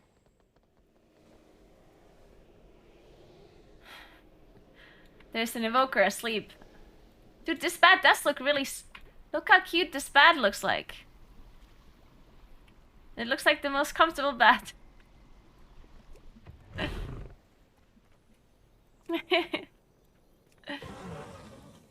Oh, and look, there's a guest house as well.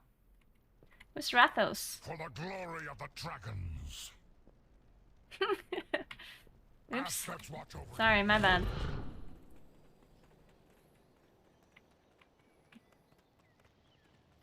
Okay, so nothing else special in here?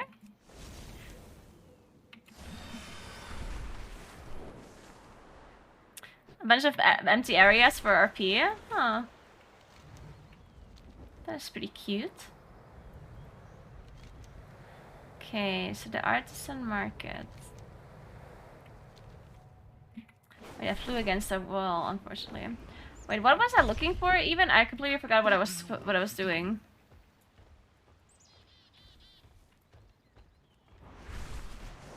I'm distracted. What was I doing? Well then, Wait, what is this? let us proceed. Oh, it's just a pet person. I see.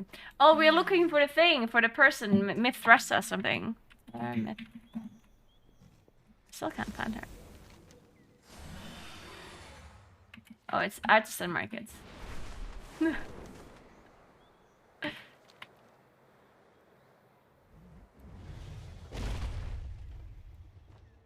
Oh wait, it's not Mithrassa? It's a different name?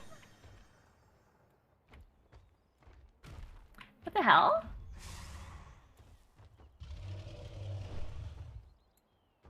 So here's all of the profession trainers in this area.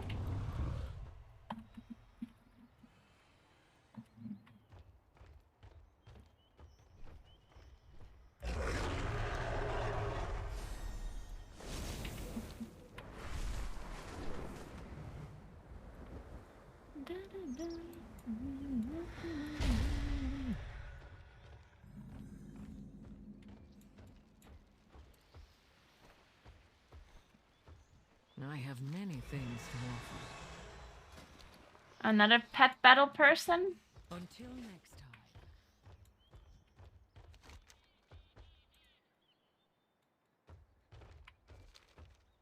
Aww.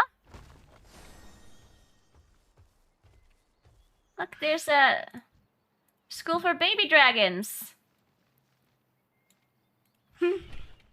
This reminds me of the Moonkin School in the Dream Grove class hall.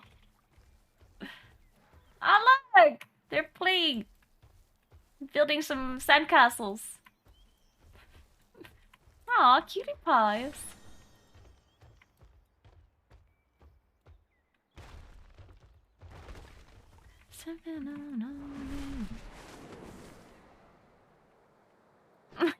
Hey, Super T, what's up?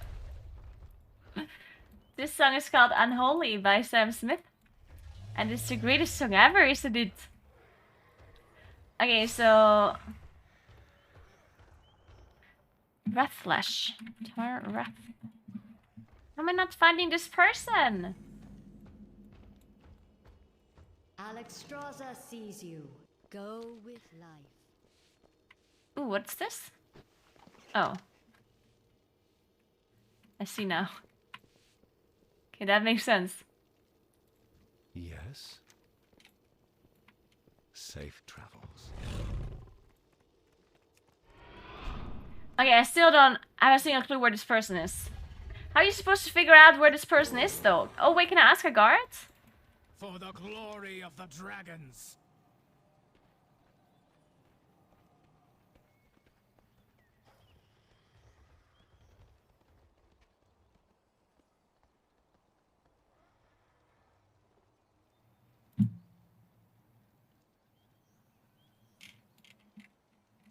Guard against chaos. Yeah, where are the portals? Wait, it said it marked it on my map, but I didn't see it marked on my map. Or is it marked? Am I stupid? I guess it's marked on my minimap. Does it only ever mark it on your minimap?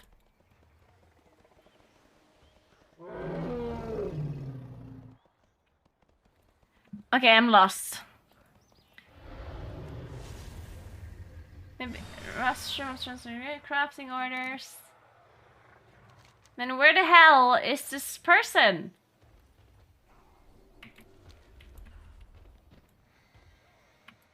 On the sound map? No. Oh, what's this? No, this is just the seat of the aspects, whatever it means.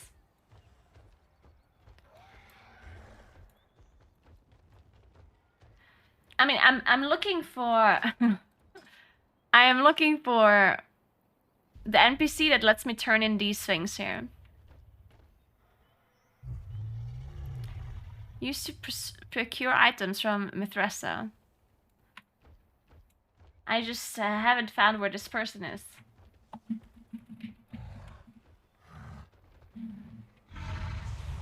Wait, do you know where it is? Okay, wait, I'll follow you.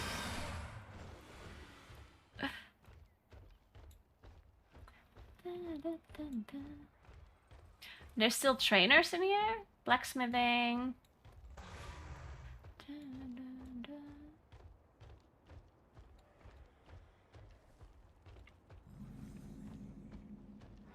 Ooh. Thank you, Primal Researcher. Oh, there's Mithressa. Finally. Okay. We're gonna find storm sigils. I would like to check the... Okay. Okay, this is storm sigils, and I don't know what storm sigils are. So I guess with this currency, you can buy these 359 items.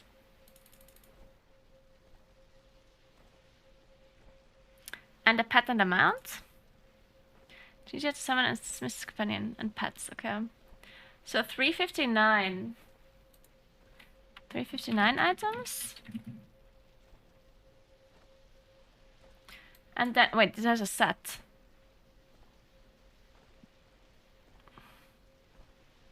Nine items. Set. And then you can upgrade it. Your needs can be met here. With this one here. But where do you get the storm sigils from? Symbol of recognition for adventurers who quelled the primal storms. The Isles hold. But first we have to figure out where we get this currency from. Oh, they don't tell me. We're gonna find storm sigil. I would like to check the status of my primal core contribution this week.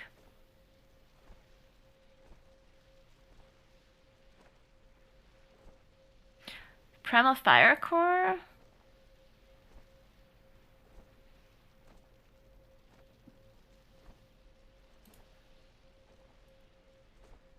Creatures in primal storms sometimes have a primal core of the storm type they're in.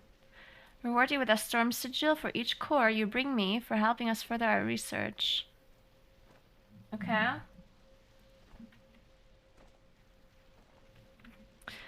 Primal... storm sigils.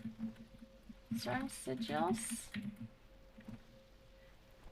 Upgrade items. Upgrade... Oh. And then overflow items to item level 385. 385. And you need storm sigils.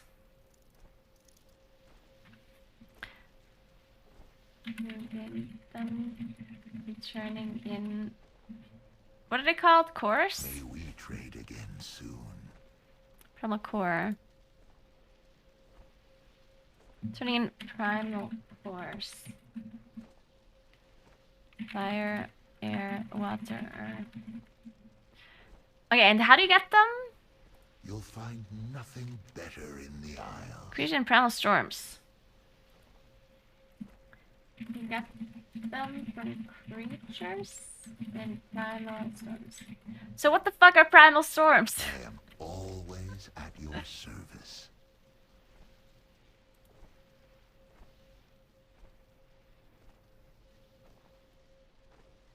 I guess I don't get them until I'm level 70, maybe?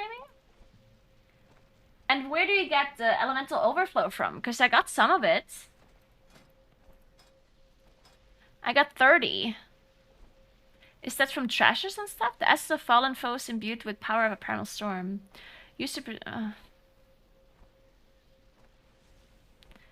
Random events. Yeah, maybe. Okay, interesting.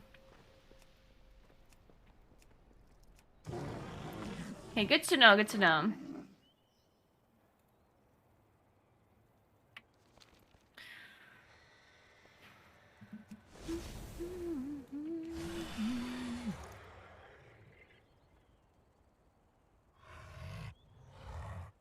You know what? They might... No, actually... They might be the same as the pre-patch event? Because the pre-patch event will also have these kind of primal things, right? Primal storms. Right? Or did I just make that up?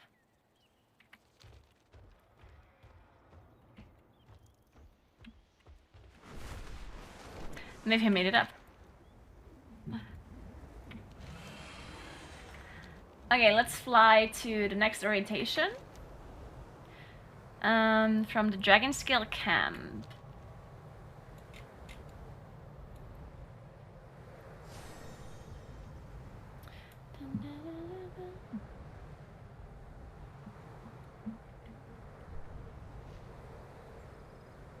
Okay, so this quest I could have done while leveling, I guess. But I skipped it. Have you anything new to research? Keep an eye out for anything interesting. But this is not it though, right?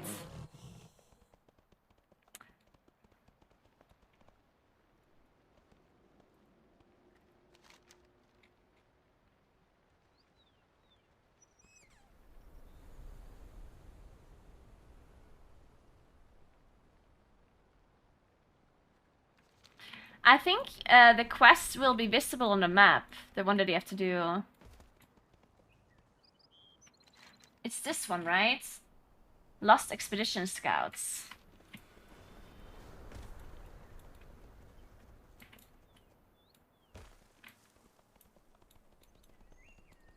Interested in a lesson or Yeah, so it's this one. I'll see you before you see me. Don't forget to write. Or not? Should maybe not. The Waking Shores tour.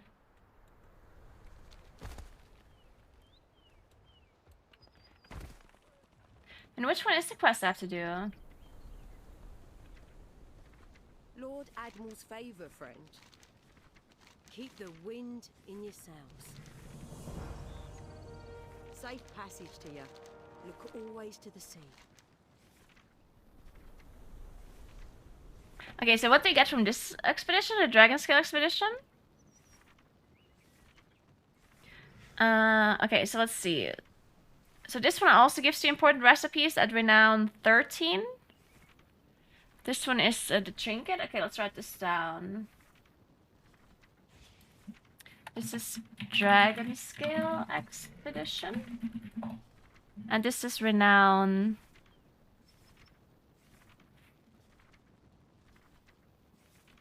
13. Recipes. 382. 382. What recipes? Oh, jewel crafting. JC trinket. Then 382. This is the other JC trinket.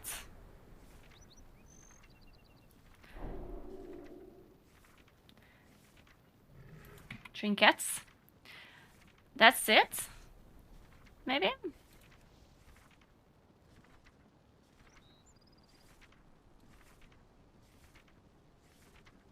Yeah, maybe that's it. And then you had 376 hands. Let's write this as well. Then 376 gloves at 12.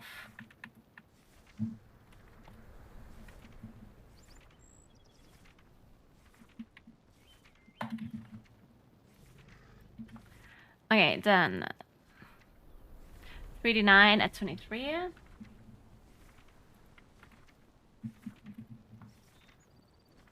$389 like, and everything else just transmog stuff, I guess.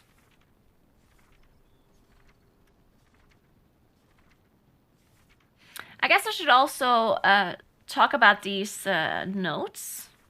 Because you can find a treasure, and then there is stuff in the treasures. I wonder if this is important, though. The treasure... What do the treasures give?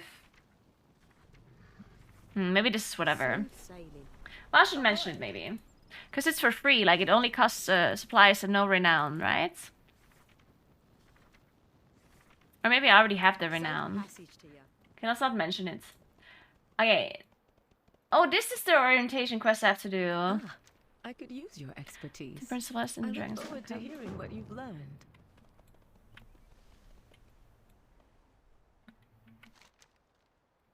Oh, okay, and now it's telling me where all the suppliers are. Okay, and it's getting me to do all of these quests here. This is the quest where I have to take pictures. And this is the innkeeper. Yeah, so these are giving me all of these things. This is actually kind of useless because like all of these different people have different supplies they can buy with renown levels. But I can just talk to the main person and they have all items. So I don't know why I would walk to all of them individually when I could just walk to that main What can I do? person that has all of it. But whatever, I guess. There's nothing I can't scale.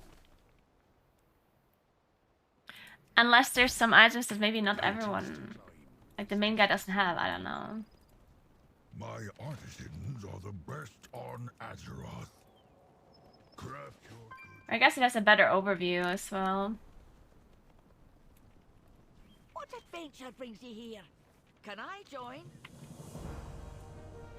Yeah, okay, so this campaign quest with the orientation is like purely to show you the renown camps. The main hub for each faction. That's it. It's doesn't really have any. Hello. I guess we could check if there's a follow-up quest though.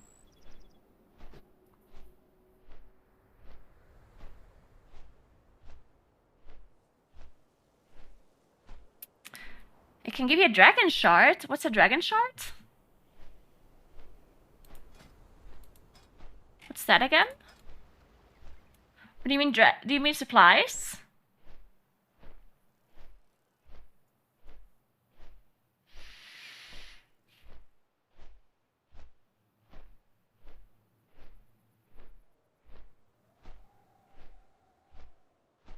You turn the dragon shard for any profession point? But really? So you gain 1 point of like jewel crafting or whatever?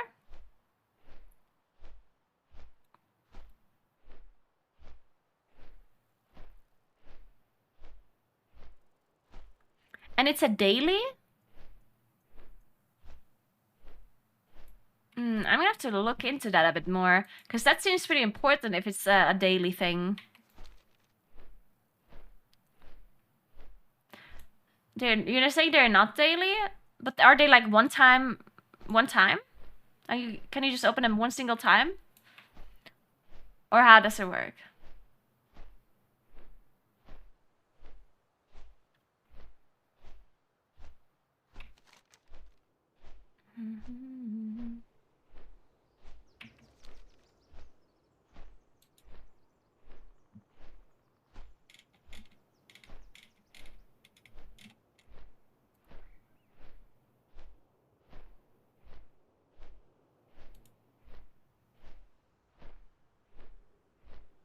When I got mine on the beta, it was an NPC in a cave with a blue mark like a daily, but it didn't show on the map. They gave me a dragon shard. Well, the thing is though, I already had one of these maps with a treasure, and it wasn't that. It was just like a cache that I opened, and it gave me some like random treasure stuff.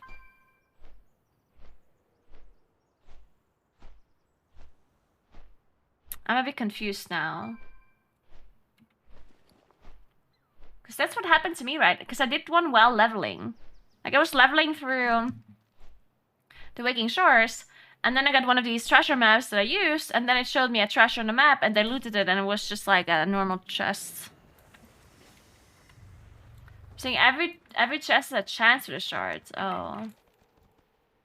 Okay. New around here.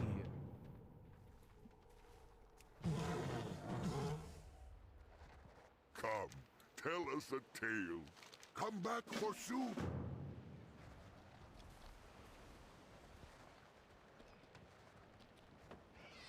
Yes? What is it you need?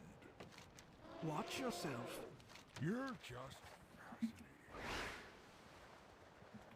Welcome, welcome.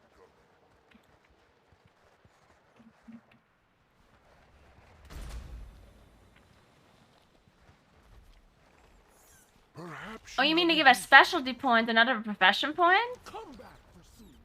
You mean a talent point, basically, for the professions.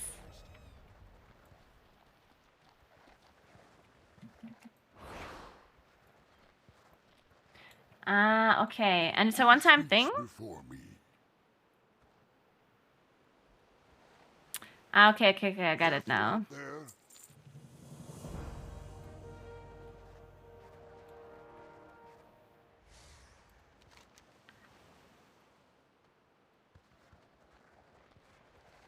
Wait, we forgot to check what kind of supplies these guys have. Greetings, stranger. Alright, so let's see.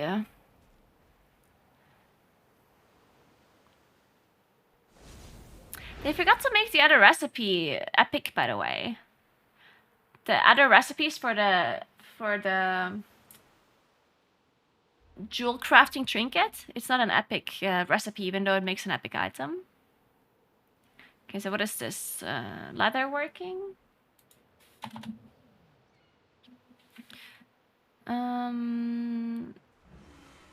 Iskara Tusker. This is renown 15. And it gives recipe 382 leather working chest. And leather working hands set. 382 leather working hands set. Oh, see, this is also blue. This is a jewel crafting trinket again. So these are 2 jewel crafting trinkets again, which require also 15. Okay, 382 GC trinket. What was the difference between this trinket and the other ones before? This is haste. This is verse. Okay, haste and verse. Haste plus verse. So I guess the other ones that we saw before gave crit and mastery. Thanks for 17 months, Hannibal. Appreciate that. Thank you. That would make sense if that's how it works. Then what is this? Teach you how to craft finished prototype regal barding.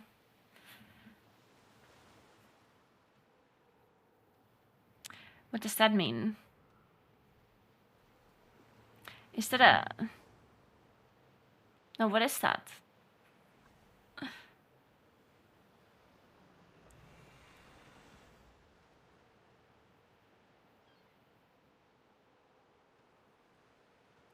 Yeah, I have no idea what this is.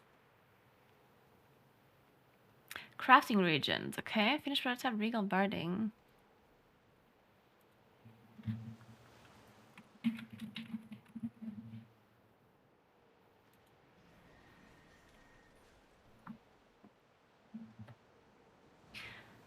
Crafted by players with leatherworking skill.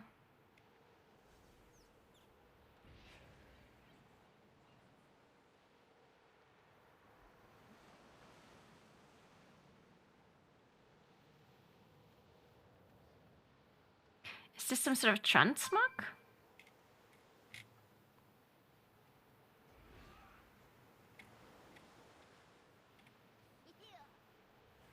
Oh. Oh, it's like a transmog for your dragon? I think it is. So this is irrelevant for player power.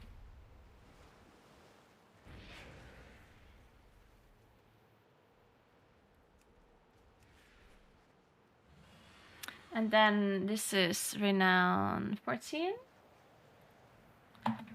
14 is 376 wrist.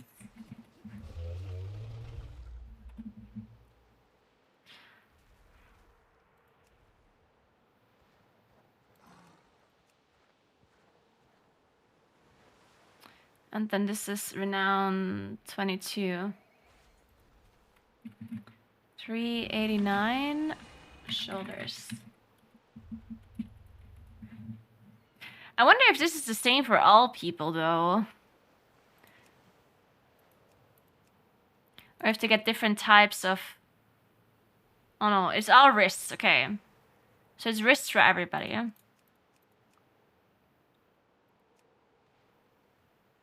Shoulders for everyone. This amount. This is just all transmog. Mount. Okay, so we get. Bring more tales when next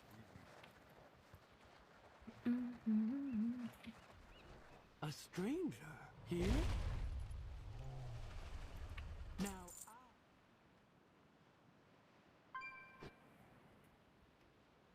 No, so I don't think anyone will be forced to do professional stuff, but yeah, I don't think there is a but. Like I think professions can give you a lot of advantage, but you can also just buy everything. Like if you have the gold, you can buy all relevant things from profession. You don't have to do your professions yourself. Because there's items the profession people can craft, certain trinkets and whatever, but because of work orders, everyone can just buy it. Yes, so as far as I've seen so far, Dragonscale Expedition has recipes for jewel crafting. And I only looked at the recipes for player power reward items. Like I didn't look at every single recipes that they have. But it looks like everything is a bit mixed. It's not that one faction only has recipes for engineering and the other faction only has recipes for this. I think it's all a bit mixed. And when it comes to recipes that give you high item level items, Valdrakken has tailoring, a tailoring 382 set, a 382 blacksmithing weapon, and the alchemy stone 382. And then Dragonscale Expedition has 382 jewel crafting trinkets. Iskaratasca has 382 leatherworking chests and leatherworking hands, and 382 jewel crafting trinkets as well. So everything's a bit spread out. Kind of depends on which recipes you want. You would have to just look into that, I guess. Do you think 2 gathering professions could be good? I think so. I think going to gathering professions makes a lot of sense if you don't want to do professions, but you still want other people to craft you things, right?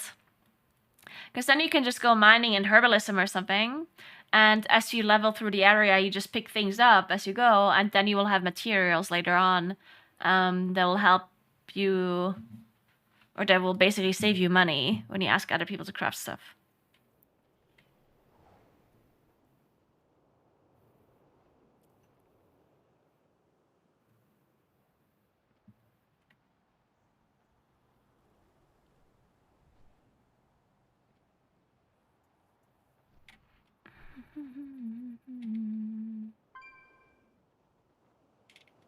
Yes, you can also buy it with euros.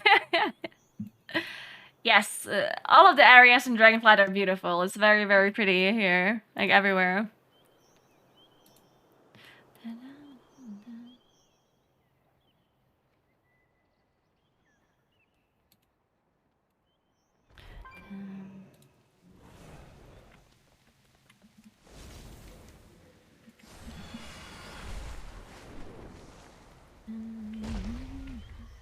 Aspect's grace shine down on.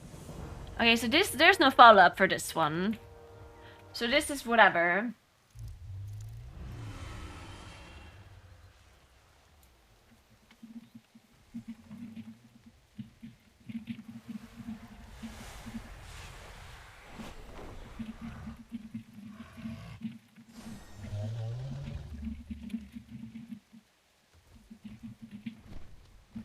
Okay, so this quest is irrelevant. And then the other two quests I can't really do. So this is a weekly, and this one is the quest that I can't do yet because I'm not level 70.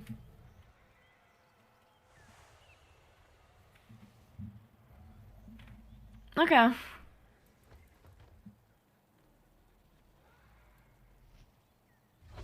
Yes, Hidden Roar. Yeah, you do also get experience from herbing and mining. And skinning? I'm not sure about skinning, actually.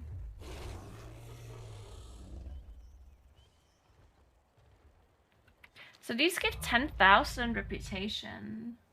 I mean, experience. It's not that much if the maximum is 344k. Yeah, I guess the world quests are not really that beneficial. In fact, they're pretty bad. Right? Like 10k reputation per world quest seems pretty horrible. So I guess you do want to do some side quests. I guess the best way to do side quests is to do it in a faction where you want reputation. Right?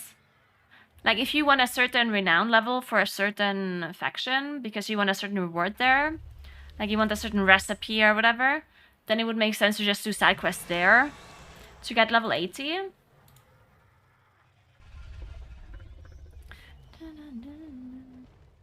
And then you can do some quests, some like world quests as you go.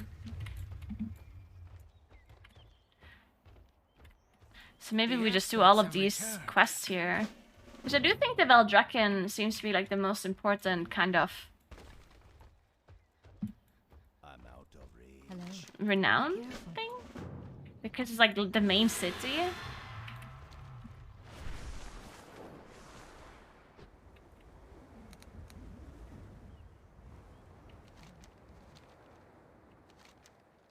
Oh wait, there's a quest here.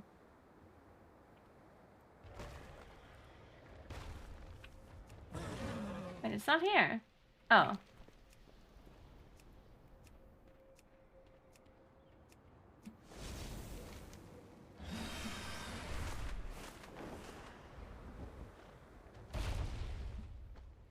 Okay, let's just pick up all of these quests here. Oh, what are Titanic relics?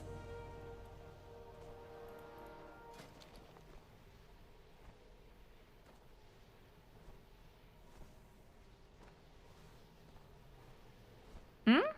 In unity, find strength.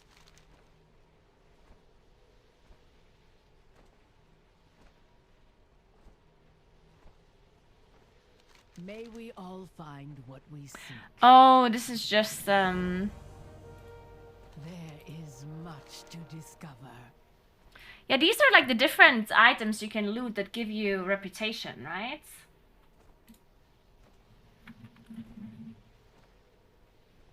There's Titan Relic.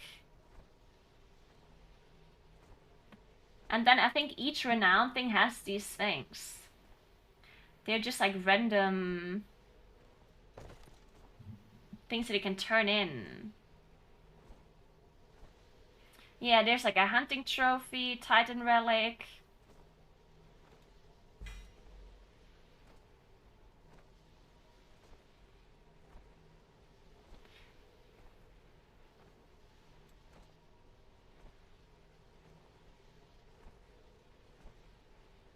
Yeah, so that's it. And you just turn it in. A world of wonders.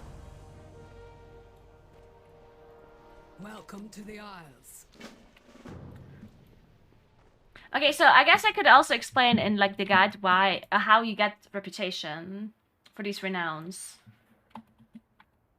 So you can find, so basically you can just gain reputation through quests and stuff, right? So reputation gains through quests.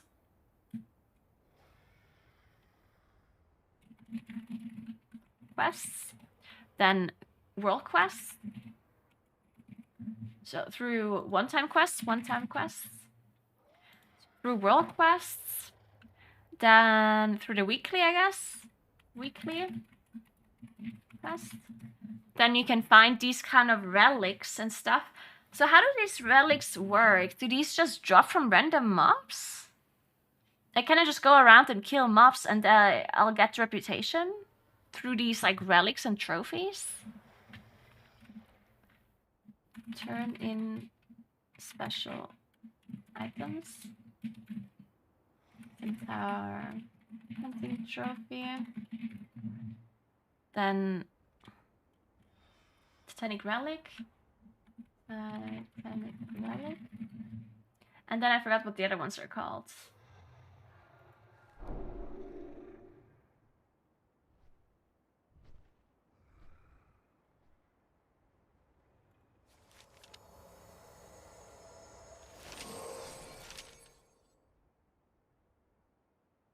And somehow I got 4 primal chaos while leveling as well. And what's this? A mystery of the Dragon Owl. This region coalesces each time you gain more professional knowledge. There's myriad uses, including for recrafting Dragon Owl craft equipment.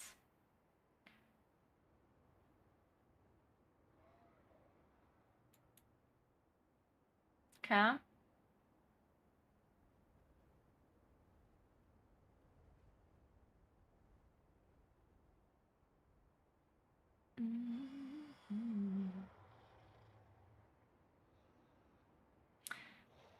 Okay.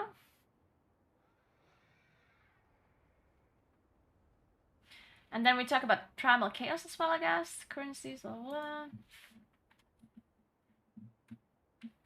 Primal chaos. This is mainly for crafting stuff. To craft high quality things.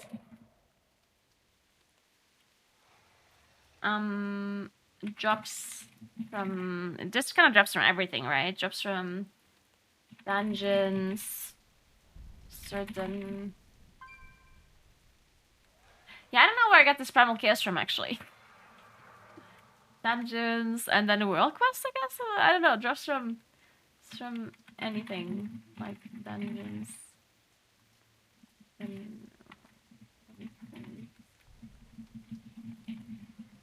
Similar to, what were they called in BFA? What were they called?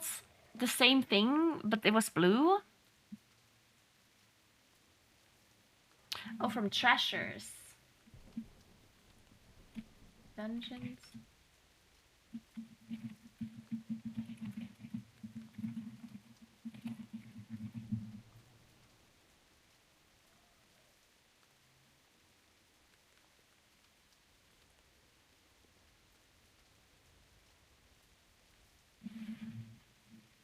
Sure, Rodbite, go for it.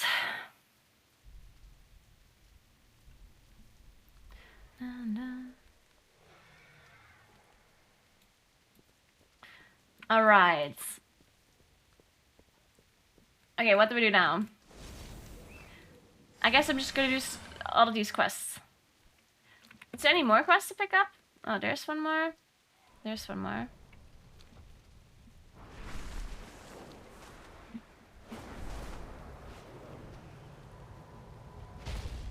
Let's strike a bargain. May these gods bring you fortune.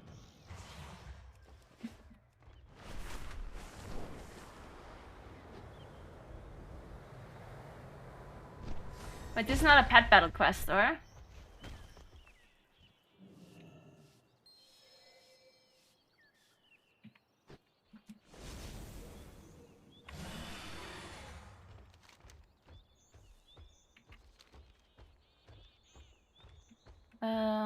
Isn't there a way to get back up from here?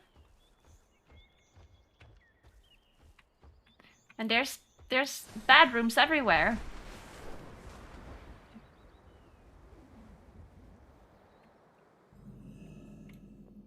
Ooh, the black market is here. Uh-huh. These are the finest goods in the land.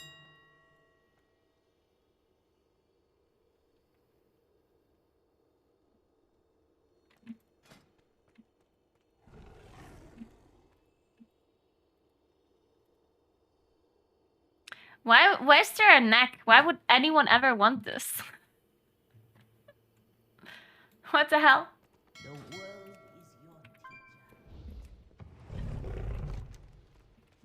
teacher. No,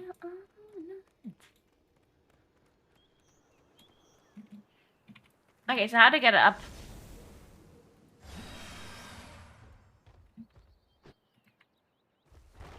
Help! How do we get up from here?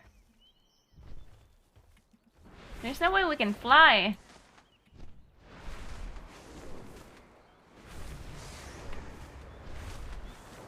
Okay, just kidding. We actually could fly.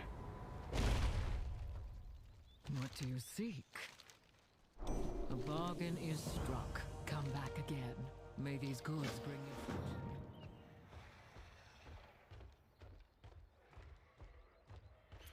I haven't tried out the mount customization yet, no.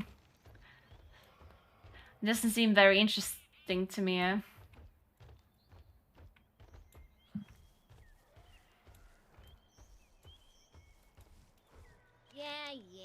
Be careful out there.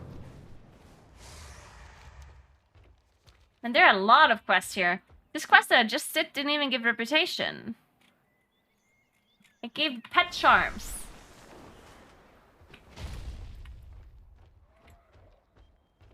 Well, spit it out. Keep it real. It just only gives 1,000 experience. But you get cooking accessories. Shit, I don't think these quests are worth it, guys. I think we have to go and do different quests. These main quests in the main, like, area seem to be pretty useless. The Isles welcome you. 10,000 experience. I don't know. I don't know about this. I think they're mainly just there to explain stuff, like seek knowledge. just for cooking, for example, or whatever. I have to choose my rewards.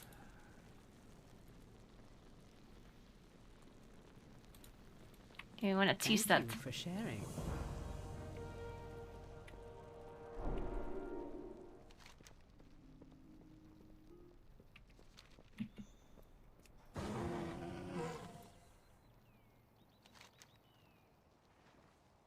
Kind of music overlapping? Wait, there shouldn't be any music overlapping.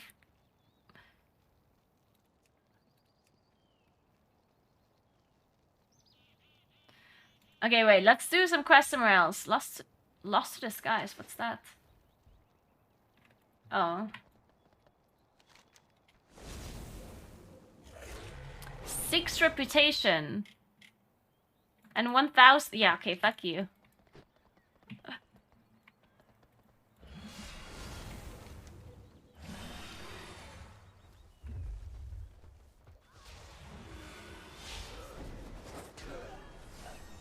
Okay, let's fly to a different area and let's do some quests there. Maybe it makes the most sense to do quests in Azure Span? Considering my level? Because these Teldrassus quests, they seem to be weird. So let's fly there.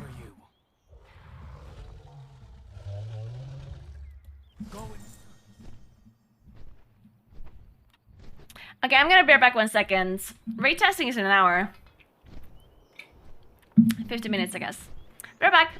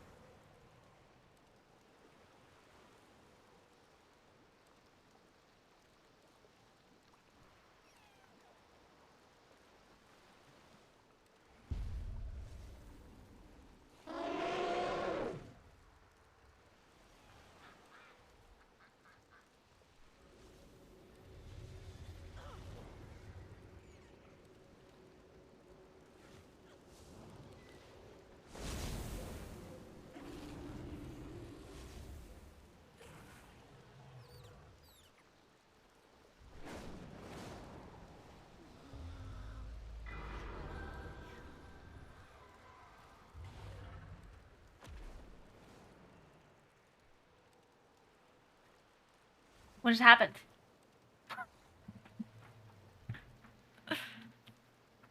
What happened? You died? Yeah, but why? A soup killed you? What?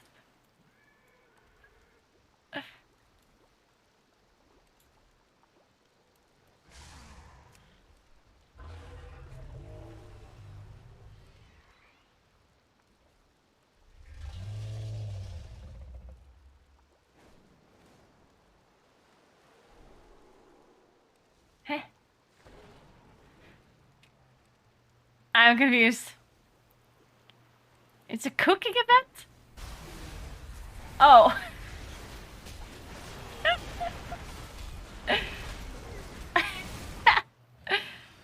Alright, I guess. I guess I got souped. Happens. Alright, we're doing some quests. Yes, I got this.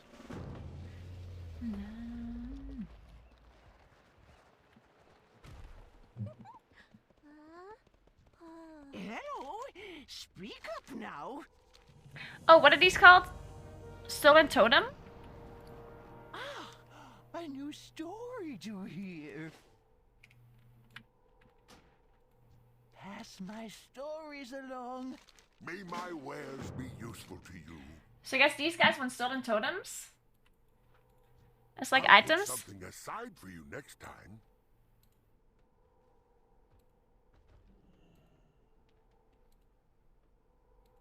Oh my god. What? Goodbye. Yes. Alright. What's that? Ah. Your tale will be Interesting. Yeah. Yeah, I guess I do want to read up about the boss. Wait, no, wait, which... It's the council boss, the one that I did in Heroic, right? The one that was a bit confusing. Your wares may be better than mine.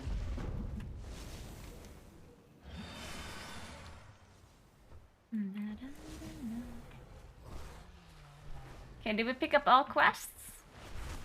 I think so. Oh no, there's one more.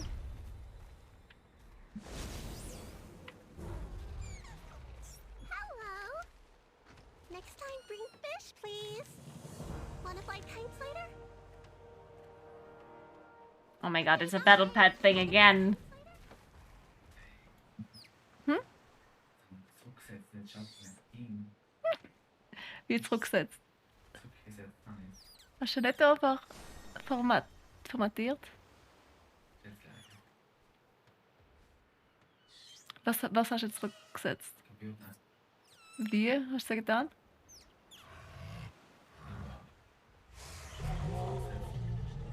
Ja, wo genau? Bei Windows, oder?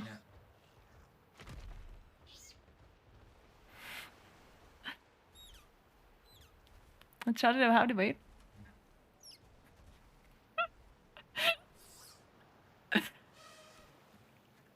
Geschagt oder noch?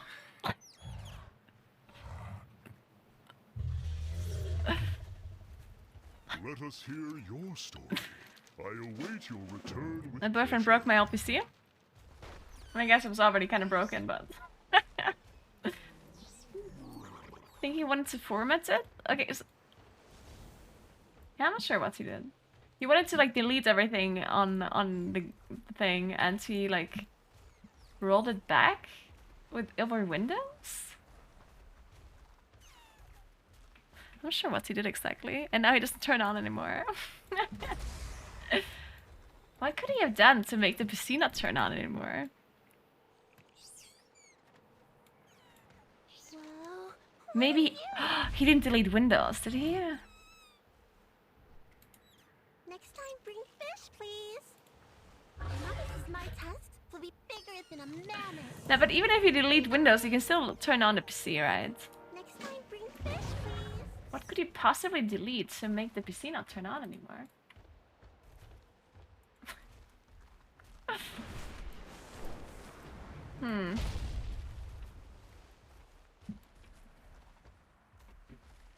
You deleted System 32? I don't think you managed to delete that randomly, right? Interesting.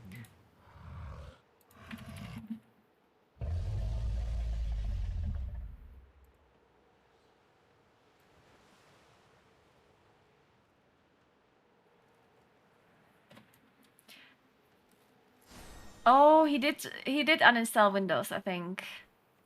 Cause there's like a setting, right? Like this setting. I assume he did this. Right, like this one here, right? If your PC isn't running well, resetting it might help. But I guess it reinstalls Windows? I don't know. But then why would the PC not turn on anymore? That's weird.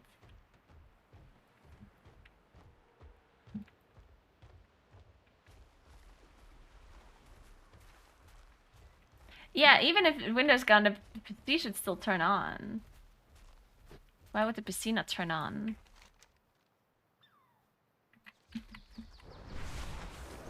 That seems very weird. Whoa, what are you? Wanna fly kites, leader? Hello. But what? The power supply died? How does the power supply die from resetting the PC? That would be weird, I guess. Or would it be weird? I think it would be weird, no?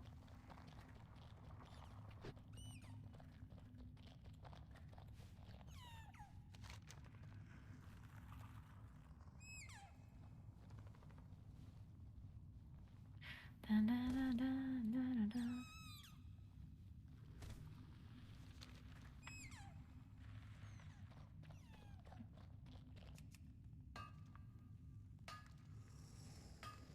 Static discharge or something? Yeah, maybe that.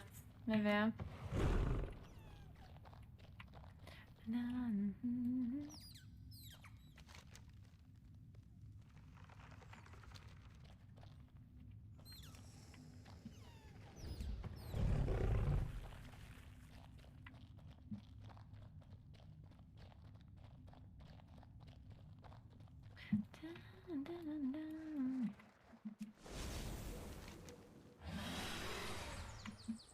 There's a race. The waters flow again.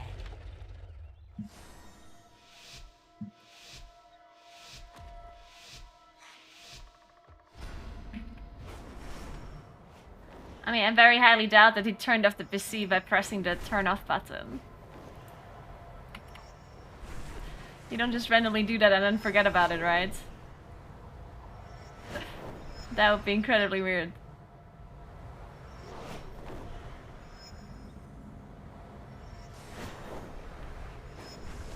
Shit.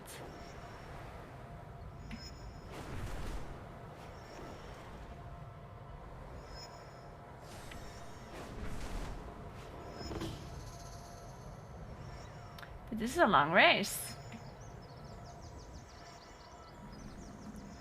Oh my god, I'm so slow. Holy shit, I'm slow. How long is this race? I thought it would be over at some point.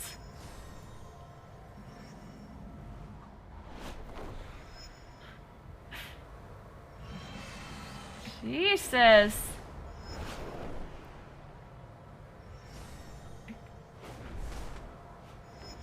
Oh my god, this race actually just never ends.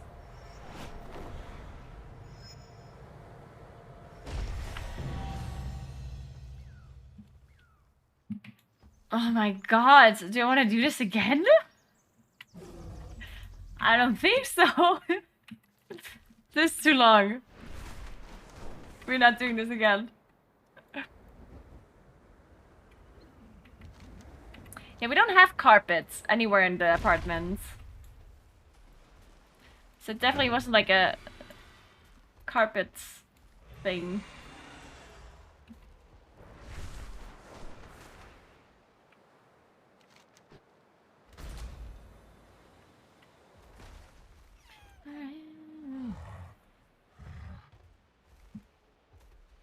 Time is related to power fluctuation? What does that even mean? Well now. Oh my god, what does it mean?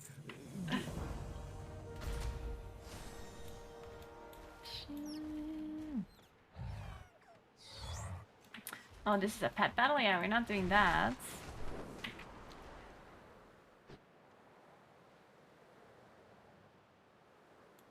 Oh, this is a dungeon quest? Guess we're not doing that either.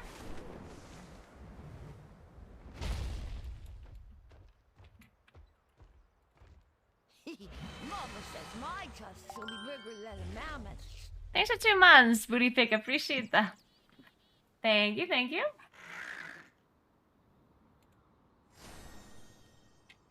Next time, bring fish, please. Whoa, what are you? Wanna fly kites, leader?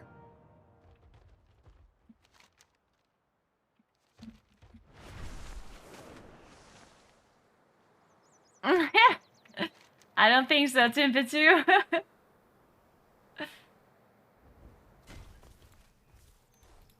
Well now, you're certainly different. Ooh, level up, let's go.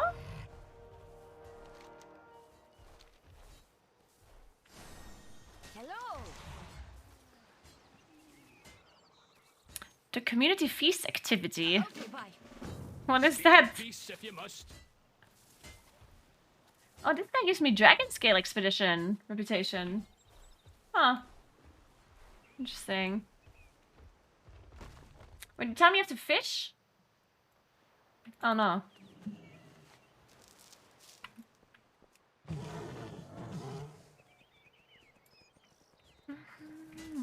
We protect what is ours. Don't strike till you see the glow of their eyes.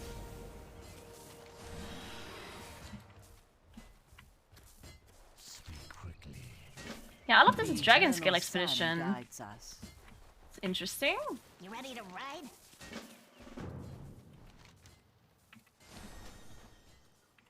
Oh shit.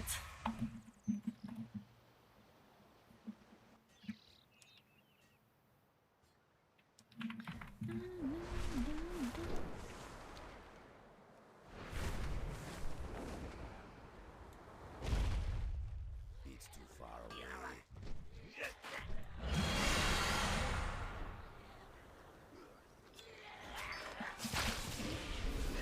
Do I even have to kill these? Oh, I do.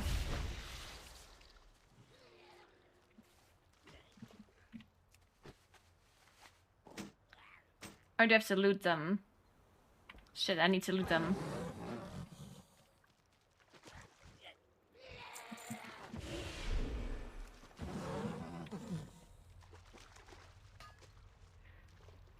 Do you need to finish the main quest to get aiding the Accord? Yes. It's you get it at the very end of the campaign.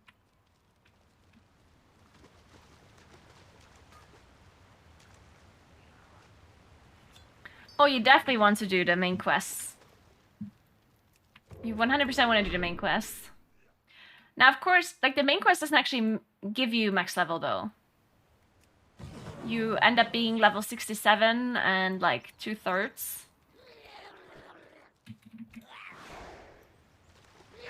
So you're gonna have to do some side quests anyway.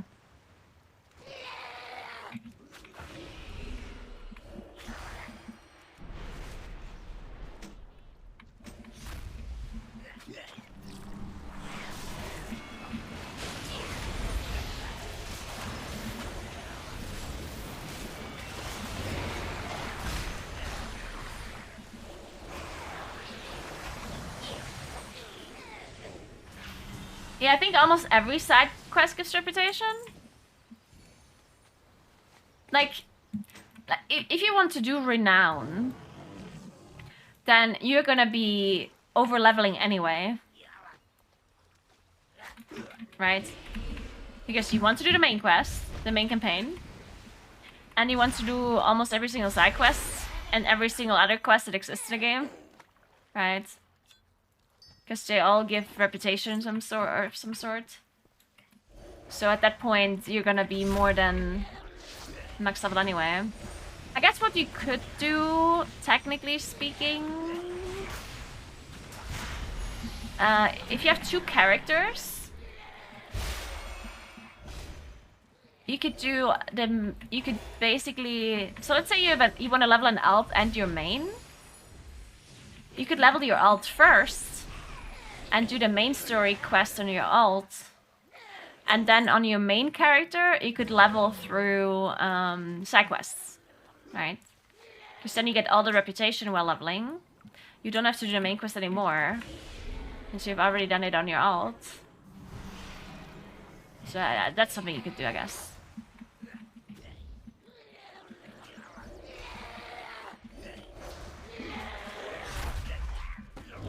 And you can do world quests and stuff while leveling even.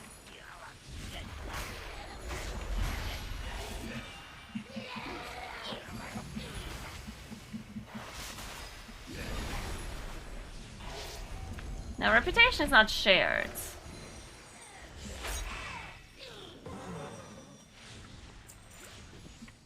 There's just certain things that you unlock on your alt as well, but you don't share the reputation. Like, it's not... Like, if you're renowned level 20 on one of your characters, then your other character's not level 20, right? Like, as far as I understand, at least. Like, the renown levels are not sharing. It's just that once you unlock certain things, then some of them are cross-account, right?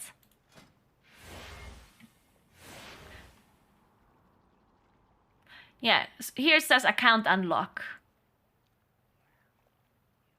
Right? So certain things that you gain are account unlocked, but that doesn't mean that you have the renown as well. It just means that the whatever you gained works on all characters, right?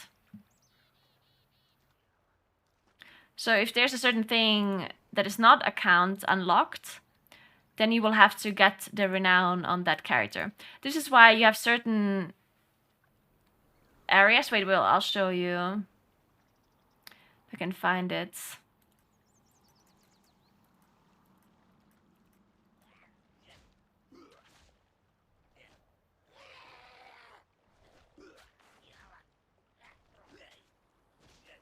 There. You're starting with the Iskar Tuskar allows your other characters on this account to gain 100% additional reputation with the Iskar Tuskar while their renown is below rank 20. So this means that you won't get the renown on other characters. You will just get certain things that get unlocked, right?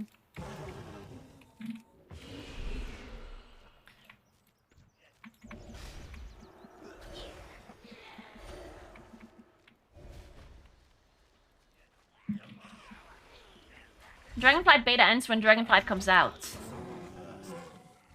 Most of the time it's even longer. Most of the time, I remember Shadowlands beta was up even after Shadowlands came out, if I remember correctly. But at that point, obviously, there's no reason to play it anymore or do anything on it. At that point, it's just a PTR. At that point, it's not beta anymore, right?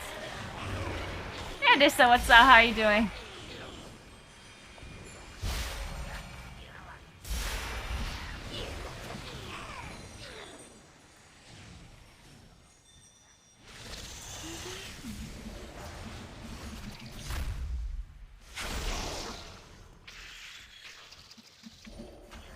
Level your main and start after you get renown 20 in all mains. I mean,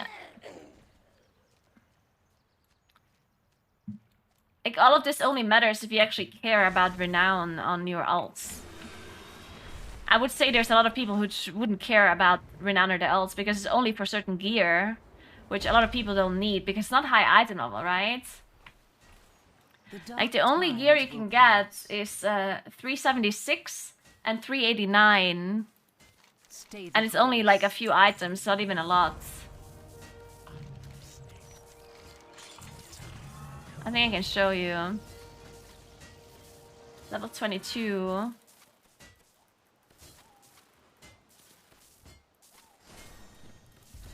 Yeah, there. You may acquire useful combat helms, item level 389. Within the enclave and Draka. So this is not account lock, account wide, for example. But it's 389, and honestly, 389 is not that high. I don't think they're... Because it's such a high renown level. If you look at the rates, even normal mode already drops 389. Like, it's basically 389 initial item level from like the first couple of bosses. So it's not that it's bad. Like, it's a decent item level, right? But is it worth it to farm 20 renown on your alt characters?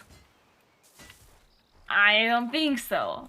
Like, I feel like there's a much easier way to get that item level for other means. Unless, of course, you don't raid and you don't play in Plus and you only do solo content. Well, at that point, yeah. At that point, it would make sense if you only do solo content. Need a tune-up?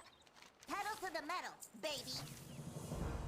Living the fast lane. The one thing that is interesting to me is this weekly quest, because it's a weekly, right? And you need to farm 4,000 reputation. But I wonder, like, how do you get 4,000 reputation if you've done side quests already? Like, what if you do all side quests within the first week? How do you get 4k reputation? Through world quests only? Or, like, how...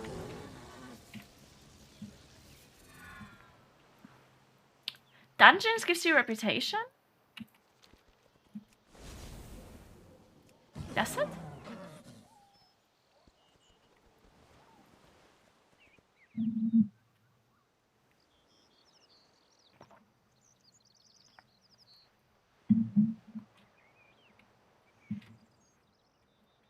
Emissaries? I don't know if there's gonna be emissaries. Got any spare parts? Stay shiny. Keep your They didn't say anything about that, at least, right? If I remember. Or at least I didn't hear anything. Ah, a new face.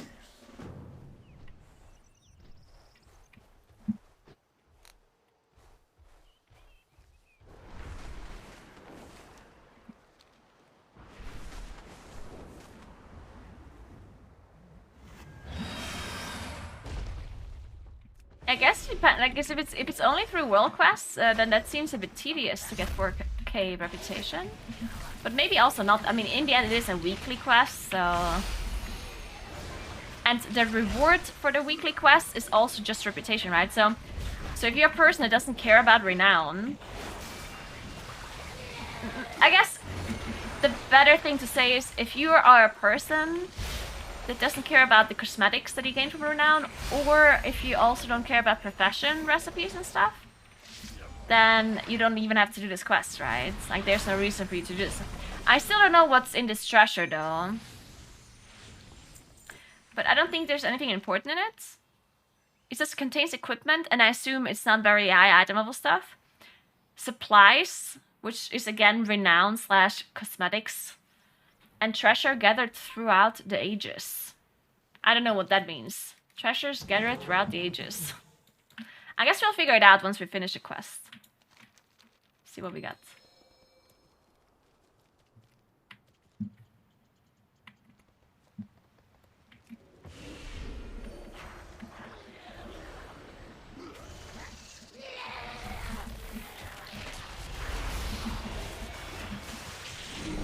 Oh! Dang!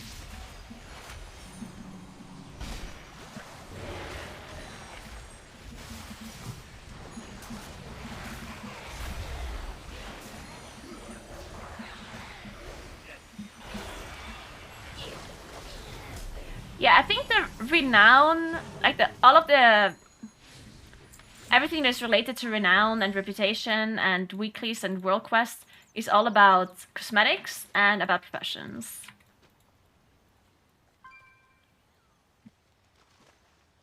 So none of this is actually very important, unless you care about that, of course. Then it would be important. Hey Anders, what's up? How are you?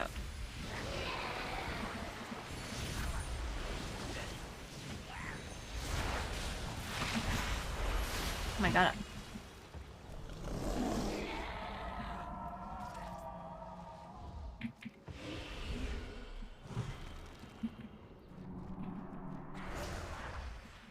Oh my I gotta put more.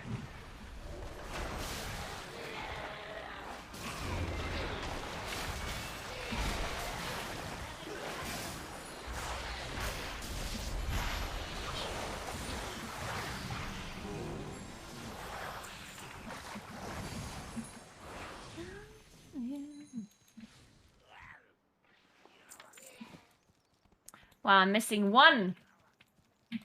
One singular one. I did not play. I don't play Feral. I didn't try it.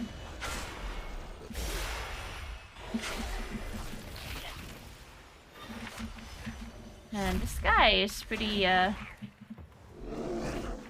this mob is difficult to deal with, apparently.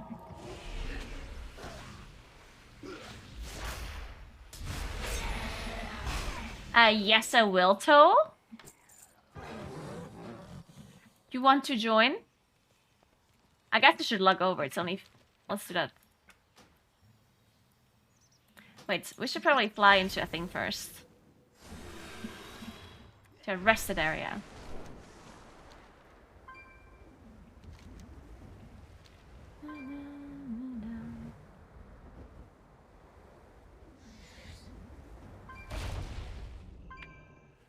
Is this a rested area? It doesn't look like it.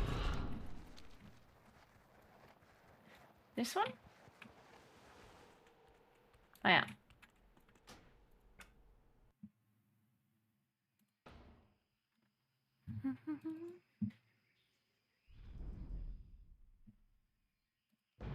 Well, let's hear your thoughts on questing in Dragonflight. Is it generic or something refreshing?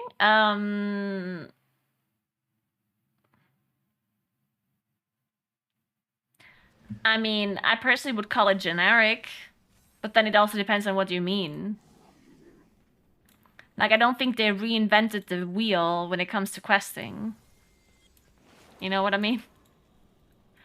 Like, the quests are obviously the same as they always are. Gather this, kill that.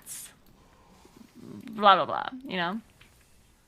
It is very much the same.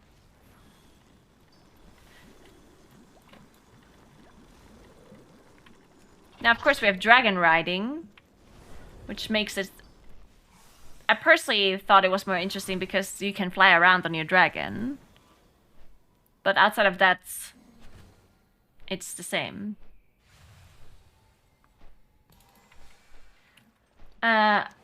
Anyway, do we care about these new trinkets?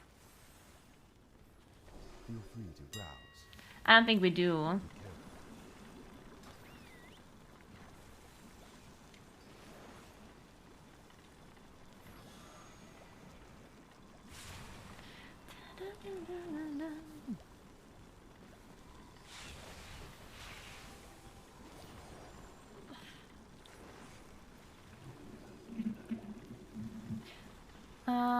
What's my name?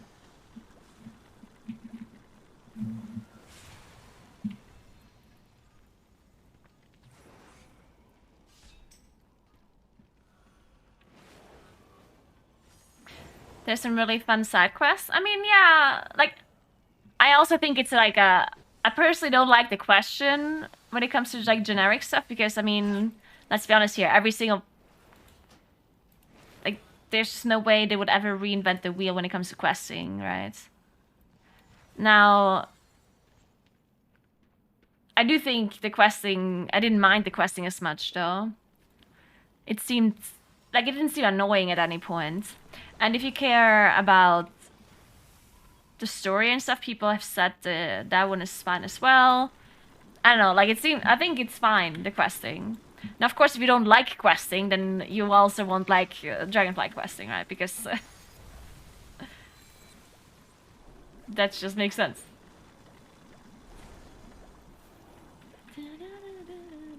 Wait, I want to use my Weakeras.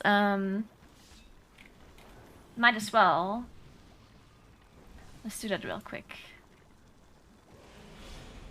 They should work. Or?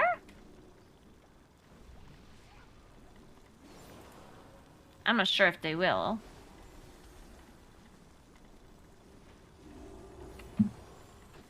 But I guess we'll give it a try.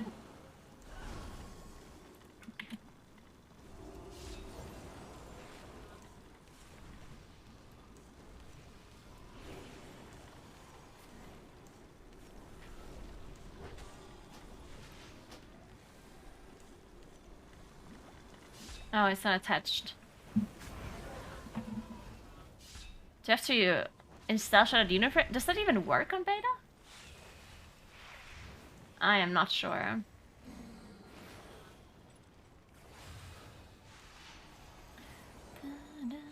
I guess I can delete this again. Okay, so we have to attach all of this to... Can I attach the whole group? Does that work?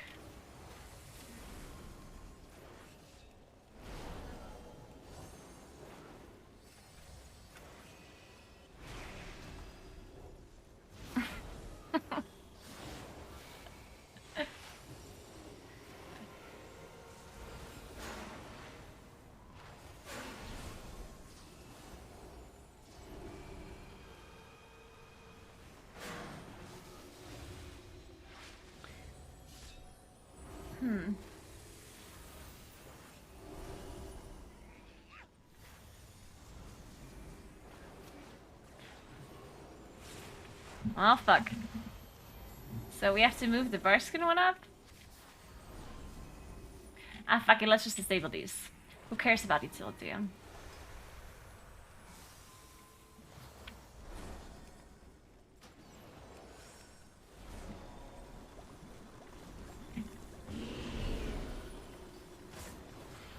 Alright, let's invite some people, I guess?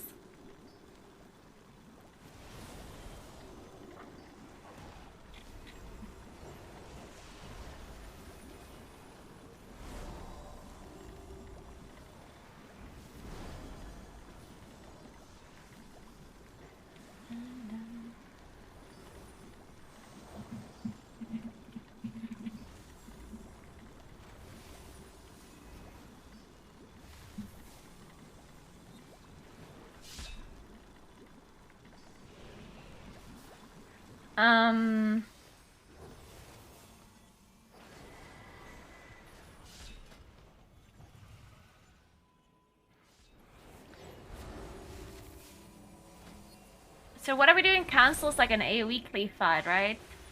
So what are we playing here? Syzygy? Incarn? Eludes Guidance? I guess we want mushrooms? Ethereal Kindling as well? I guess we get rid of Friend of the Fae?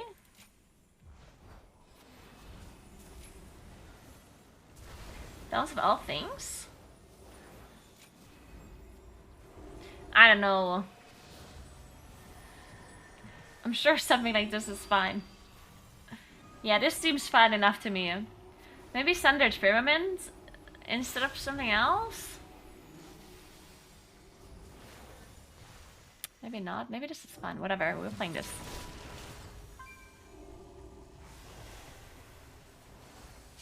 Probably should be playing Umbral on AoE.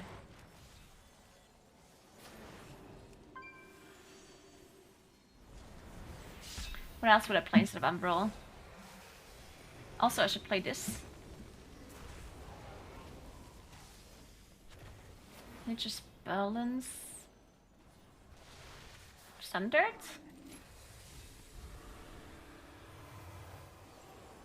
As Radiant Moonlunge is better.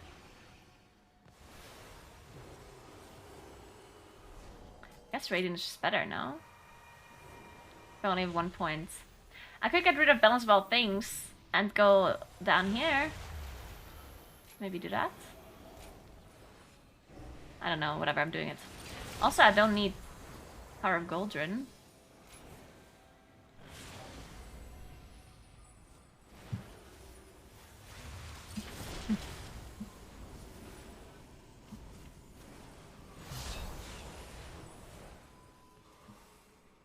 Okay, let's queue up our group. In case you want to do rate testing, it's going to be under custom, and it's going to be called Naguura testing.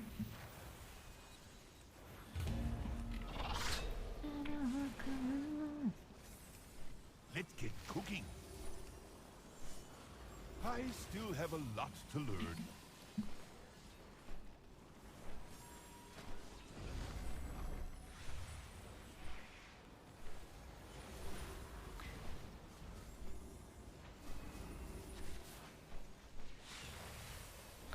nerf that enchant?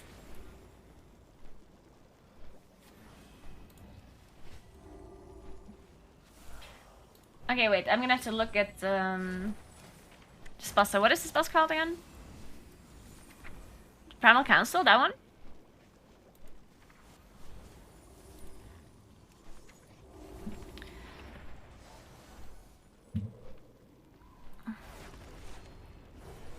It is that one, right?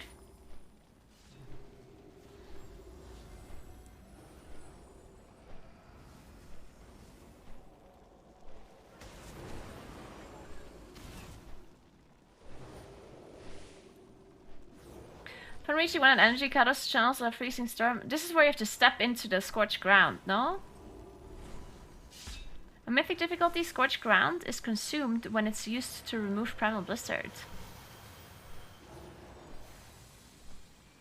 Oh, okay. So you have to be careful with that removing thing, I guess. And then on mythic difficulty, conducted mark does not expire. Wait, it expired in heroic? I didn't even know that. And that's it? Oh. Scorched ground. On mythic difficulty, scorched ground is consumed. Okay. Okay, so there's nothing to this, I guess. Like, it's the same as heroic. Basically, yeah. Yeah, it's on it. It's just the same as heroic.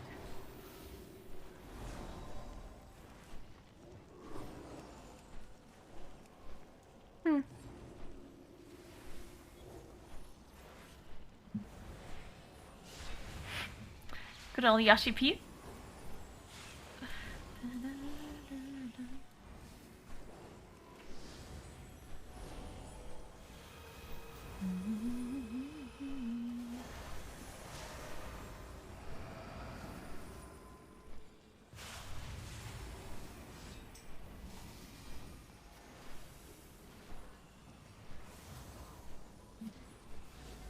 Hello.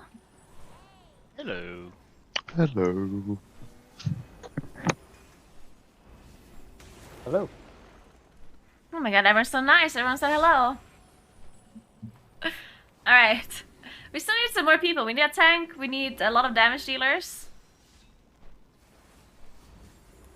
Come.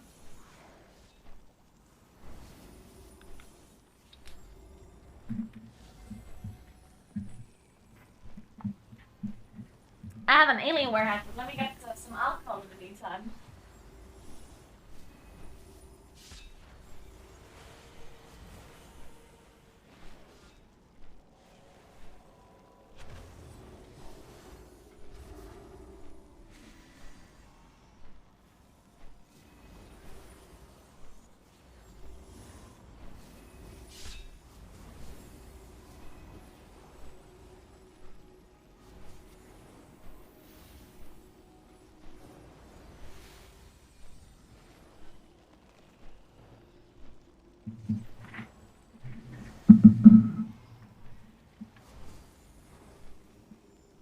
Okay, more players? Anyone testing?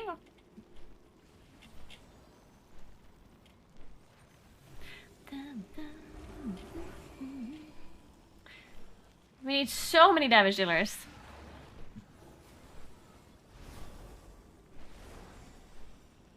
Naguura, can you invite a small priest? Can they sign up or whisper me? I should have. He says he's getting dono wall. I see now. How do you close these chat windows? Oh, I see it now. You get like all individual windows when people whisper you. Raid's up. Already? Yeah, I'm inside. Oh my. 2 minutes ahead of time. Guys, we need more people! No, we weren't ready for this. I don't think we're ready. Comms on. No, I don't have coffee in my cup. No. Oh my. Wait, where's the teleport Is this time person? for Big Man Loves It to fill the tank spot? Oh yeah. Possibly. That was a joke, please don't send me there. Yay! I hope my weakers work.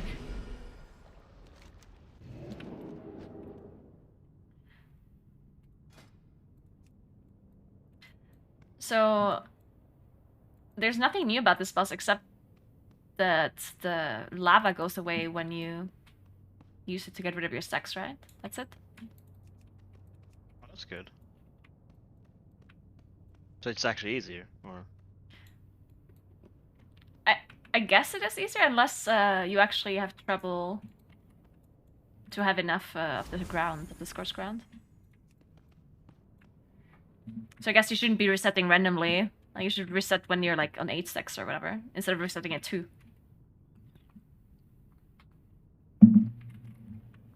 I get a TLDR. Since I missed the testing the first time. This boss. Yes. So all of these guys have different elements, and they do the corresponding element abilities.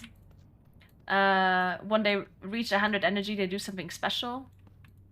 One important thing is that you get a storm debuff. You have a circle around you, and the only way to get rid of it is standing close to our earth pillar that are randomly around the room. And you also give it to other people if you stand close to them. So everyone that doesn't have a debuff should go away from the pillars, and the people that have the debuffs, they should obviously go to the pillars. Then the frost guy casts a blizzard, and while the blizzard is going on, you stack up a debuff on you. If you go to 10, then you will be in an ice block. So you should avoid getting 10, and you do that by walking into fire on the ground. And that's kind of it, right? Oh, there's a soak as well, like a big fire soak. That's the fire ability from the fire dude at 100 energy. And that one just has to be soaked, and that's it.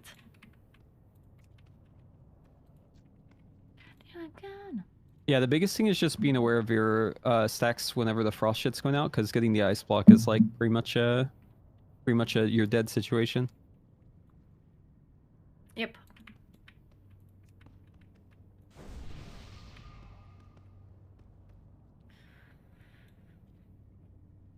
You want to just pull the boss? Actually, I guess we do need a tank, a second one.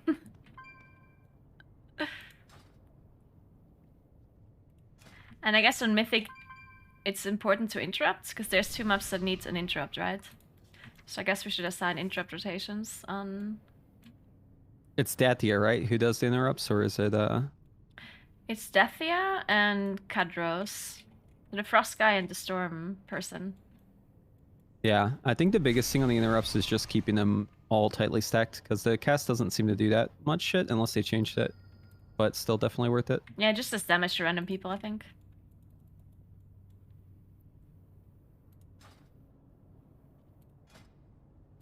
Oh my god, we found a tank, let's go. 2 streamers and we can't fill the grip. Oh my god, lol.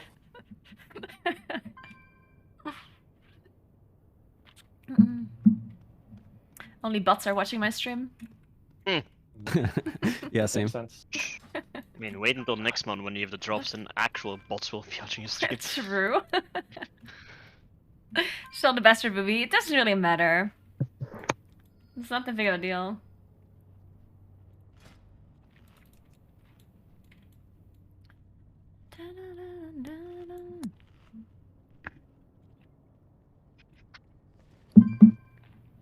Okay, so we want Glacial Fury here.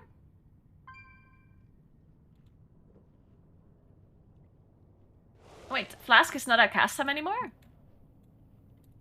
Nope, they freed us.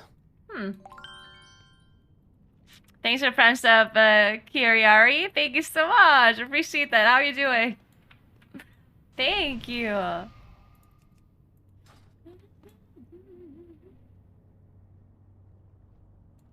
Oh wait, I'm not Tauren. Hold on, I need to remake my character and do my action bars again. Alright, let's just pull in the meantime.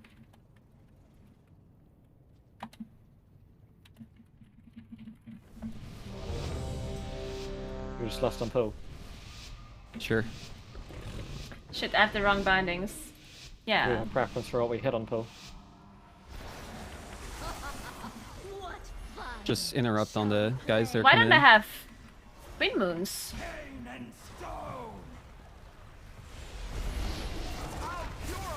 Bask in the power of the storm. Shit. Get rid of your debuffs by going to the pillars, but don't spread it to other people. Flaming steels, fear your flesh. Soak this. Oh.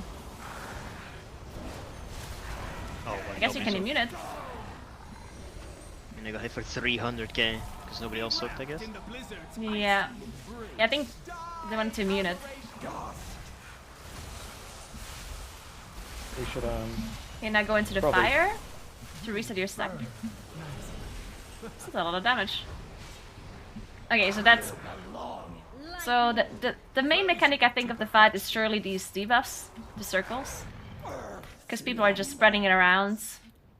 And then there's... if the whole raid has the debuff and then we die. So I think what you want to do is you want to spread out. Because we don't... Right now we don't have a timer for the application of the debuff. So I think we just randomly spread out. And then... Okay. And then as soon as the pillars spawn, if you don't have a debuff, you just move away from the pillars so other people can actually move there.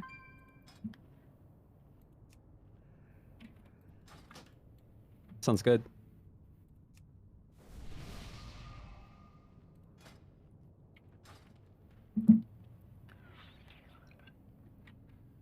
Yes, Yarrow. Yep. How many people do we need to like soak a thing? Because we probably want to be sort of on the same side of the room. I know we need to spread. But Probably like whenever 4. I mean, there's 2 that went out last test. I assume that's still the same. Yeah, it was a double. Oh yeah, but I mean, like, how many people do you need in each one? Oh, you like 4 people, I think. Yeah. Is safe. You can probably do it with 3, but 4 is preferred. I think you every wanna person... have one, like every person that doesn't have a debuff, just soak. If you're Yeah. ranged, you prefer the range soak. If you're melee, you go with melee, I guess. Yeah, but that's what I mean. It's because we're spreading for other mechanics. Like, some people are on the other side of the room. I was just curious. The blue thunder rings, they work the same as Lords of Dread mechanic. Is that right? No, so you give it to another person and you keep it yourself as well, I think. Oh, right. Yeah. So you definitely don't want to touch anyone else. To remove it, you have to go to the earthen pillar. Is everyone... Did we post Discord, by the way?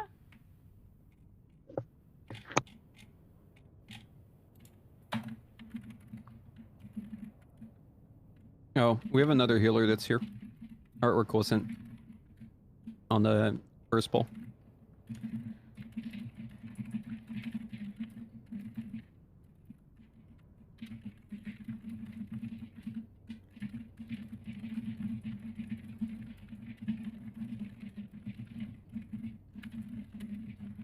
Here, I posted a link if we want to just like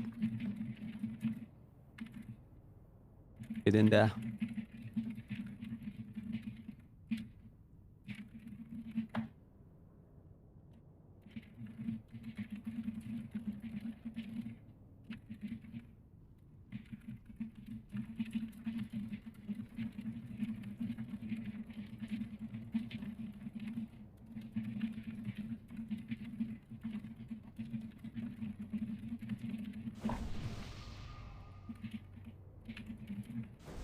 Alright, let's go.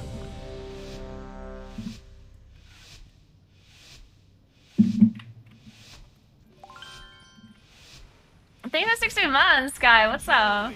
Wait, I forgot to check why my twin moons doesn't work. I think it has something to do with the like it's bugged, I think.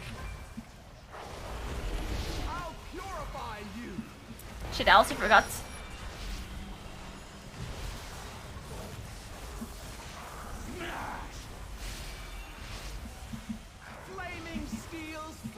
So?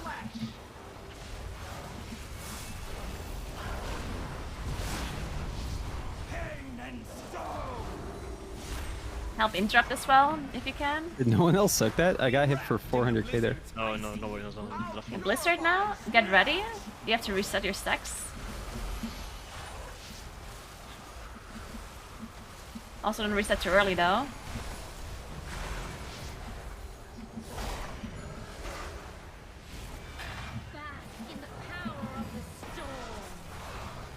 Okay, give people space with the debuff.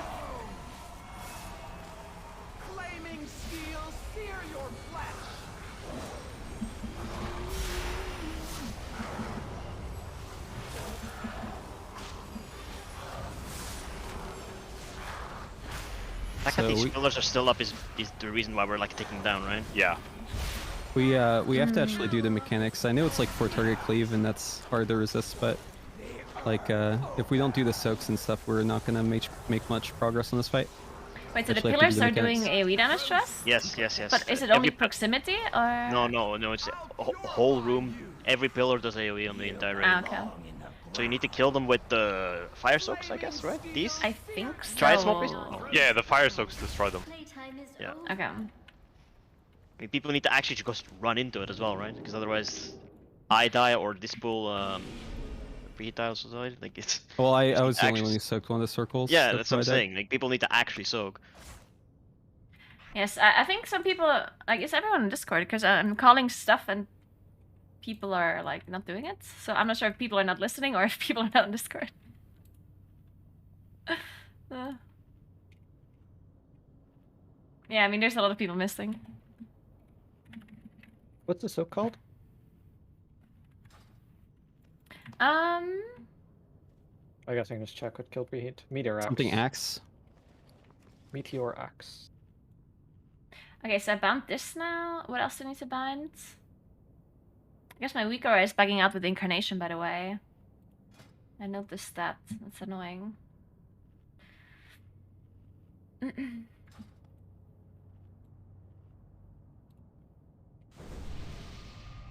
We get the pull. Yeah. Stand buff. And I guess some people don't have interrupt skills. Maybe do that. Recap. Oh, I forgot to check the thing again. Oh no, wait, now it works. So make sure you're already like next to these pillars to. Oh, it's actually after the lightning, of course.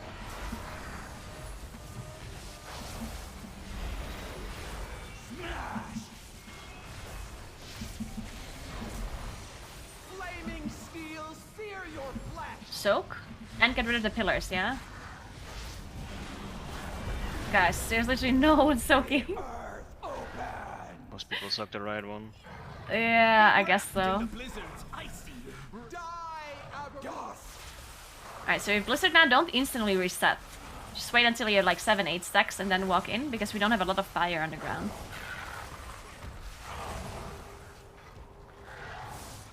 Alright, get the people out of the tombs.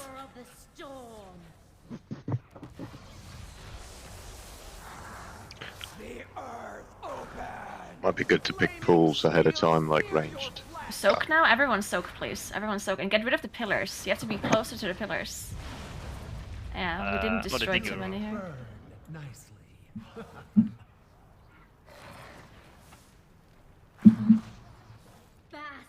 Spread out. Okay, get rid of your marks. Watch out to not spread it randomly. The earth opens.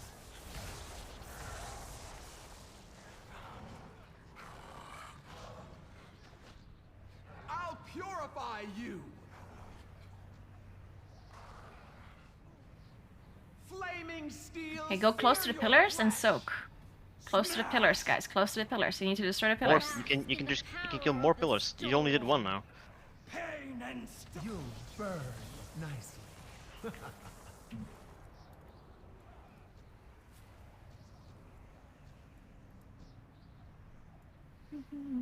Wait, so the AoE soak also does a dot after? Yeah, okay. That was fucking painful. Does that mean? I was gonna say, does that mean we want to not oversoak it? It's So not if we Heineken, save- it's healable, forced. You could just slam one of the soaks in melee. We're having Depends if issues it with people gets playing split as soaks. well, the dot, right? Come, sister. Yeah, Our because it might be mistress awaits. easier to coordinate if you just slam a soak in melee.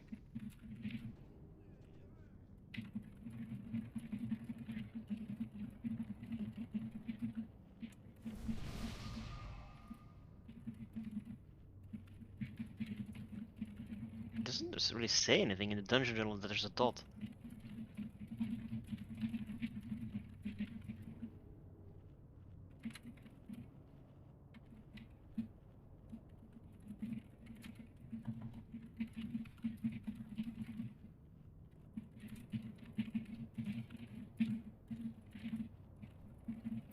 Do the spikes spawn on melee? It looked like it was mainly ranged, but not sure. I mean, you just go stand in the middle of like 3 or 4 spikes and you clear so many. Like it's really. Yeah, you also don't want to kill all of them, but I think that naturally happens if we spread out, right? There's no way you can get rid of all of them. Like can I not link this? Oh, okay. Well, I'm spamming. Reporting you for That's very spamming. Yeah, the pillars are doing the majority of the damage Look on at us. that. It's like 35% because just pillars being up. Yeah. Yeah. Yeah, just kill pillars. Let's go. We got this. Stop motivating me. Stand buff. I only work under Okay, pressure. never mind. We suck. We don't got this. Shall we play? Okay, spread out already. For debuffs. These pillars are kind of stacked, so Okay, debuffs one now. pillar in the back and the other pillar in the middle. Get rid of them.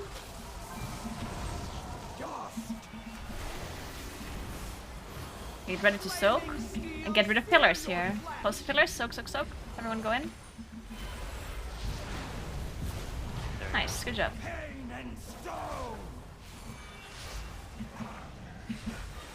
Okay, Blizzard soon. Get ready to reset, but don't reset too early. Just don't go to 10.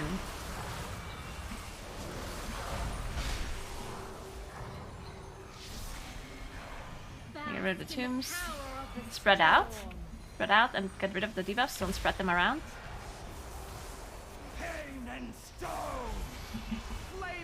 Soak and get rid of the pillars. Soak, soak, soak. If you have a markdown soak, please. You're just causing problems for us doing that.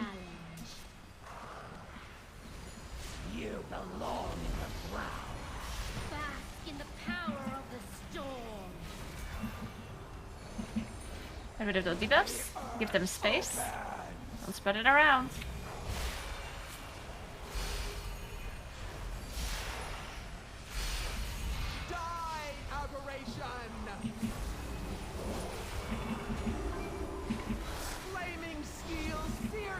Okay, soak and get rid of pillars here.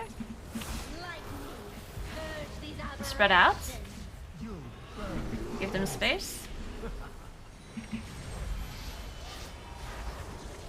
You were not up to the challenge. Pillars already. Like we can't reach the tanks anymore because they're just pillars and fire. The pillars don't create line of sight, so you can stand behind them, right? Yeah. What? You can. Get rid of the stuff here. Oh, he's doing lightning at the same time. What does frost damage on this fight other than the blizzard? Nothing. Blizzard Nothing. doesn't even do any damage. Frostbite. The cast yeah. guy does Frostbite. If If you don't interrupt, it's frost Because damage. the blizzard's debuff reduces your fire damage taken, so you want to like clear and then gain stacks, but not go to 10. So like if you want to clear like early-ish and then build Let's up clear some at 5 stacks. and then just not clear again. I think that should probably do the trick. Obviously clear again if you're, for whatever reason, like almost about to cap again, but I'm also very Probably unsure worth it. where to actually tank the boss because like we're constantly getting pushed towards okay, the yeah, end of the I edge of think the room. honestly I think this might be a situation not quite like Queen's Court, but like where you go around the room kind of like in a circle. Yeah, I was thinking about that in the end, but then like. Can you not placed keep stuff the on boss we in the just- middle of the room?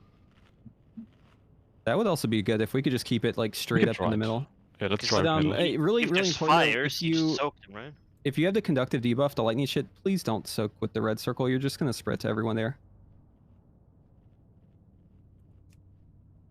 Okay, I we guess good to go? tank frontal might. Is there actually a frontal? Like something that you have to Yeah, dodge? there is. It's like a Oh. cone, but it's pretty obvious. I don't know. People. I think we also have to stack up a bit more because the pillars were so far spread that we couldn't get rid of them properly. Do we want to try just make 2 range camps kind of deal? Or something like that? I mean, you should have 1 melee camp and 1 ranged camp. Yeah, no, If we I had don't a think the timer for pillars the spawn on lightning debuff, melee. I think you No, would but just. but pull the boss next to a pillar so that the ranged or the melee also soak while just keeping damage. No, it's not about the soaking. It's rather about them spawning, because they spawn on pillars, right? And I want them to spawn together. Is what I'm trying to say. Oh, like that. Because if they're spread around the whole room, we can't get rid of them all, and then we just die. Yeah, if you make 2 groups, I guess. One group closer to melee, so that the melee can soak on those. Yeah, let's just say melee is in the middle, and then the range are literally just here at the entrance. And then we shift left clockwise, okay? Because we still have to spread out for the marks.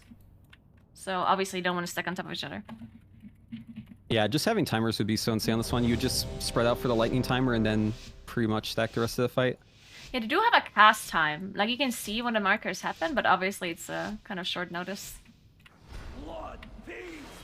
The first one is going to be marks, so you can spread out already. A little bit at least. First. But these builds are really nice. Yep.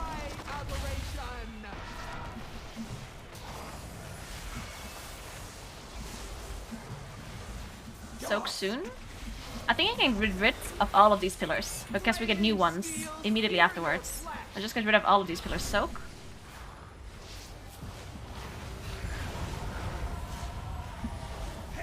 Yeah, see, there's new ones. The blizzard, reset at some point, and try to get high stacks anyway for the damage reduction. Reset at 5 or something.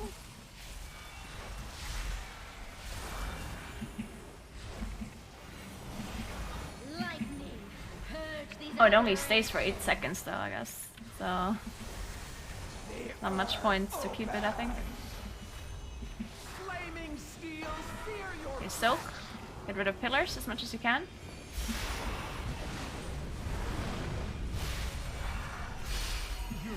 Oh? Hmm. I also got a scorched ground dot. 84k.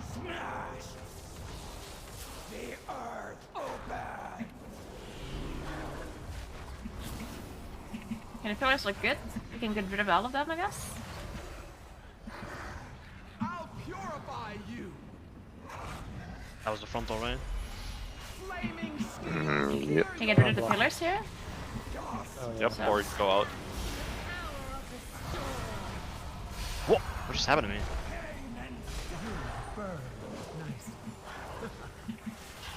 Wait, he threw out the fucking marks at the same time as the axe, so he just got one shot. Yeah.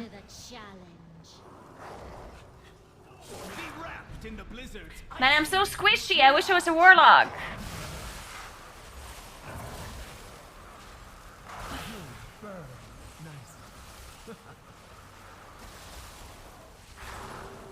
The earth opens. Flaming steels sear your flesh.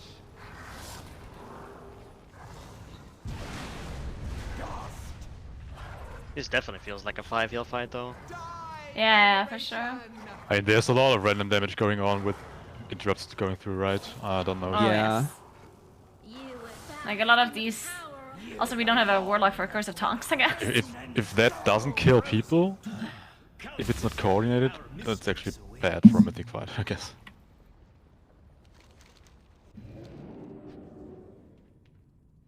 This might be kind of a silly thought, but what if we had every melee just like cleave off of Dathia and just literally throw interrupts whenever you can, and then we'll have all the range cleave off of the other guy who does casts. And maybe if we're all throwing our interrupts, like obviously not everyone the first one, but just try to be good about it. Maybe we'll have like half the casts.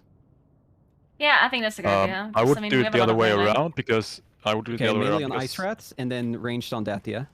yeah, because Dathia does a lot more cast that can't be interrupted than Ice Wrath. I don't think you want to. I mean, I guess we can do that, but I think we only have like 3 ranged players with an interrupt. I don't know, if everyone just Moonkeys makes surely more don't of an have it. effort, I think it'll be better. You could also just split like groups 1 and 2, I guess. Yeah, that sounds good. Whatever Yeah, works.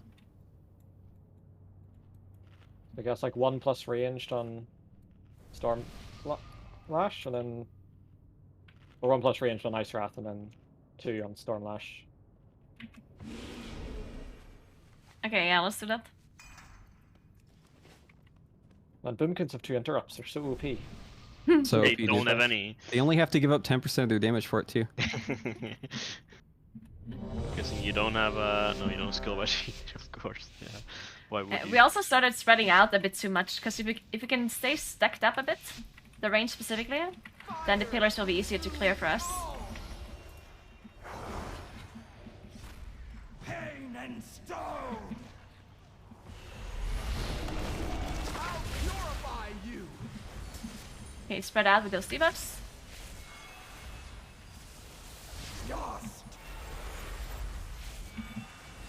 Get rid of the pillars here. You can get rid of all of them. Like literally all of them. Clear them all. Nice. Okay, we got new pillars now. Stack a bit. Nice.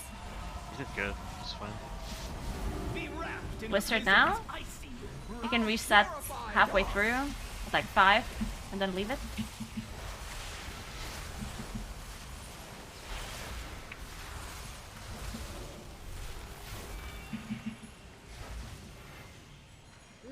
Spread out a bit for debuffs here.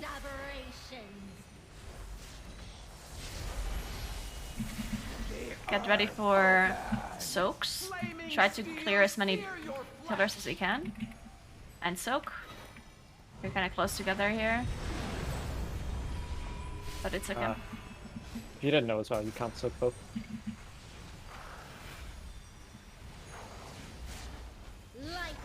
Okay, debuffs. Oh, nay. Pain and stone. Just a few.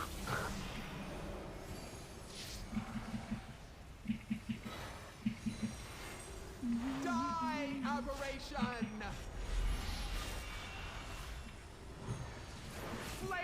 Okay, soak and get rid of pillars. The ones in the back as well if you can. Oh, you get the melee one. Oh, okay, never mind. Sorry, I thought you were going for that. It's okay, we got rid of them. We sacrificed our big, lives. big stack there of those. Unlucky. I'm just taking down. Dude. What the fuck is this Dalt? Well, I also got Chain Lightning, never mind. Might be related. So I guess the chain lightning is actually not interruptible. Like, we It have to isn't? spread out for that. No. Yeah, but we just had the chain axe. There, chain lightning. Yeah, I guess it's kind of weird. Yeah, I don't know what to do about that. I mean, I guess it was a while ago, but like. Flaming steel cereal. Pain and stone. Frozen to perfection. Hmm. Yeah, I think with the damage intake, you basically have to be clearing like all of them every time. Seems like.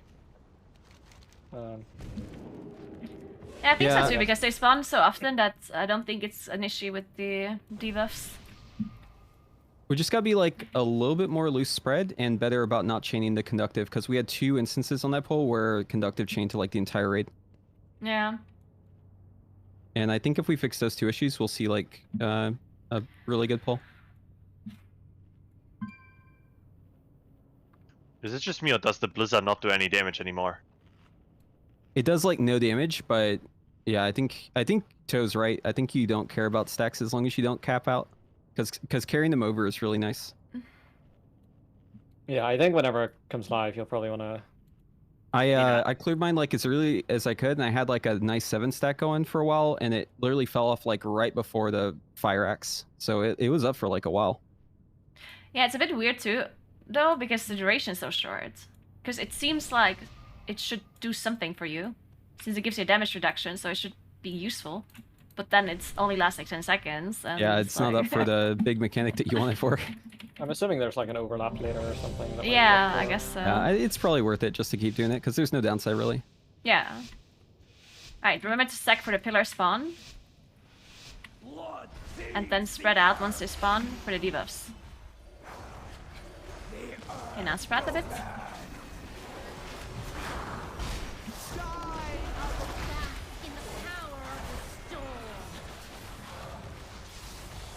How are you dead? Yeah, what the fuck? Get ready to soak. Get rid of both pillars. Nice. Yeah, I guess we're just dead because there's nobody in this one. The pillars are a bit spread. Maybe leave the far one. Blizzard now. Just reset it like 4 or 5.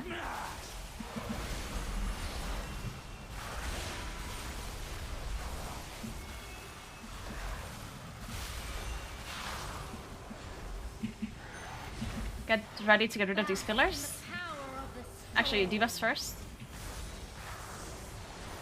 Get rid of the debuffs. And now we have to get rid of a lot of pillars here. Get ready to soak. Okay, soak, soak, soak. Hit all these. Oh no. Okay, nice.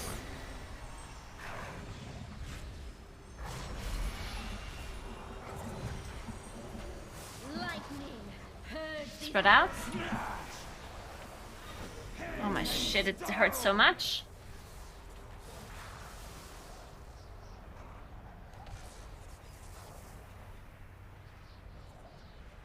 Die, aberration! Flaming steel, sear your The Steamers just does so much damage. I guess we just need more healers. These aberrations. The earth opens. Yeah, I think we just need more healers, right? You are not We're just dying to the dots from the soak. It's Maybe, mainly what's yeah. killing me. Yeah, I don't think we're gonna be able to fix all the issues with the pillars real quick. Yeah, and I feel like we didn't even do it that badly. Like, there's like 1 or 2 pillars up, which is probably not the end of the world. I count 7. Well, I mean, yeah, right now. But when I died, there was literally just like 2 pillars up. What sucks is like they despawn right when you need them. I've had it happen like 3 pulls in a row where I'm like running to a pillar and it's fake. It's like already despawned and I just don't know it. Yeah. I hate that shit. They come like pretty quick after the lightning debuff, worst case scenario. Yeah, unfortunately that lightning debuff hurts really bad. Yeah, the lightning debuff does a shit ton of damage.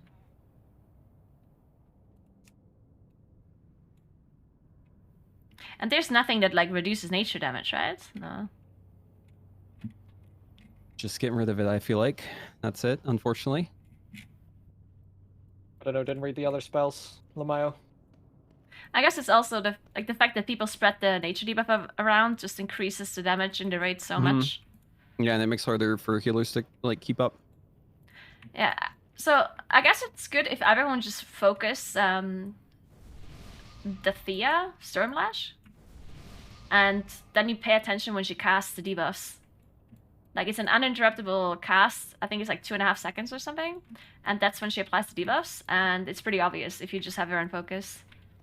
And if you spread out, then it's called conductive mark, the cast. Then we should take a lot less damage, I think, if you don't stack up when it happens. The problem is the people that have already cleared are running into the people that are trying to clear, so just go slower. Don't just run insta all of you. I think the rule of thumb should be that the people with the debuff, they walk, and everyone else stands still. Like, don't try to dodge them. Because they're gonna dodge you. Because it's lagging and stuff. Okay, debuffs now. And soak soon. Get ready to get rid of all of those debuffs. I mean pillars. And now. And help soak. Don't soak too.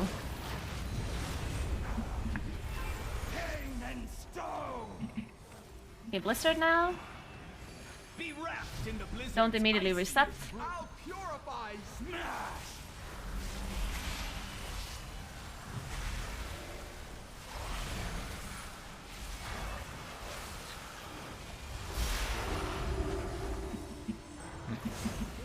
Spread no out. freezes this time, let's go! Don't spread them around. Okay, soak and get rid of the pillars here. Help soak, help soak. A lot of damage in the raid.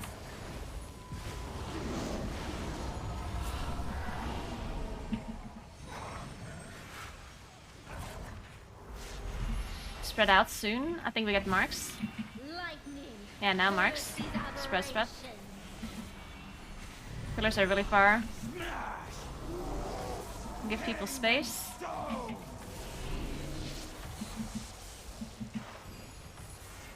Get ready to soak the thing. Get rid of pillars here as well. Try to get rid of pillars, help soak everyone. And debuffs. This combo, I don't know. I don't know, man. It just does so much damage. I mean, to be fair, no one soaked this. Wait, I still either. have it. What? I ran on top of a fucking pillar and it didn't clear it. Blizzard? Try to... Maybe to get less damage, just reset it early. Doesn't really matter. Spread out, spread out, spread out. Frozen to perfection. The earth open. Yeah, this is a difficult combo. Flaming steel. And soak, get rid of pillars. Frozen dust. Die, aberration.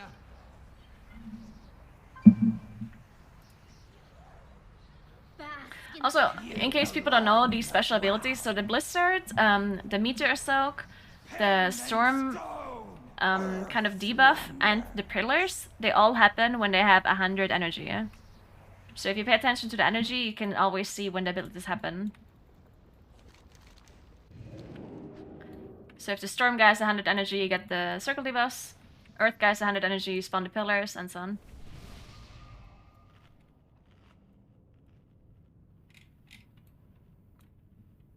But it's too difficult. Like, I think we always swipe with the combo where you have a Meteor Soak plus the conductive marks happen at the same time. That's what kills me every time. It's like soak into debuff. And then right afterwards you get the Blizzard into Storm debuffs into soak. So I think we should save some defensives or like some healing cooldowns for that. Maybe even Bloodlust, I don't know. Which one, sorry? It's the thing we just wiped at the very end. It was Oh basically yeah, I was debuffs. already gonna swap something There's there. a lineup that starts at like 2 minutes 30 seconds. If we can just get a big healing cooldown right there, I think we'll see more. Yeah, I will mega ram that. And if you're dead, just call for someone else to do some shit. I think Just I have did a big warrior rewind shout at the there same this time. but it wasn't. Yeah, enough. rallying cry would be good. Yeah. Also for for the 5 closest people. Yeah, I did as well, and I rewinded, but it wasn't enough. Yeah, I also think that on that combo, since we get the Blizzard first and then we get the debuffs after, I think it would make sense if you reset your debuffs somewhat early, so you can spread out afterwards, right? Because if everyone has a debuff and tries to reset, then you're just gonna spread the debuff everywhere.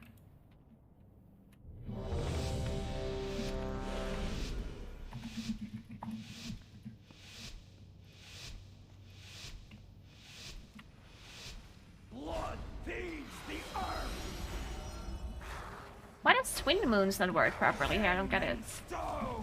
It's spread out for Pillar debuffs. melee. Debuffs? Nice. Ready to soak and get rid of debuffs. Pillars, I mean. One should get rid of the far one. Soak, soak, soak.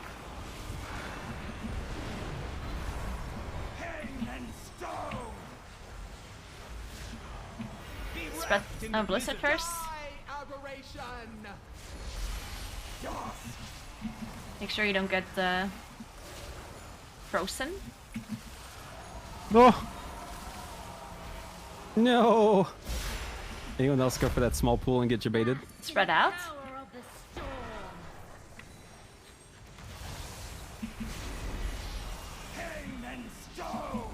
You get ready for the soak. Get rid of these pillars. Help them, help them. Don't do double soak, you're overlapping, it's kind of bad. Right. You double soak, you die.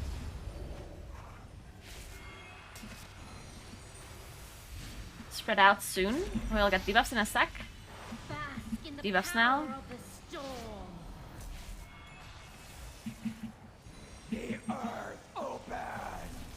Pillars? Yeah, we're super spread on these pillars. Really bad.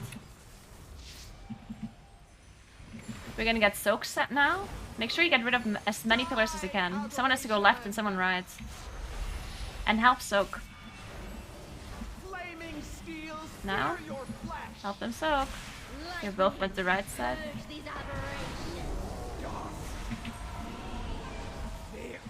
Okay, the next Blizzard will be the bad combo. We'll get Blizzard into marks, into soaks. We don't have rests. Where's the tank? Yeah. We don't have rests. Okay, try to reset this somewhat early, and then we get marks.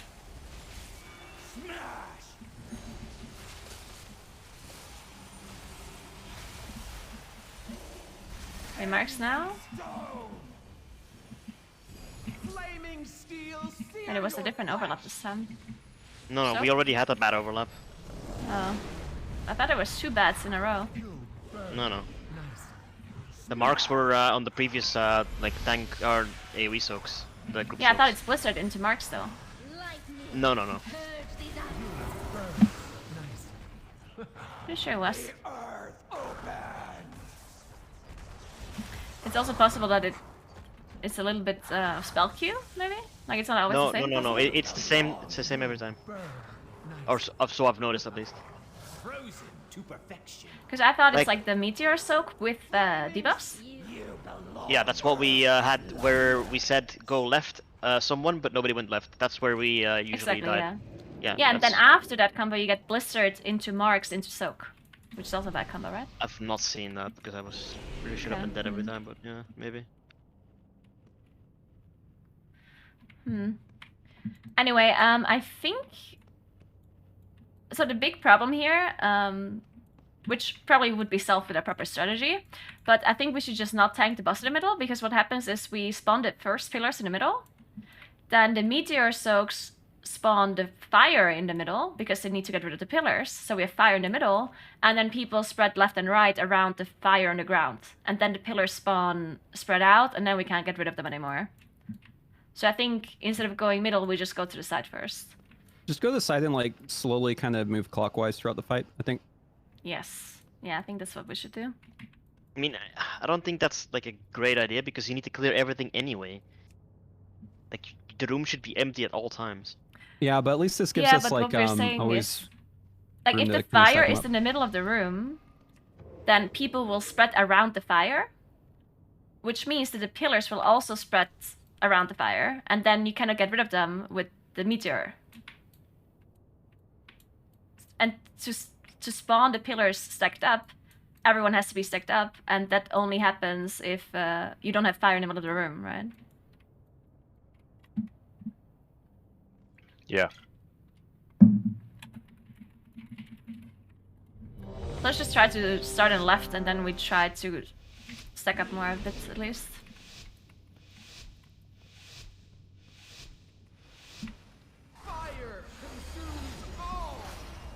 I don't know why my thing doesn't work.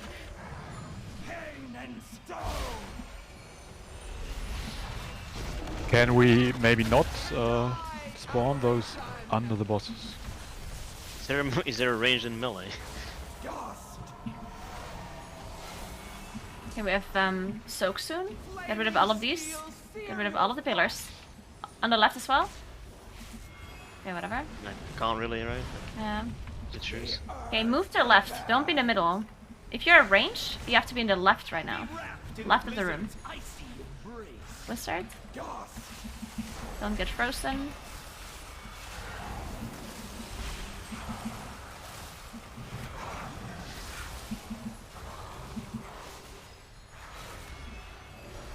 Spread out, spread. Froze. Get ready to get rid of these pillars. Help soak.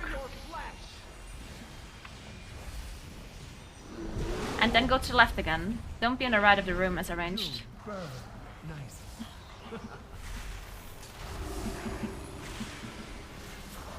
You see see these pillars on the right? Like, that's just people standing in the wrong spot, basically.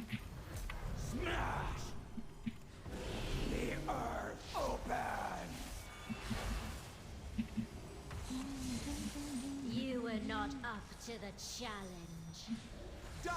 I don't know how Feels people can get invoker, man. frozen. I don't like. I need to be like in between the range and the melee can. Like, I don't know where to fucking stand. Spread out. The workers hate that What phrase. the fuck, dude?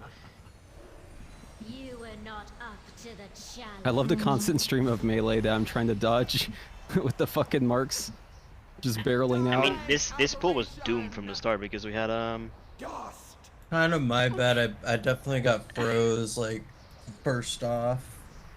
Bask in the power of the storm. You belong. Nothing but I Another thing, I guess, since the blister happens rarely, right? If one of the tanks could pay a little bit attention to the frost person. Hey, you can break them out. Yeah, but you don't want it to happen, right? Because it's annoying to break people out. Right. But what I'm saying is that before the blister, you can move the bosses a bit closer to the fire. Because then the melee don't have to walk so far, and there's probably a lower chance they will actually be frozen. Whoever was saying before about evoker things, I think if we're like on the left, but like kind of like on the wall, not in front of the bosses, but like to the like slightly askew from it, I feel like that's a good spot for us. Following like, you around, but in between. then I lost track of you, and then I was like, dead. Yeah, it's rough though. I will say it feels really bad on this fight. Unholy Tree, that is literally what I said we should be doing. It's like They're worse just for not me doing because it. I want to heal the people behind me. Yeah, it's way but worse also for in you. front, so I'm like, I just gotta worry about the 4 bosses. You know, that's it. Yeah. Like, you know, I'm telling people to go left, and then there's people on the right. It is like, it's raid testing. People don't listen and do whatever, you know. Now let's go. Okay, let's try to move the boss a bit to the left again, and the range also have to stay on the left. And as soon as you get fire and pillars, always dodge towards the left as well. Don't move to the right ever.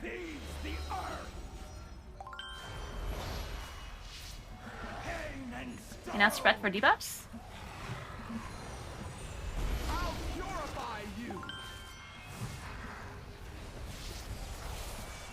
Stop How planting does in this guy front of keep the dying tanks. there? Yeah, it's so fucking weird. Get rid of the pillars here and help soak. All of the pillars.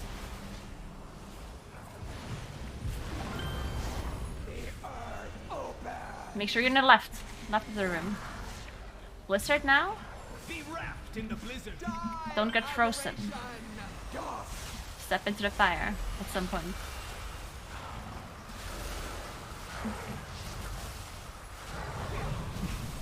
Oh, I stepped in fire, but it didn't clear it up. Where it fucking disappeared. If someone Spread else out, uses spread out. it, it gets My, rid of it, yeah. my screen was even on fire and it still didn't clear it. Zoom You pull. have to get rid of all of these pillars in a sec. Soak, soak, soak, and get rid of pillars.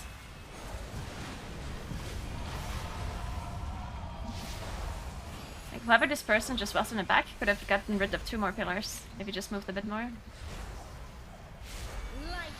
Spread. Thanks for the 5 subgifts, Barrel Mom. enter. Appreciate that. Thank you so much. Yeah, so these pillars in the wrong spot keep creating like domino effects. Because people have to go in the back to get rid of their debuffs, and then they spawn another pillar there. It's just like a really bad... Oh. Hey, nobody's working here. Got a hat trick, let's go. The entire melee bull just standing in melee while the range is dying because there's nobody soaking.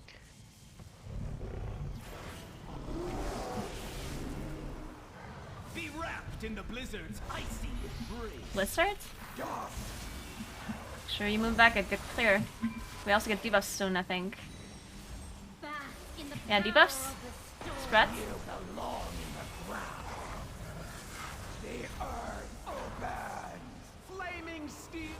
And get rid of pillars here.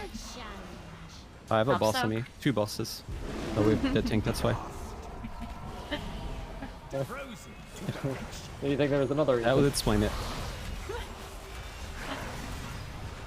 Right. Yeah, sometimes I pull aggro on the caster, but I don't think it really matters. Thank you so much for 5 subgifts, Like, Mom. while we have Appreciate Tesla. that. Thank you so much. Welcome, everybody.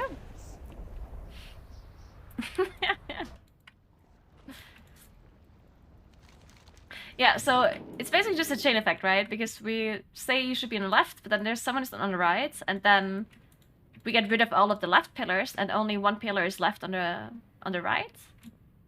And then everyone with the conductive mark has to go to the right, and they spawn another pillar there at the same time, and then everything's fucked. So I don't know how to solve this easily to be able to execute it on this testing.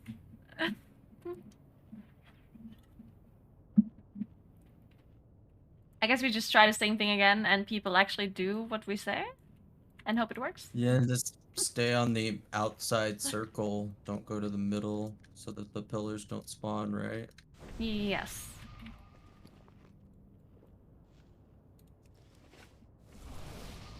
Going clockwise.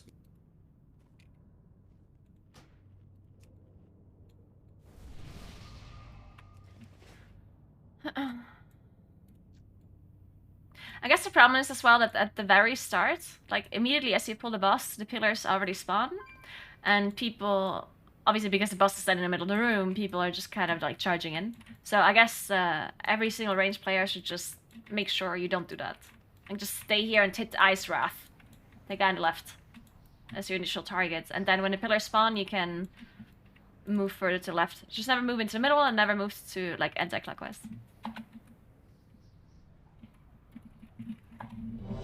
Word. Oh, there's a word for it. It's called counter. What? Alright. Don't be in the middle. There's like moonkins. Everyone's in the middle. Okay, perfect. Well done. Spread out. We get debuffs now. He bubbled. No shot. He did. Okay, get ready to soak. Get rid of all of the debuffs. All of them. I mean pillars. Man knows Front his and limits. back. Front and Do back. not, Front do and not, back. do not stack them. Double stack. Okay, blistered soon. Get ready to reset. Good pillars. Well done. To move the bosses more. A bit. Blistered now. Make sure you reset.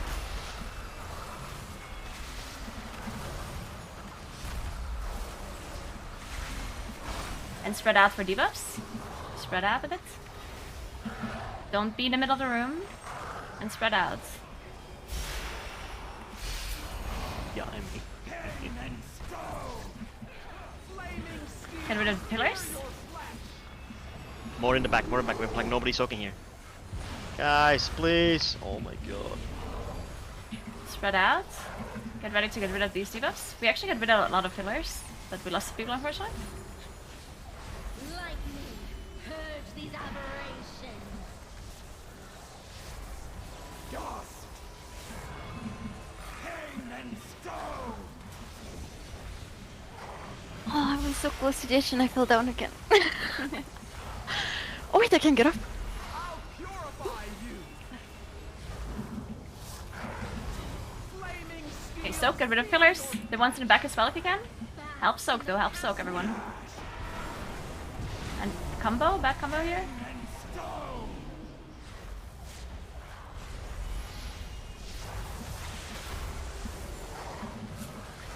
We will get blistered plus marks, I think now, into soak. Be wrapped in the blizzard. I try to reset this a bit early, if you can.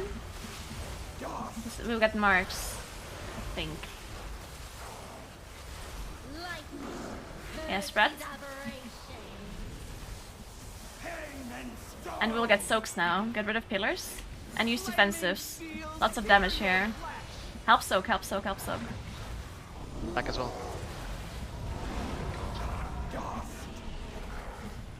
I'll purify you. Spread out, we get marks soon. Just stand close to the other pillars. As long as we spawn pillars close to each other, we can get rid of them. Marks now. Thanks, they're dead. Yeah, shit. Okay, just tank it. Okay, heal me? Wow, what the hell? Yeah, my bad.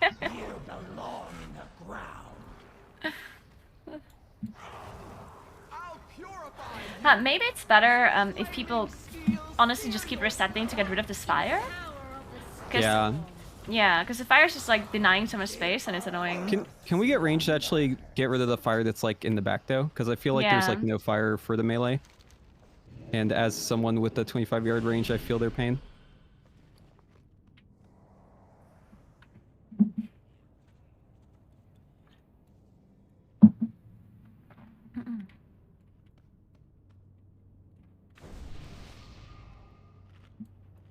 Yeah, so new rule, when blizzard happens, just run in and out of the fire.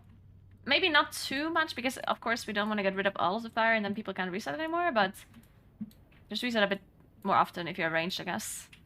Melee is usually fine.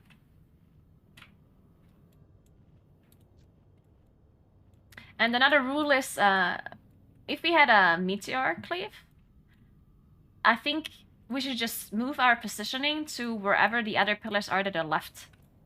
Because as long as, like, if there's one pillar in the middle of the room, then we should just all gather around the pillar in the middle of the room to spawn all of them there, right? So we can get rid of them with the next meteor cleave. But still orientate yourself around the left side right now.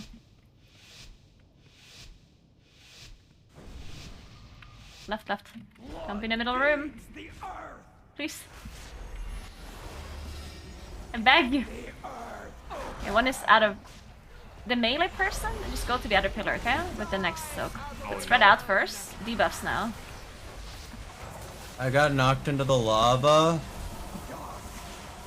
Can you get rid of pillars? Can you get a small grip? No, I'm dead. Oh no.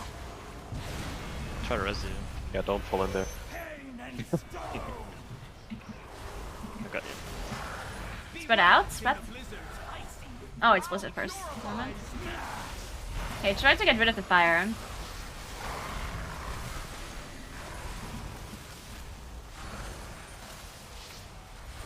Are you okay, JD? Holy shit, bro. Well, I'm tanking 4 guys right now. I don't know. On top? Probably not. Stand next to pillars, okay? Kind of rough on me, I must say. Next to pillars. And get rid of them now. Help soak. Everyone stand next to the pillars that are left. Stand next to them. Because we spawn more pillars soon.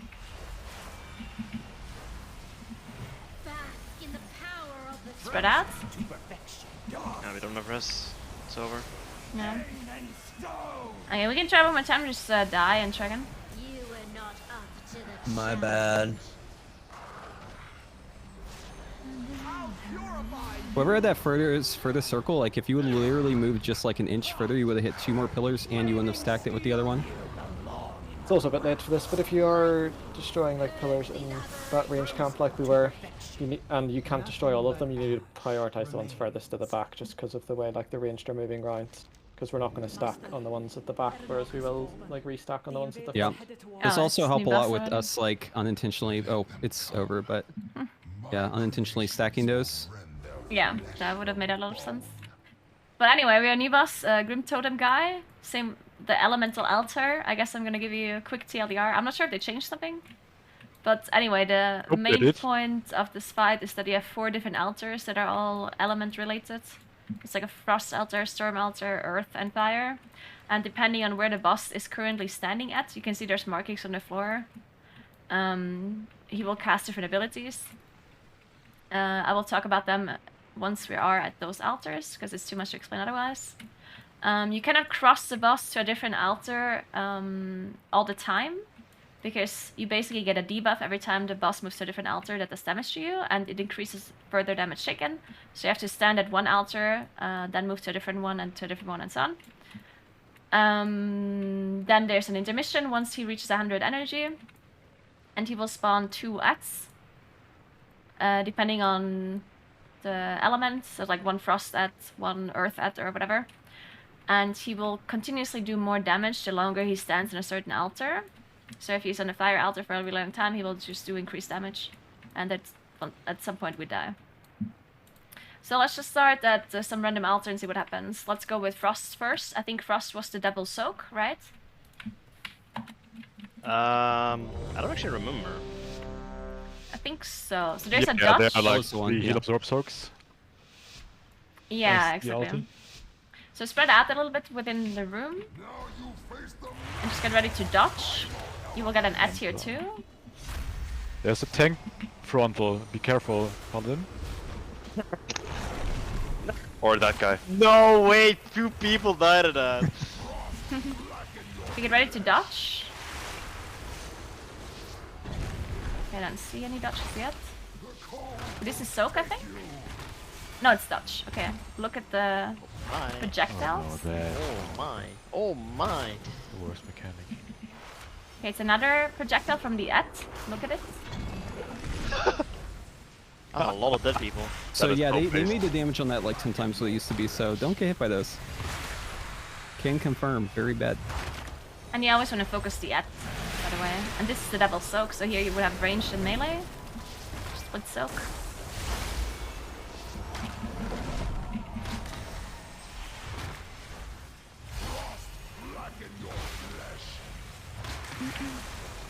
And that's it. Like, on this altar at least. So it's just a dodge. Plus you have to be close to the people. If you can see, like you can try to run away from people and then you see you have to circle around you. So you have to actually be close to the people. And that's it, let's just go ahead. And then of course the boss also has frontal. Apparently. I believe we liked because you didn't mention that. Barely a test of my skill.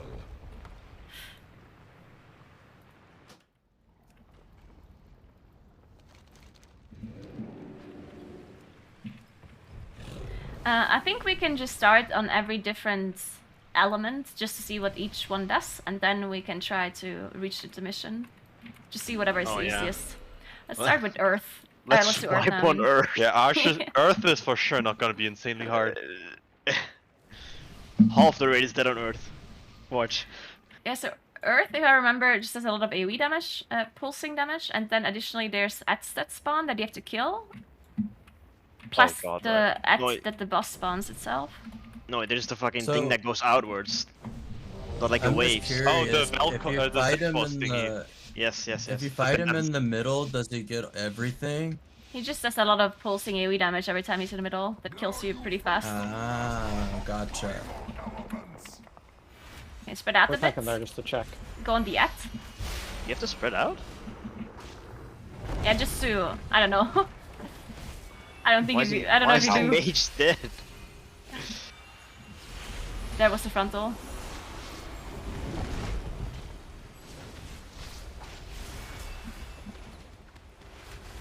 Oh, this is the dodge. Oh, this Watch is the floor. Dodge. Watch floor. Oh. This looks And the better Et now. is gonna do the same thing It looks again. a bit better. Watch the Et. Watch the Et. Dodge again. And focus the Et. Okay, these are another Et set that spawns. Gonna have to kill those.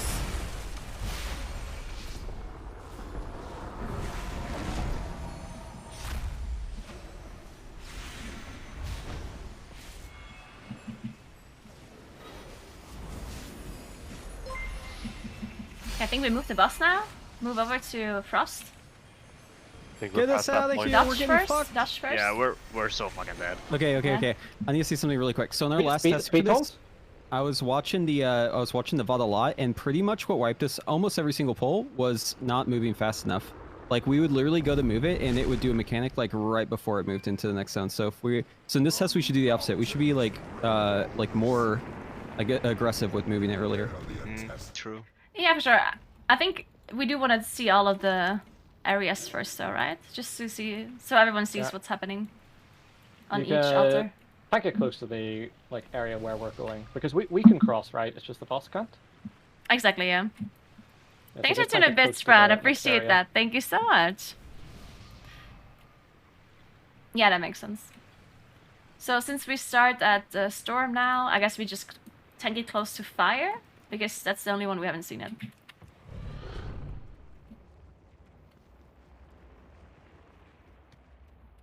So the Storm actually does a somewhat interesting mechanic. What happens is that a bunch of different people get a debuff with a big arrow over their head, and they will do damage to the closest people to them, but they themselves will take a debuff that increases like storm damage or nature damage taken by like 5 million or something. So that means if two people with an arrow above their heads, they would damage each other and basically die because they take so much more nature damage. So what happens is that every person that has an arrow needs other people without an arrow to be close to them to make sure that it doesn't go on themselves, on each other.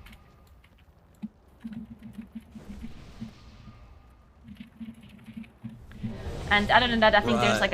like a soak mechanic as well, right? Like there's soaks on the floor, and there's also an orb that moves out that also has to be soaked.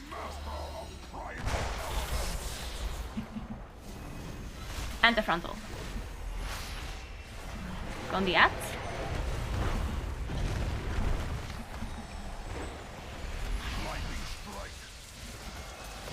Lightning crash. Okay, this is a debuff.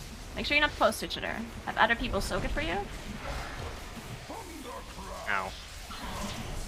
What happened? This is, I don't know. I don't know what that was. What if we don't do lightning because it's too complicated? I don't get it. Resume. Who's she at? Oh. I mean, they just killed me, Oh. right? Oh.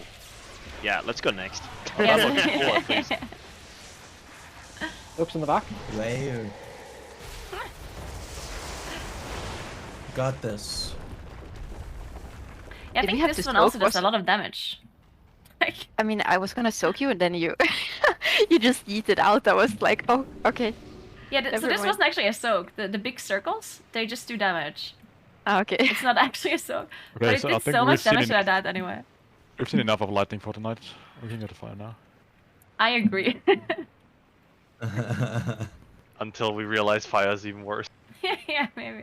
So I think, okay, so fire, just like spawn, like it targets random players that spawn puddles underneath them. So you just basically have to keep walking until no more puddles spawn.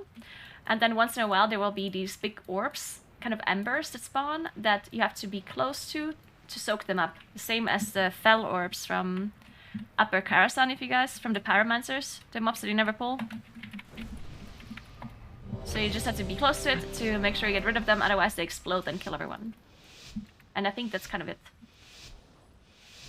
Make sure we're close to Frost, so we can move over there. Okay, focus the app. Spawns now.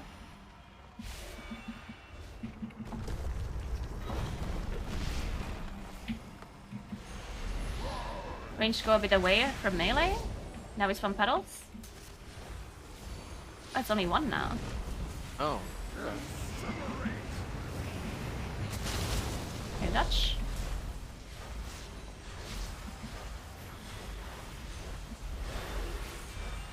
I think this is now the soak. Yeah, stay close to those. Oh my god, Ah. those hurt. Yeah. Okay, I think we should move soon. What? How am I dead? Okay, move over to Frost. Get us out of here. We're fucking gone from the fire soaks, by the way. Yeah, the fire smokes are still up. Range can be I don't over think there. these It's are fine. soaks. Are these not different things? No, I'm pretty sure they're soaks. Oh no, they are soaks. Okay. Yeah, they are soaks. Yeah, range Yeah, can you be heard over a here. lot, It's though. totally fine. Okay, let's just wipe this up. Yeah, I thought because there were smaller ones, they're not soaks, but I guess this was Bro, just the boss how ability the versus the at fuck ability. am I Yeah. dying to the soak?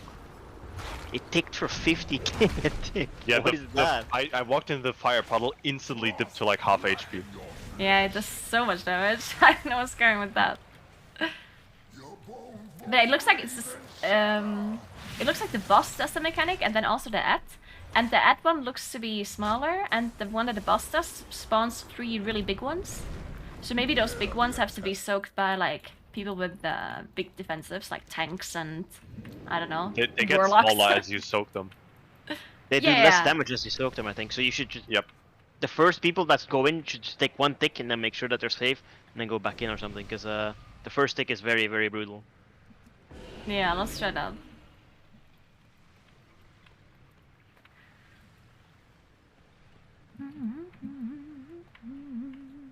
And then we're also going to try to move to the different platform as soon as the ad dies. That's going to be our I view, think, basically. I don't know, if can we actually do that, or should we wait until this ultimate ability resolves? I don't think we should wait for anything, because if we move to a different platform, he will just not cast the ability, right? No, we will just start with the next platform's ability right away. Is that so? That's what, yeah. Pretty much.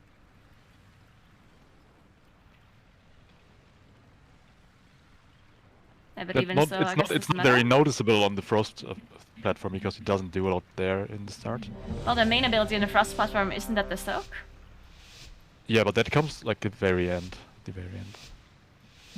It's energy based, right? So what's his main ability then on Frost? Oh, the absorb. Oh, I see. You gone yet? Get ready to dodge. Remember, this guy's the dodge It would be thing. much easier if you put this in like a corner almost, eh? But yeah, if you're ramping, it's not a bad idea.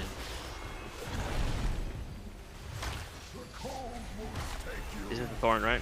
Dodge? Dodging? Yeah, dodge, dodge, dodge. Carry the dodge you had to after. And dodge now? That's yep.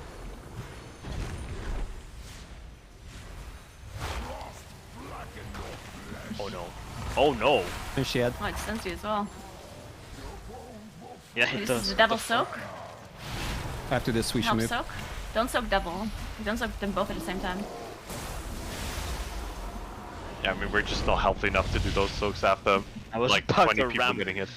Oh. Yeah, so... Okay, so let's just do this again. Let's just start with Frost again. I think Frost is fine if people just don't get hit. And then additionally, the soak, like, they'll move around like at the rear end. It looked like person that wasn't right just moved. And then people that were in the soak were all of a sudden not in the soak Can we just anymore. make assignments?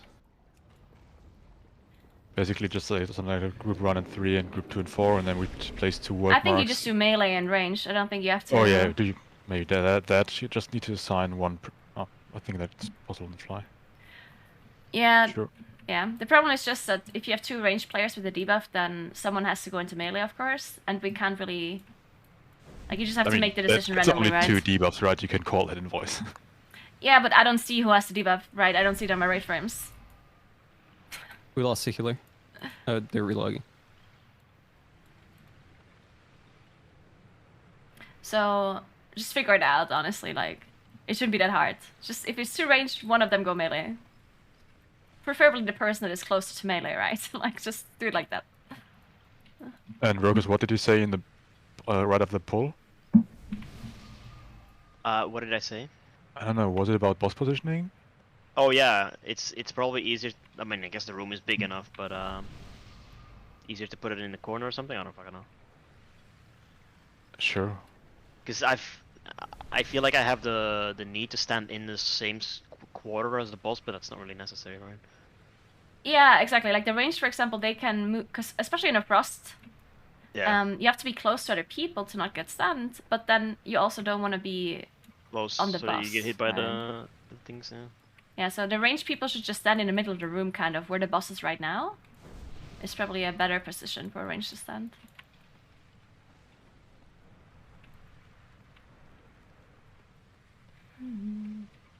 Yeah, let's go.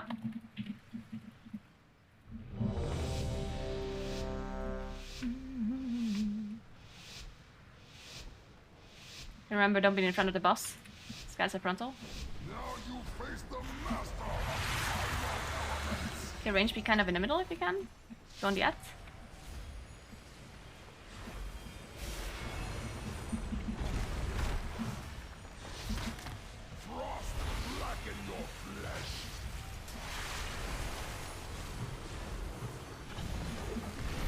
Ready to dodge from the boss. Dodge from the boss.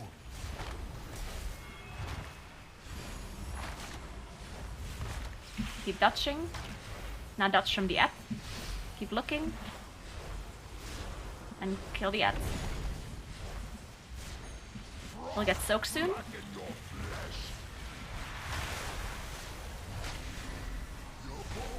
Okay, soak now. One has to go melee. Nice. Everyone soak.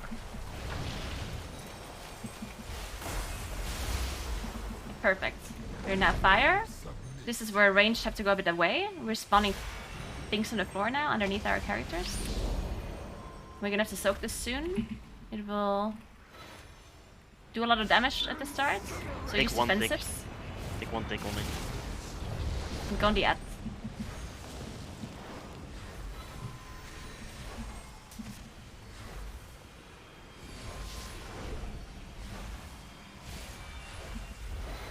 Okay, now I'll have to soak.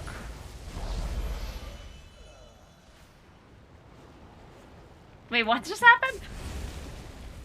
Okay, get rid of Oh, all should we of be those. moving, by the way, to... Oh no, we're having intermission soon, right? We just... Oh, Whoa, okay. that More was soak. me. That's on me. Two more soaks. Make sure you soak them up all the way, guys. There's Oh, two I more to stole ground, myself. guys. We're gonna get ads. There's one more on my body, Still like next two across. On the left as well. Well, it's Okay, yeah, those one-shot you apparently too. Pulled sick for under 30k. Hey guys, there's more soaks. Hey, behind you. So I mean, I think fire melee. just seems a little. Nah, melee just Yeah. need to come soaked. You just take one tick. One tick. But you I mean, I can't all just do died without being in anything. I don't even know what I died to. You might have died to the tank cone going straight No, through no, the no. entire Flame race. dominance is just Maybe? a tick. Taking Magma damage. Flame burst? dominance Is that the is that frontal? Yeah, that sounds Oh, correct. okay. That was me, is it? sorry. Okay, okay. Oh, it is, yeah. Wait. Are you sure? I was thinking about moving the boss to close to the next platform, but then I realized that that's not necessary because he goes into intermission, right? Well, he should be. We're waiting for the intermission there, correct? I think the think so, cleave yeah. is stuttering strike. I'm pretty sure flame dominance is just the fucking ticking damage, and a magma. Oh, that's is a the... magma burst.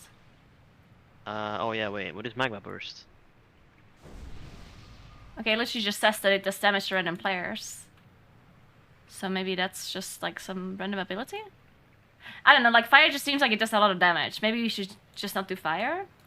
But earth also... Well, earth Earth actually does more seemed damage. fine Oh, wait. though. No, wait, Maybe they earth nerfed- didn't seem that maybe bad. they nerfed earth. Yeah, maybe they nerfed earth.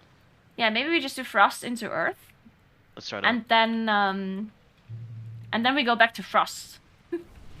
Magma we- burst At the is very just end. random damage appears, apparently. Did we Yeah. mean to face the boss into No, no, like the you- other area just as we did the both double soak? You cannot go back to frost because you still have the debuff, or he still Yeah, has I the know. debuff. But we don't want to go storm, right? I mean, you cannot. Yeah, you go fire then. You cannot go frost We again. can start We fire can't right go now. fire if you're on earth. Well, you can. Well, but, that's like, not what we wanted to do, but whatever. Flame submits. Well, if we want to avoid lightning, we have to just start from fire or And earth. we also want to avoid fire. Oh, really? Yeah. Nah, nah. I thought we wanted to master fire now, sorry. Yeah. Yeah, we're about to master fire. Let's go. Oh, bye. Or die.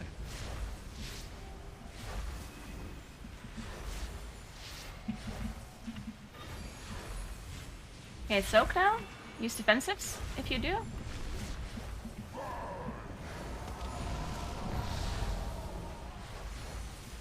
Watch your feet. Should move the bus now, probably. Watch your feet, frontal. In front, in front, in front, in front. Yeah, front. Go on the up. Range What is spread this? a bit. We have to be closer to each other. Oh, okay. Don't be so close to the boss here. Dutch. Watch, watch, watch.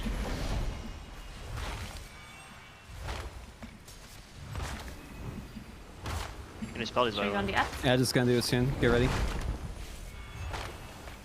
Okay, Dutch from I've the seen up it. now.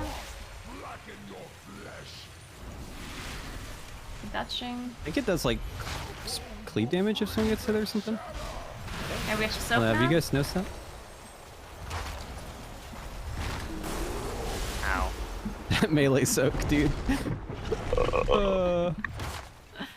Rest in That's peace. the 200k right there. Yikes.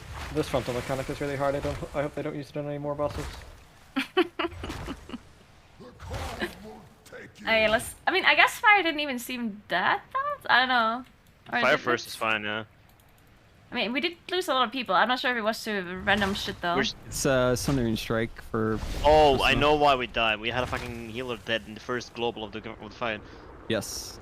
Okay. Yeah, let's try fire again then. What's Sundering? Is that the frontal Sundering Strike? I think so. Yeah. I called it like 3 That's a times in the voice. Goddamn multi-kill right there. I honestly. He always does it like very fast after you move him across the border, and usually it's like only like 5 meters after he's across it. Yeah, so I think if you're a ranged player, you literally like look at the circle in the middle of the room. Just stand there. Like there's literally no way anything bad can hit you in that circle. Smart, yeah. I've just been standing on top of Naguura. I just follow her. Hey, don't do that. You're pedals on my character.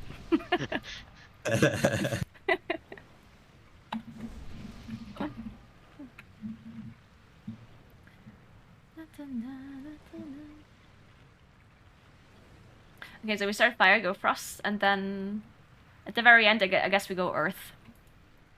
So timing-wise, it was okay to move the boss while he was doing this infernal whatever it was called. Watch for the frontal. Yeah, I think so. Yeah, just somebody in front, go into the middle of the room, be arranged. Go on the act. We get pedals soon. Watch the floor. I have aggro on the head. I'm dead. That's sad as fuck. Weird name. Watch the floor. Floor. Floor is lava. Floor again. Ready to soak. Use defensives. Help them a bit, because they're all in the back. Need to help them a bit.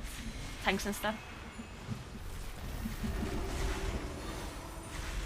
Yeah, tanks is difficult because of this frontal thing. There's still a soak.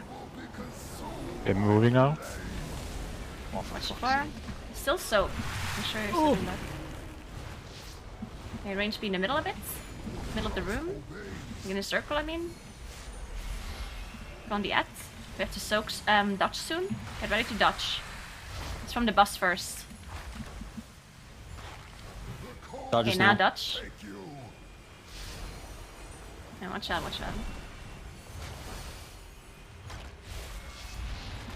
And now from the at, frontal.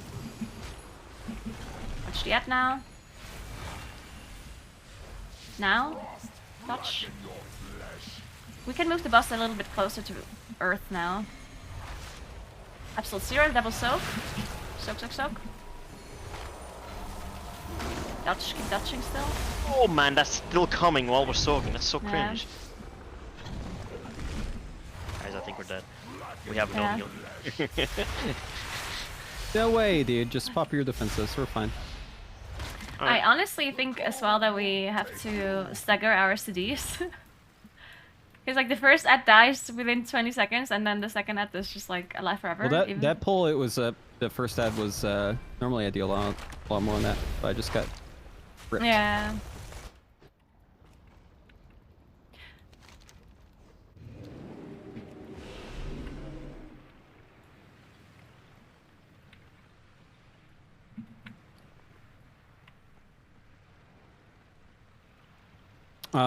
Should I, like, can someone taunt the ad right away whenever it spawns, or should I just give it like 2 seconds? It should actually be taunted right away when it spawns. Yeah, it will be, I tried something else, but yeah, then you just got aggro. I will taunt again. At the start. Sweet. Okay, let's try this again. We start with fire, remember?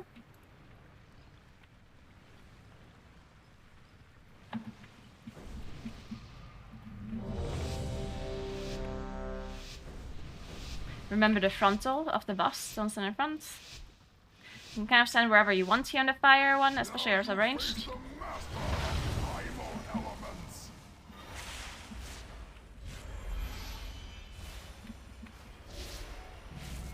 Go on the act.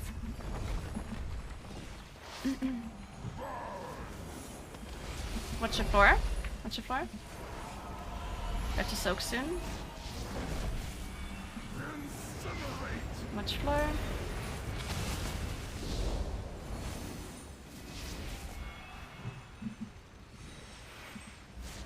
Okay, now we have to soak. And frontal. Oh my god, dude, that does so much fucking damage. It's actually Floor, watch your floor. One more soak. Yeah, we move. Floor. Go on the next app. Range go a bit in the middle. Don't have to be so close. We're gonna have to dodge soon. Boss will start casting the dodge first. Okay, now. Watch out and dodge. Keep dodging. Keep dodging. And that's from the at. Keep dodging. We will get soak soon, plus the projectiles will still come out. Now. One in the middle, one into melee. This time I should have been toe. Like, go melee, Yeah, please. I mean, if you start moving immediately, I'm gonna assume that you're the one running the melee. Yeah, we should move the boss now. Doesn't matter if that is there or not. Watch frontal here. Move the boss. Move, move, move, move. We have to dodge. Okay, we They're can't doing move the it boss both now. at the same It's too time. late. Oh, Jesus. Dodge, dodge, dodge. Just move the boss as Yeah. soon as you can. I literally like move over. Yeah, that's the. I mean, I we're think the dead now, double yeah. lineup is like a, because we had a lot of people dead there. I think it's like a almost like a soft enrage, because the damage with that happening at the same time is like crazy at that point of the fight. Yeah, we should definitely never get this. I double don't thing. like. I mean, we can try to go to 3 platforms before the intermission, but Yes, I don't we think should we go should for do it. that. I Let's think just do we it. shouldn't. Fuck it. We can We try. should definitely go sure. for it. Because it doesn't matter, right? Because we, But I it's mean, also very maybe if you pointless want to if, kill the boss, you don't want to go 3, but we're obviously not killing the boss, so. Yeah, I think if we did like a little bit more focus on the ads too, I think it'd be a little better as well. Like if people are cleaving, just try to cleave off the ad as opposed to cleave off the boss, or cleaving off the boss rather. Yeah, I think it's a very good point that you honestly don't even need to cleave, because the damage on the boss is irrelevant. Yeah, like, actually just kill doesn't ads. matter at all. Yeah, I mean, like, until we're, like, and obviously it's a meme to kill this in testing, right? But, like, yeah, until we're, like, within kill range, the ad boss's HP doesn't matter at all. Yeah. You just gotta kill the ad so we don't have twice the mechanics going on. Okay, we are fire first, yeah? We're all sitting on frost right now.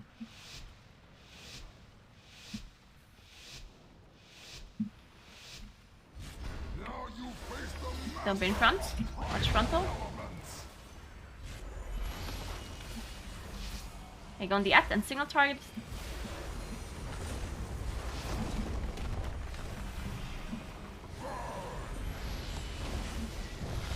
Watch the floor.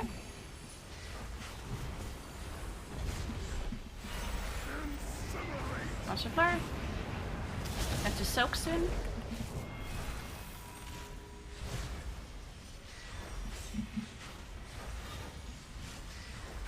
Okay, we soak. Frontal as well. Ad said, yay. Okay, we move the boss now. Just move it. Watch the floor. Okay, range go in the middle of the room. Soak. This is double soak. It already? Yeah, that's what. So we move the boss, but it's fun. Okay, we'll get dodge soon. Get ready from the boss first. Fuck this Maybe it's from that Frostbite part. Dominator up. Fuck this ad up. Frontal, frontal, frontal. Okay, dodge, dodge, dodge from the boss. Keep dodging. And from the at. Watch out, watch out. And Mela died. Keep dodging.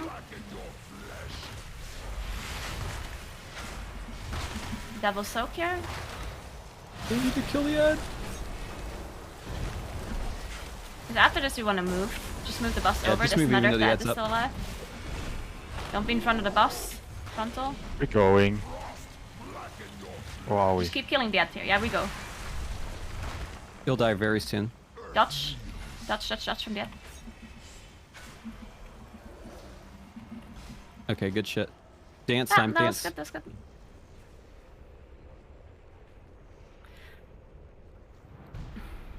Okay, so now we Let's have intermission, go. so we can move the boss even... I guess technically we could move it quicker, but because the ad is not that, we kind of cannot. Because now we have a big ad up from the intermission, +2 from... Like, we still have an ad up from phase 1, with full HP, +2 intermission ads. So I guess this is a bad strategy of moving it right before it transitions, right? I don't think so because we just get an extra hit. Yeah, so that makes no sense. So what we're gonna do is we're just gonna stay at the fire a little bit longer.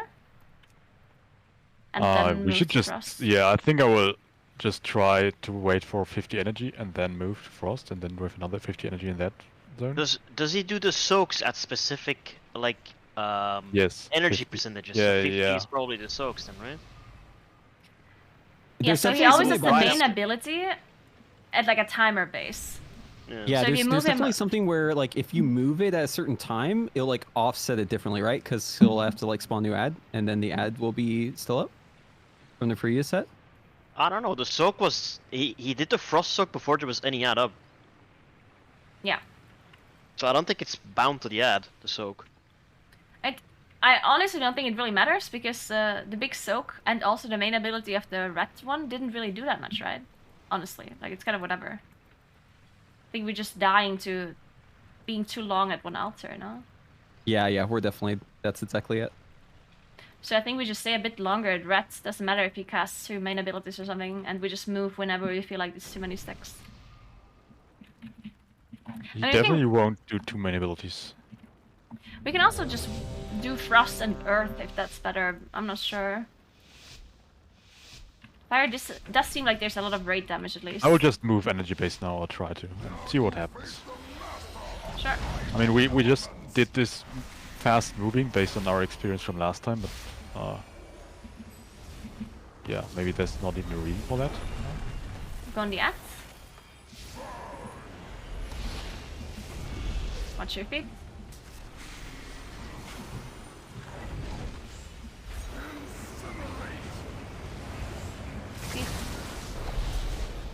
Overguard. Get ready to soak. Now.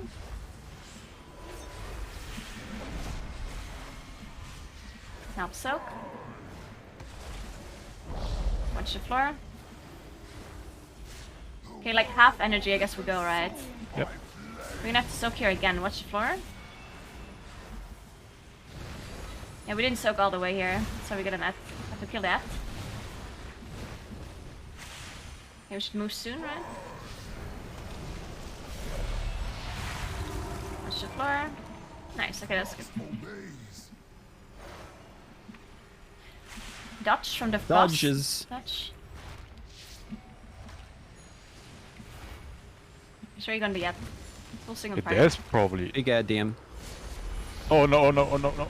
Oh, sorry. Oh. Oh. Hi. Whoopsie.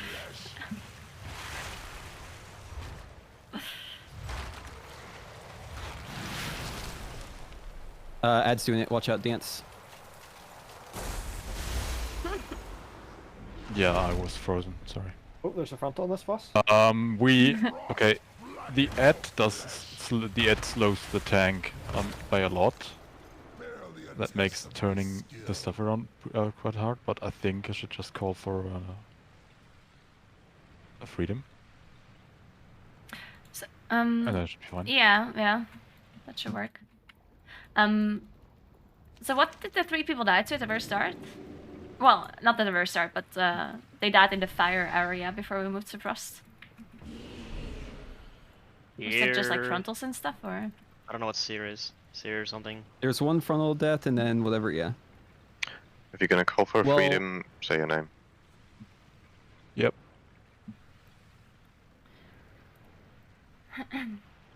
Searing Carnage. That's the ultimate. That's the just dodge it. Yeah, so that's just dodging. Just dodge Lamau. Let's try again. Make sure we go to fire. We're in the frost right now. And just dodge everything you can. Like, remember the damage on the boss literally doesn't matter. You're just going to the ad and just survive. Oh, very good. Very good. You swerved. I love that. Skirt. Okay, ad now. Watch the floor. Don't be in front. Don't be in front. Go on the ad. Watch the floor.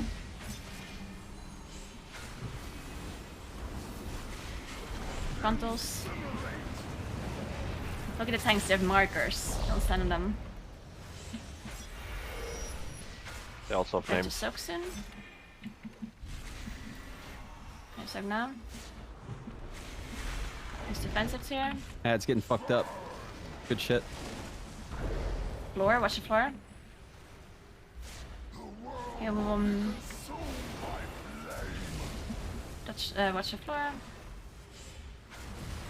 Frontal. We'll move soon. Yeah, you can move now. Watch the floor, watch the floor, watch the floor.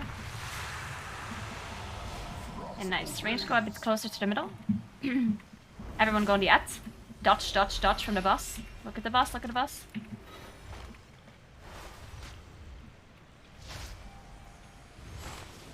Sure, we go on the at here. Frontal.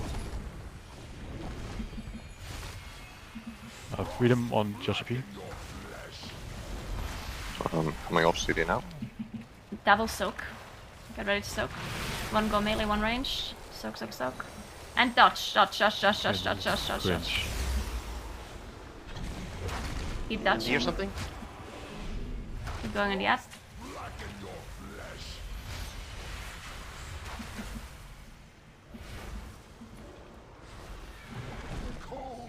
Dodge from the boss. But keep going on the ass. Fuck, it's so much damage. Frontal. Okay, intermission now, finish off the ass. Oh no, Dodge again, dodge, keep dodging. Shot dodge, kill this head. I feel like we're still doing too much boss damage compared to ad damage. Yeah.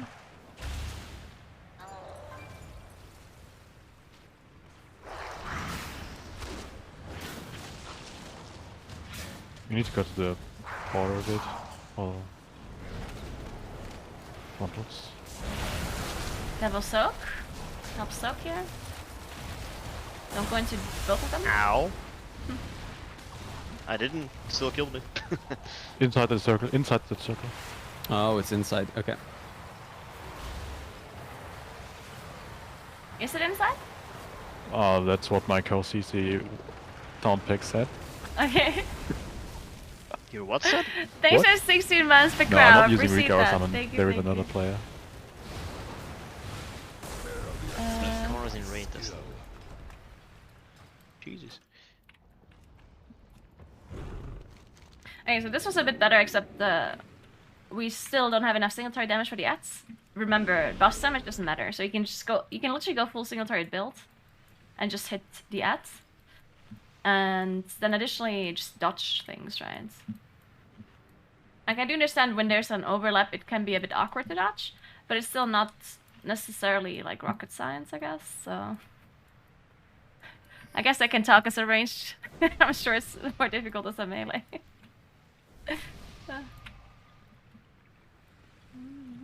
Yo, wasn't Rogue like absolute bottom feeder DPS last raid test?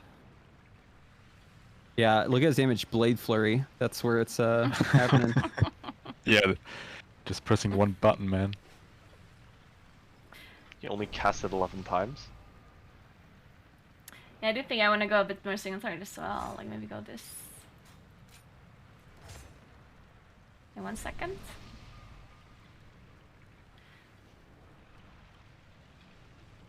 I want to go Pulsar. I could go Convoke. Nah. Yeah, I don't know about Touch of Death being #1 DPS source. I mean, they nerfed everything else, yeah, so... Yeah, and they gave you a lot of HP. How is Actually, such a your top damage? I mean, I don't know, like, it is what it is. They destroyed the click. GG. That's a bit sussy. That's what the monk nerfs were for, because they knew they would give you 40% more HP. They could take it, but they don't want it. The odds in the intermission of kicks been conspecting. Go on the app. Frontal.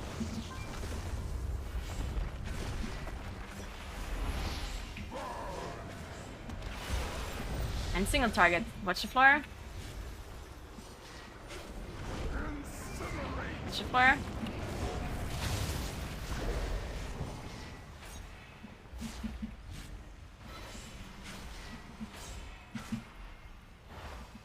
We have to soak now. And soak. And watch the floor.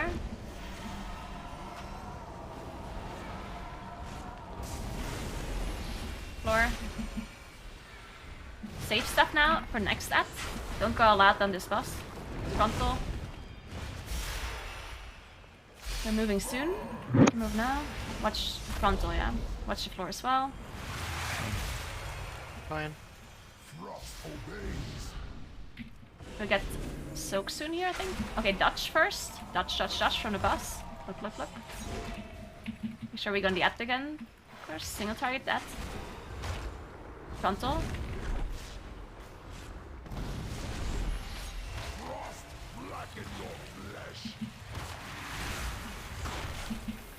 Double soak here plus at dodge, I think.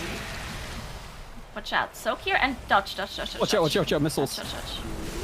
Oh, that was just the thing, dude. Why does it have the same animation? What the fuck? No, it's still dodge, yeah.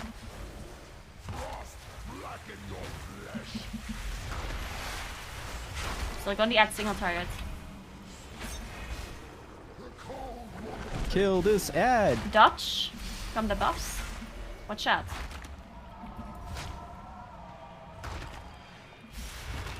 Frontal. Kill the ad. Dodge, dodge. Kill it. Dodging. Perfecto. Nice, good job. Okay, now we AoE both of them. Keep interrupting.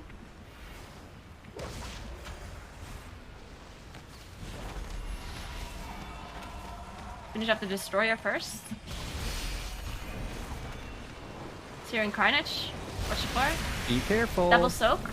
Help soak, help soak. The fuck? Oh my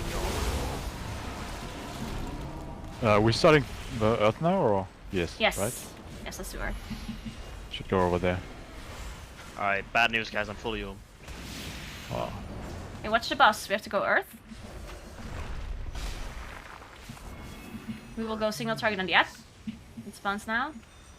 We have the Helions. Remember, this is the dots from the boss, like the floor thing. The circle. dance. On the app though.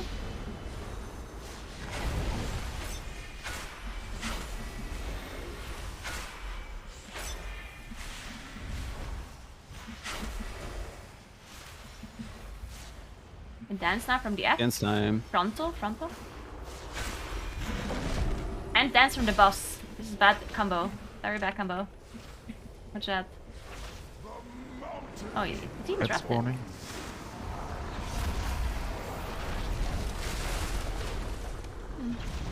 Frontal. Fucking. Okay.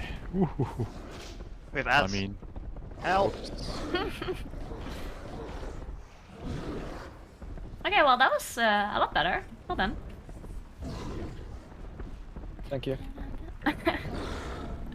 See, now they overlap the ability, yeah. Did he interrupt? Because I swear the boss started casting the ability and then he just didn't do it? Or did I Which? just imagine that? Like this You the imagine that dodge. he Yeah, didn't maybe I cast did. it. No. He tripped.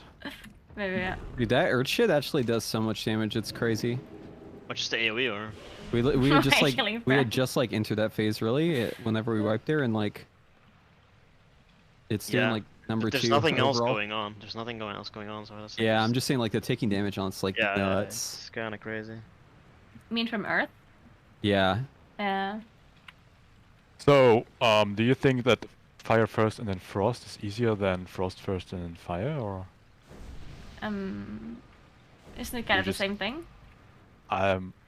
No, not really. I think it's cooldown. definitely easier to do fire first, specifically because of when the soaks happen. So those soaks will happen in the fire phase, and we won't have that many stacks, right? Because we're kind of leaving it a little bit earlier, and they happen like kind of earlier on. But then if we did it later, I feel like This- those So soaks I will kill was- us while we're transitioning into It's the kind of bad phase. perfect for cooldowns for me. At I least. was thinking that the frost ad does a lot more trouble than the fire ad, and the first ad always melts. Well- and Well, the fire ad does a can lot more dodge the damage, frost right? ad completely Because though, right? yeah, But the fire one frost you ad can't is dodge, it completely just does avoidable. shit. Okay. Thanks for Prime Sub, Hasty. At least Appreciate that's that. my logic, but we can open the We triangle. can try the other way Well, around. if you want. we can also try starting with Earth again and try to play that actually. Honestly, I think I would just keep doing what we're doing because Okay. it's. I think it's totally doable, and we don't have a lot of time left, and people are Good, used good. to this combo.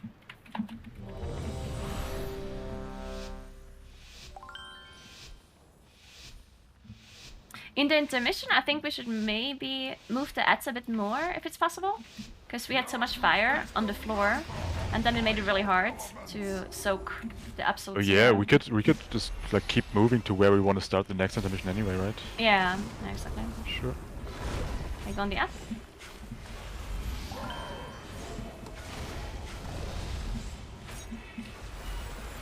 Frontal, push the floor.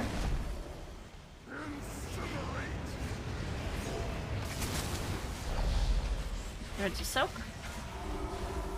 Use defenses when you do. Kill it before. Oh, never mind. Soak. Okay, save your shit now. Damage on the boss doesn't matter. Watch the floor.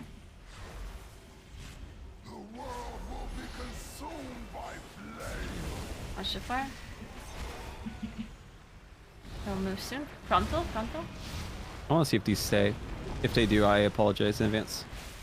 Oh, never mind. We're good. These are new soaks. These are new soaks. Touch, touch, touch, touch. Can we No, don't worry. There's no try soaks to right keep now. the boss here as like similar to Go on the ad first phase? and dodge. You have to dodge from the boss. Are these Dodge from soaks the gonna go boss. away? No, Yeah, they they're not won't. soaks. They won't go Don't big. worry. Oh. Frontal. Go on the ad. See no target. Read them on Yoshi, please.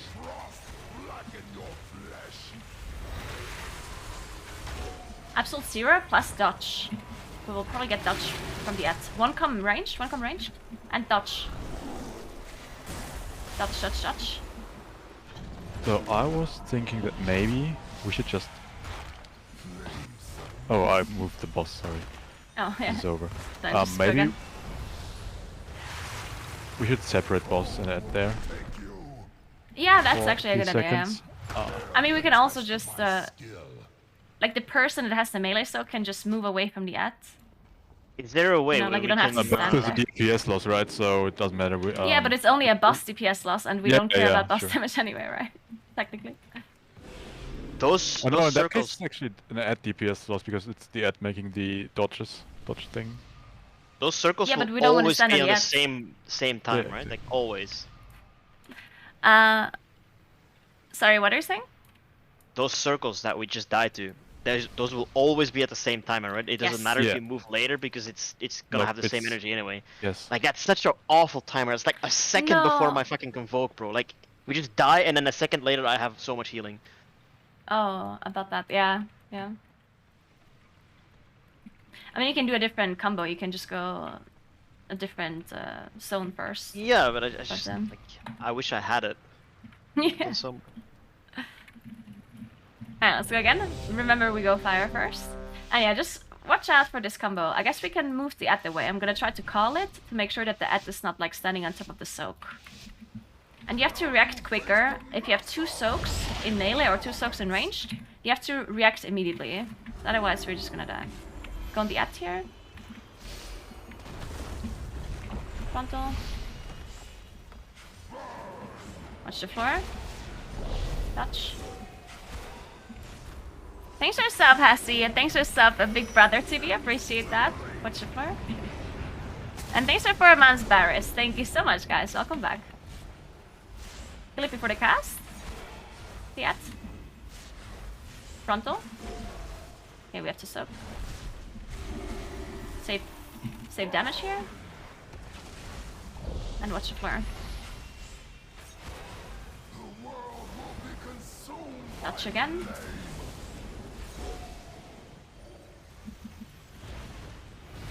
Frontal.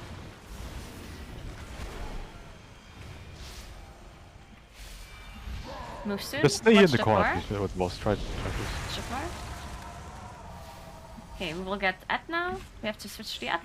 And we will get dodge from the boss. Dodge from the boss. Watch out, watch out. Okay, now we get soak. Move the boss away if you can. I mean the ad. Move the ad away. Read them on. And stay in the boss. Stay in the boss melee. Stay in the boss. Okay, stay in the boss, actually, stay in it the boss. can't be stand alone. Melee hit the boss, please. Melee, go to the boss. Right now. Double soak. Go to the boss, please. Don't be an ad. And dodge from the ad. Dodge from the ad, dodge from the ad. Okay, perfect. Now keep going in the ads. Yeah, that's really good. I think that movement's really helpful. As a ranged, I don't like having closer to ranged. Dodge from the boss. And finish off the ads. Frontal. Dodge from the ad, dodge from the ad. Oh no. Maybe we only have one tank. Epic fire. Oh yeah. Oh. Yeah, it's only one tank. We have no B-res? Nope. None left. No, we don't. 3 minutes. It's the next one. Double soak here. Ready? I go melee.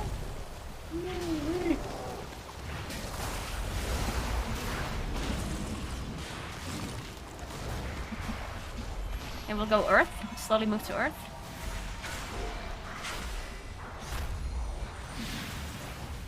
There's still Helions in the back. We're gonna have to kill them.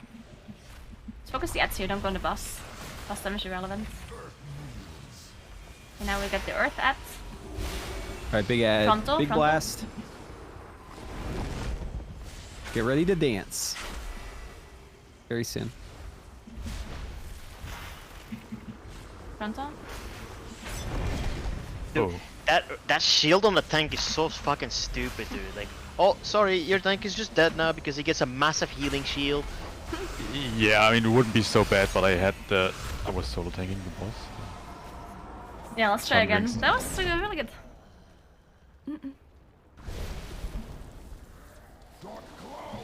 Definitely progressing, I'd say. Kind of.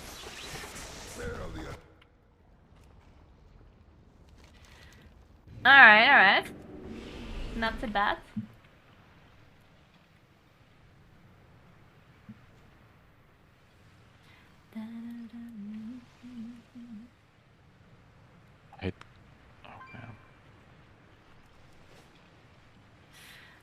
By the way, I'm not, like, I'm kind of focusing on calling stuff, so I'm not doing a lot of damage. I'm also single targeting instead of AoEing.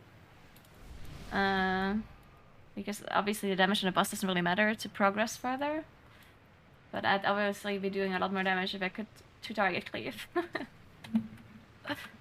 In case you're wondering, it's not that Moonkin sucks, I'm just playing for the group. Alright, let's go fire. Unless you want to try, like, Frost into Earth, but I guess since we're progressing, it's better not to do that. We probably only have, like, 1, maybe 2 pulls left. Yeah. I don't think we need 8 minutes for this ball. Sandra. Now you face the master of primal elements. Okay, switch to the ads. Frontal.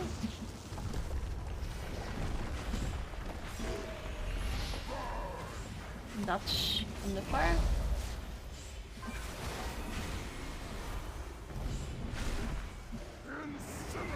Dutch again.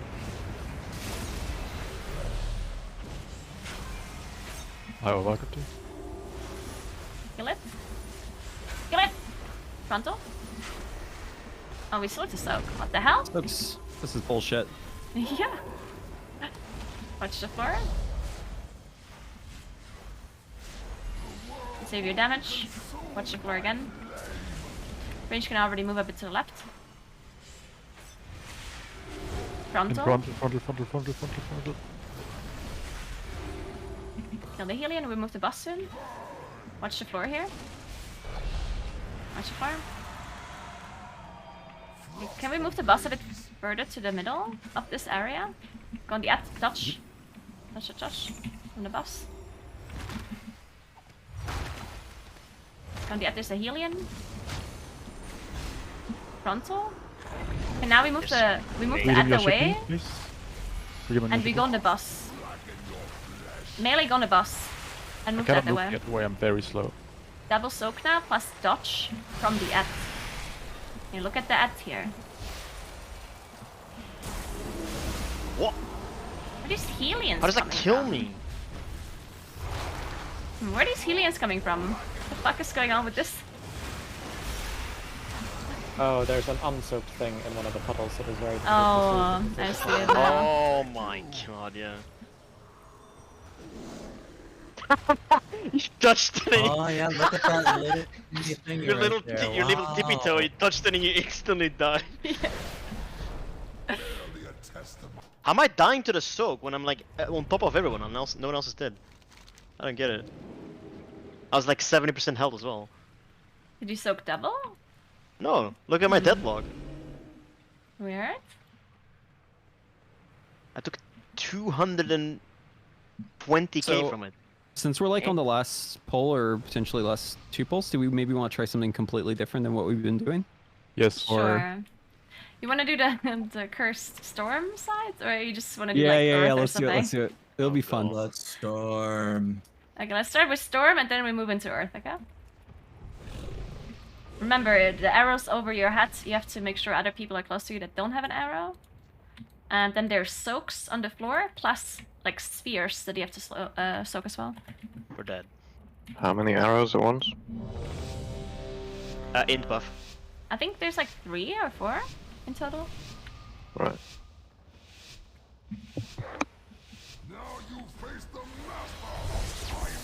Spread out a little bit already. You don't have to be super close as ranged to make it easier to soak the arrows. Go on the at here, frontal. Get ready for arrows. Okay, look at the arrows. Don't be closer to each other. Okay, these have to go out. It's not a soak. Just go out. Ooh. These are soaks. These have to be soaked. These orbs on the floor. How?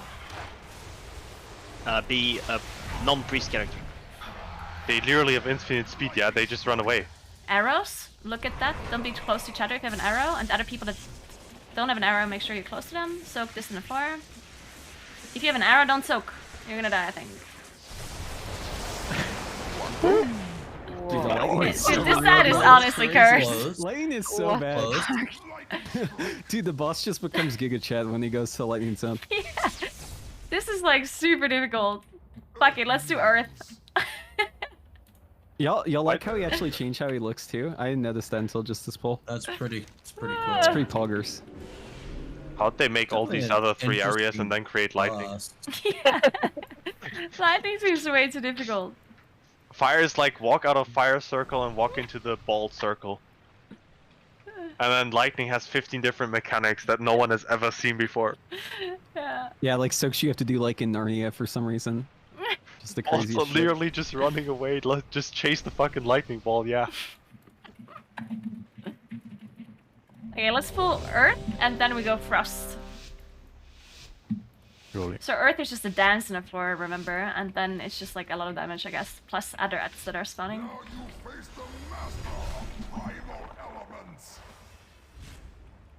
Okay, go on the Et. Frontal. I'm gonna test something real quick. Okay, never mind. Okay, Dutch.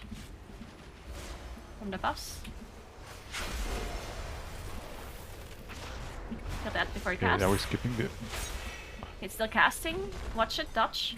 Frontal, frontal, frontal, frontal. Nice, at least we didn't get Okay, you. we bugged the ads. Whoa, no! Oh. We would have had it for sure Dude, this 2 time. minutes, this is bullshit, man. That Where's was our 2 minutes? bull. We were killing that for sure, that poll, dude. I can't believe TY, this Blizz. just ripped us off. TY. Unbelievable, dude.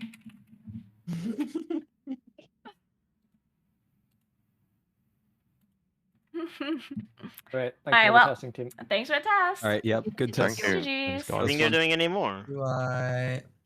Game's almost out. Bye-bye. Yeah, they're doing more. I think it's scheduled for the They're 14th of December. better. Nice, small priest. That's great, bro.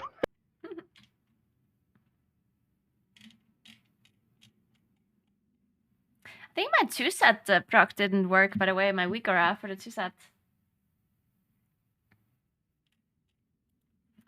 Well, anyway, I mean, the bosses seem, well, they still seem a bit messed up. The first boss, not so much. I think Council seemed like a fine boss. But I don't think there was anything like super weird or super bad. Some overlaps are difficult, but I think that's fine. Like, you just save your shit for it. But then the second boss we tested obviously had some things that were more difficult than others, but I don't even know if that's even a problem. Because that Storm Altar seemed to be much more difficult than the other ones. But then you just play it at the very start, I guess, right? And you solve it that way. So you just play the most difficult one at the start. So when you go into later phases, you don't have to deal with it again.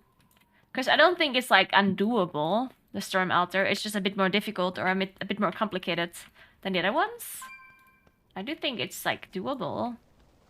Maybe. I don't know. It did definitely seem very difficult though. Like much more difficult than other altars. Favorite Dragonflight dungeons so far? I don't know, I haven't played them enough to know what my favorite one is, to be honest. I don't know.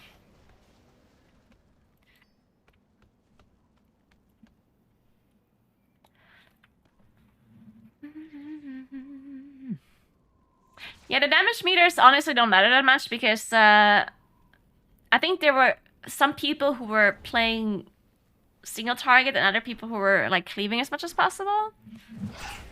Because for the testing, it would have made more sense to purely single target. But I don't think they're like, you know, like some people just did 2 target damage, because why not? Alright. So I don't think the damage meters are that relevant. And in general, just tuning hasn't been properly done yet either, so I guess that's also a point.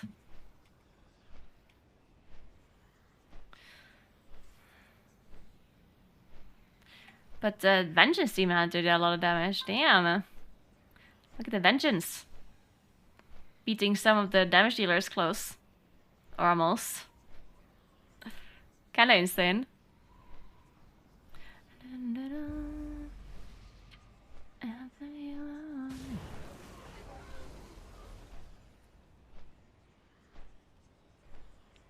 Our Disc Priest was hitting the boss instead of the ads. Unbelievable.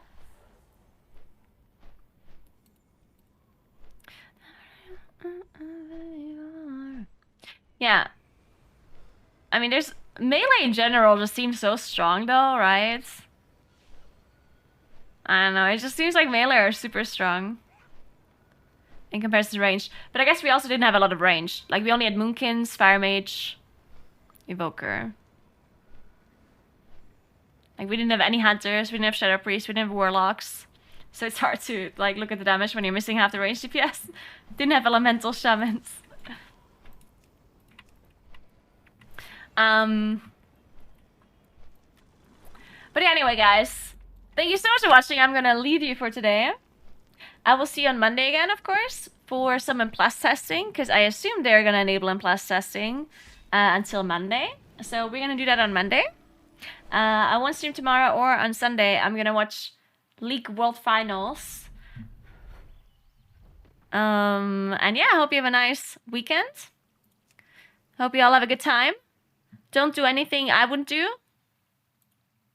So basically anything you want. And remember to follow my stream if you haven't yet. I'm really close to 300k followers. That would be very nice. I would appreciate that a lot. Check out my YouTube channel. I'm posting a lot of Dragonflight guides there. As soon as we're close to Dragonflight. And yeah. And that's it. Thanks for watching, guys. You're the best. I hope you all have an amazing weekend. Let's host somebody real quick.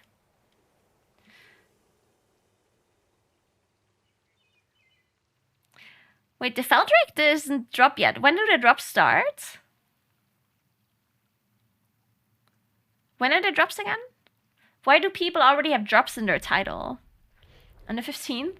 So in 4 days? No, in 10 days? And people already have drops in their title? Jesus Christ. That's so early for drops in the title. Oh my. Maybe I should put drops in my title. Just on every stream. Just drops.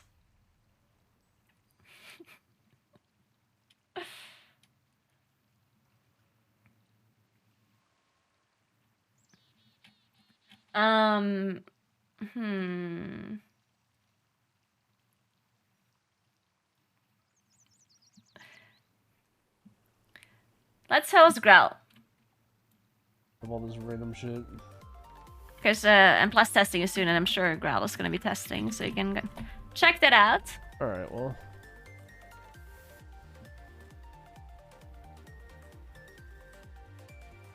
I think it's there to tell people to get their Twitch connected to Blizzard ready for it. Sure. Sure, let's just pretend that's why they put it in the title. To help out the people. For the greater good. Gately, thanks for the 4-month resub. I appreciate it. Thank you. Like First, Elon, yes. Just... Drops for New World, yeah. Even though we got a ways. Alright, have an amazing weekend, guys. Do the best. Thank you so much for watching. I'll see you on Monday. For the best of my have fun watching Growl. You're welcome and to take have it a for good what one. it's worth. Goodbye.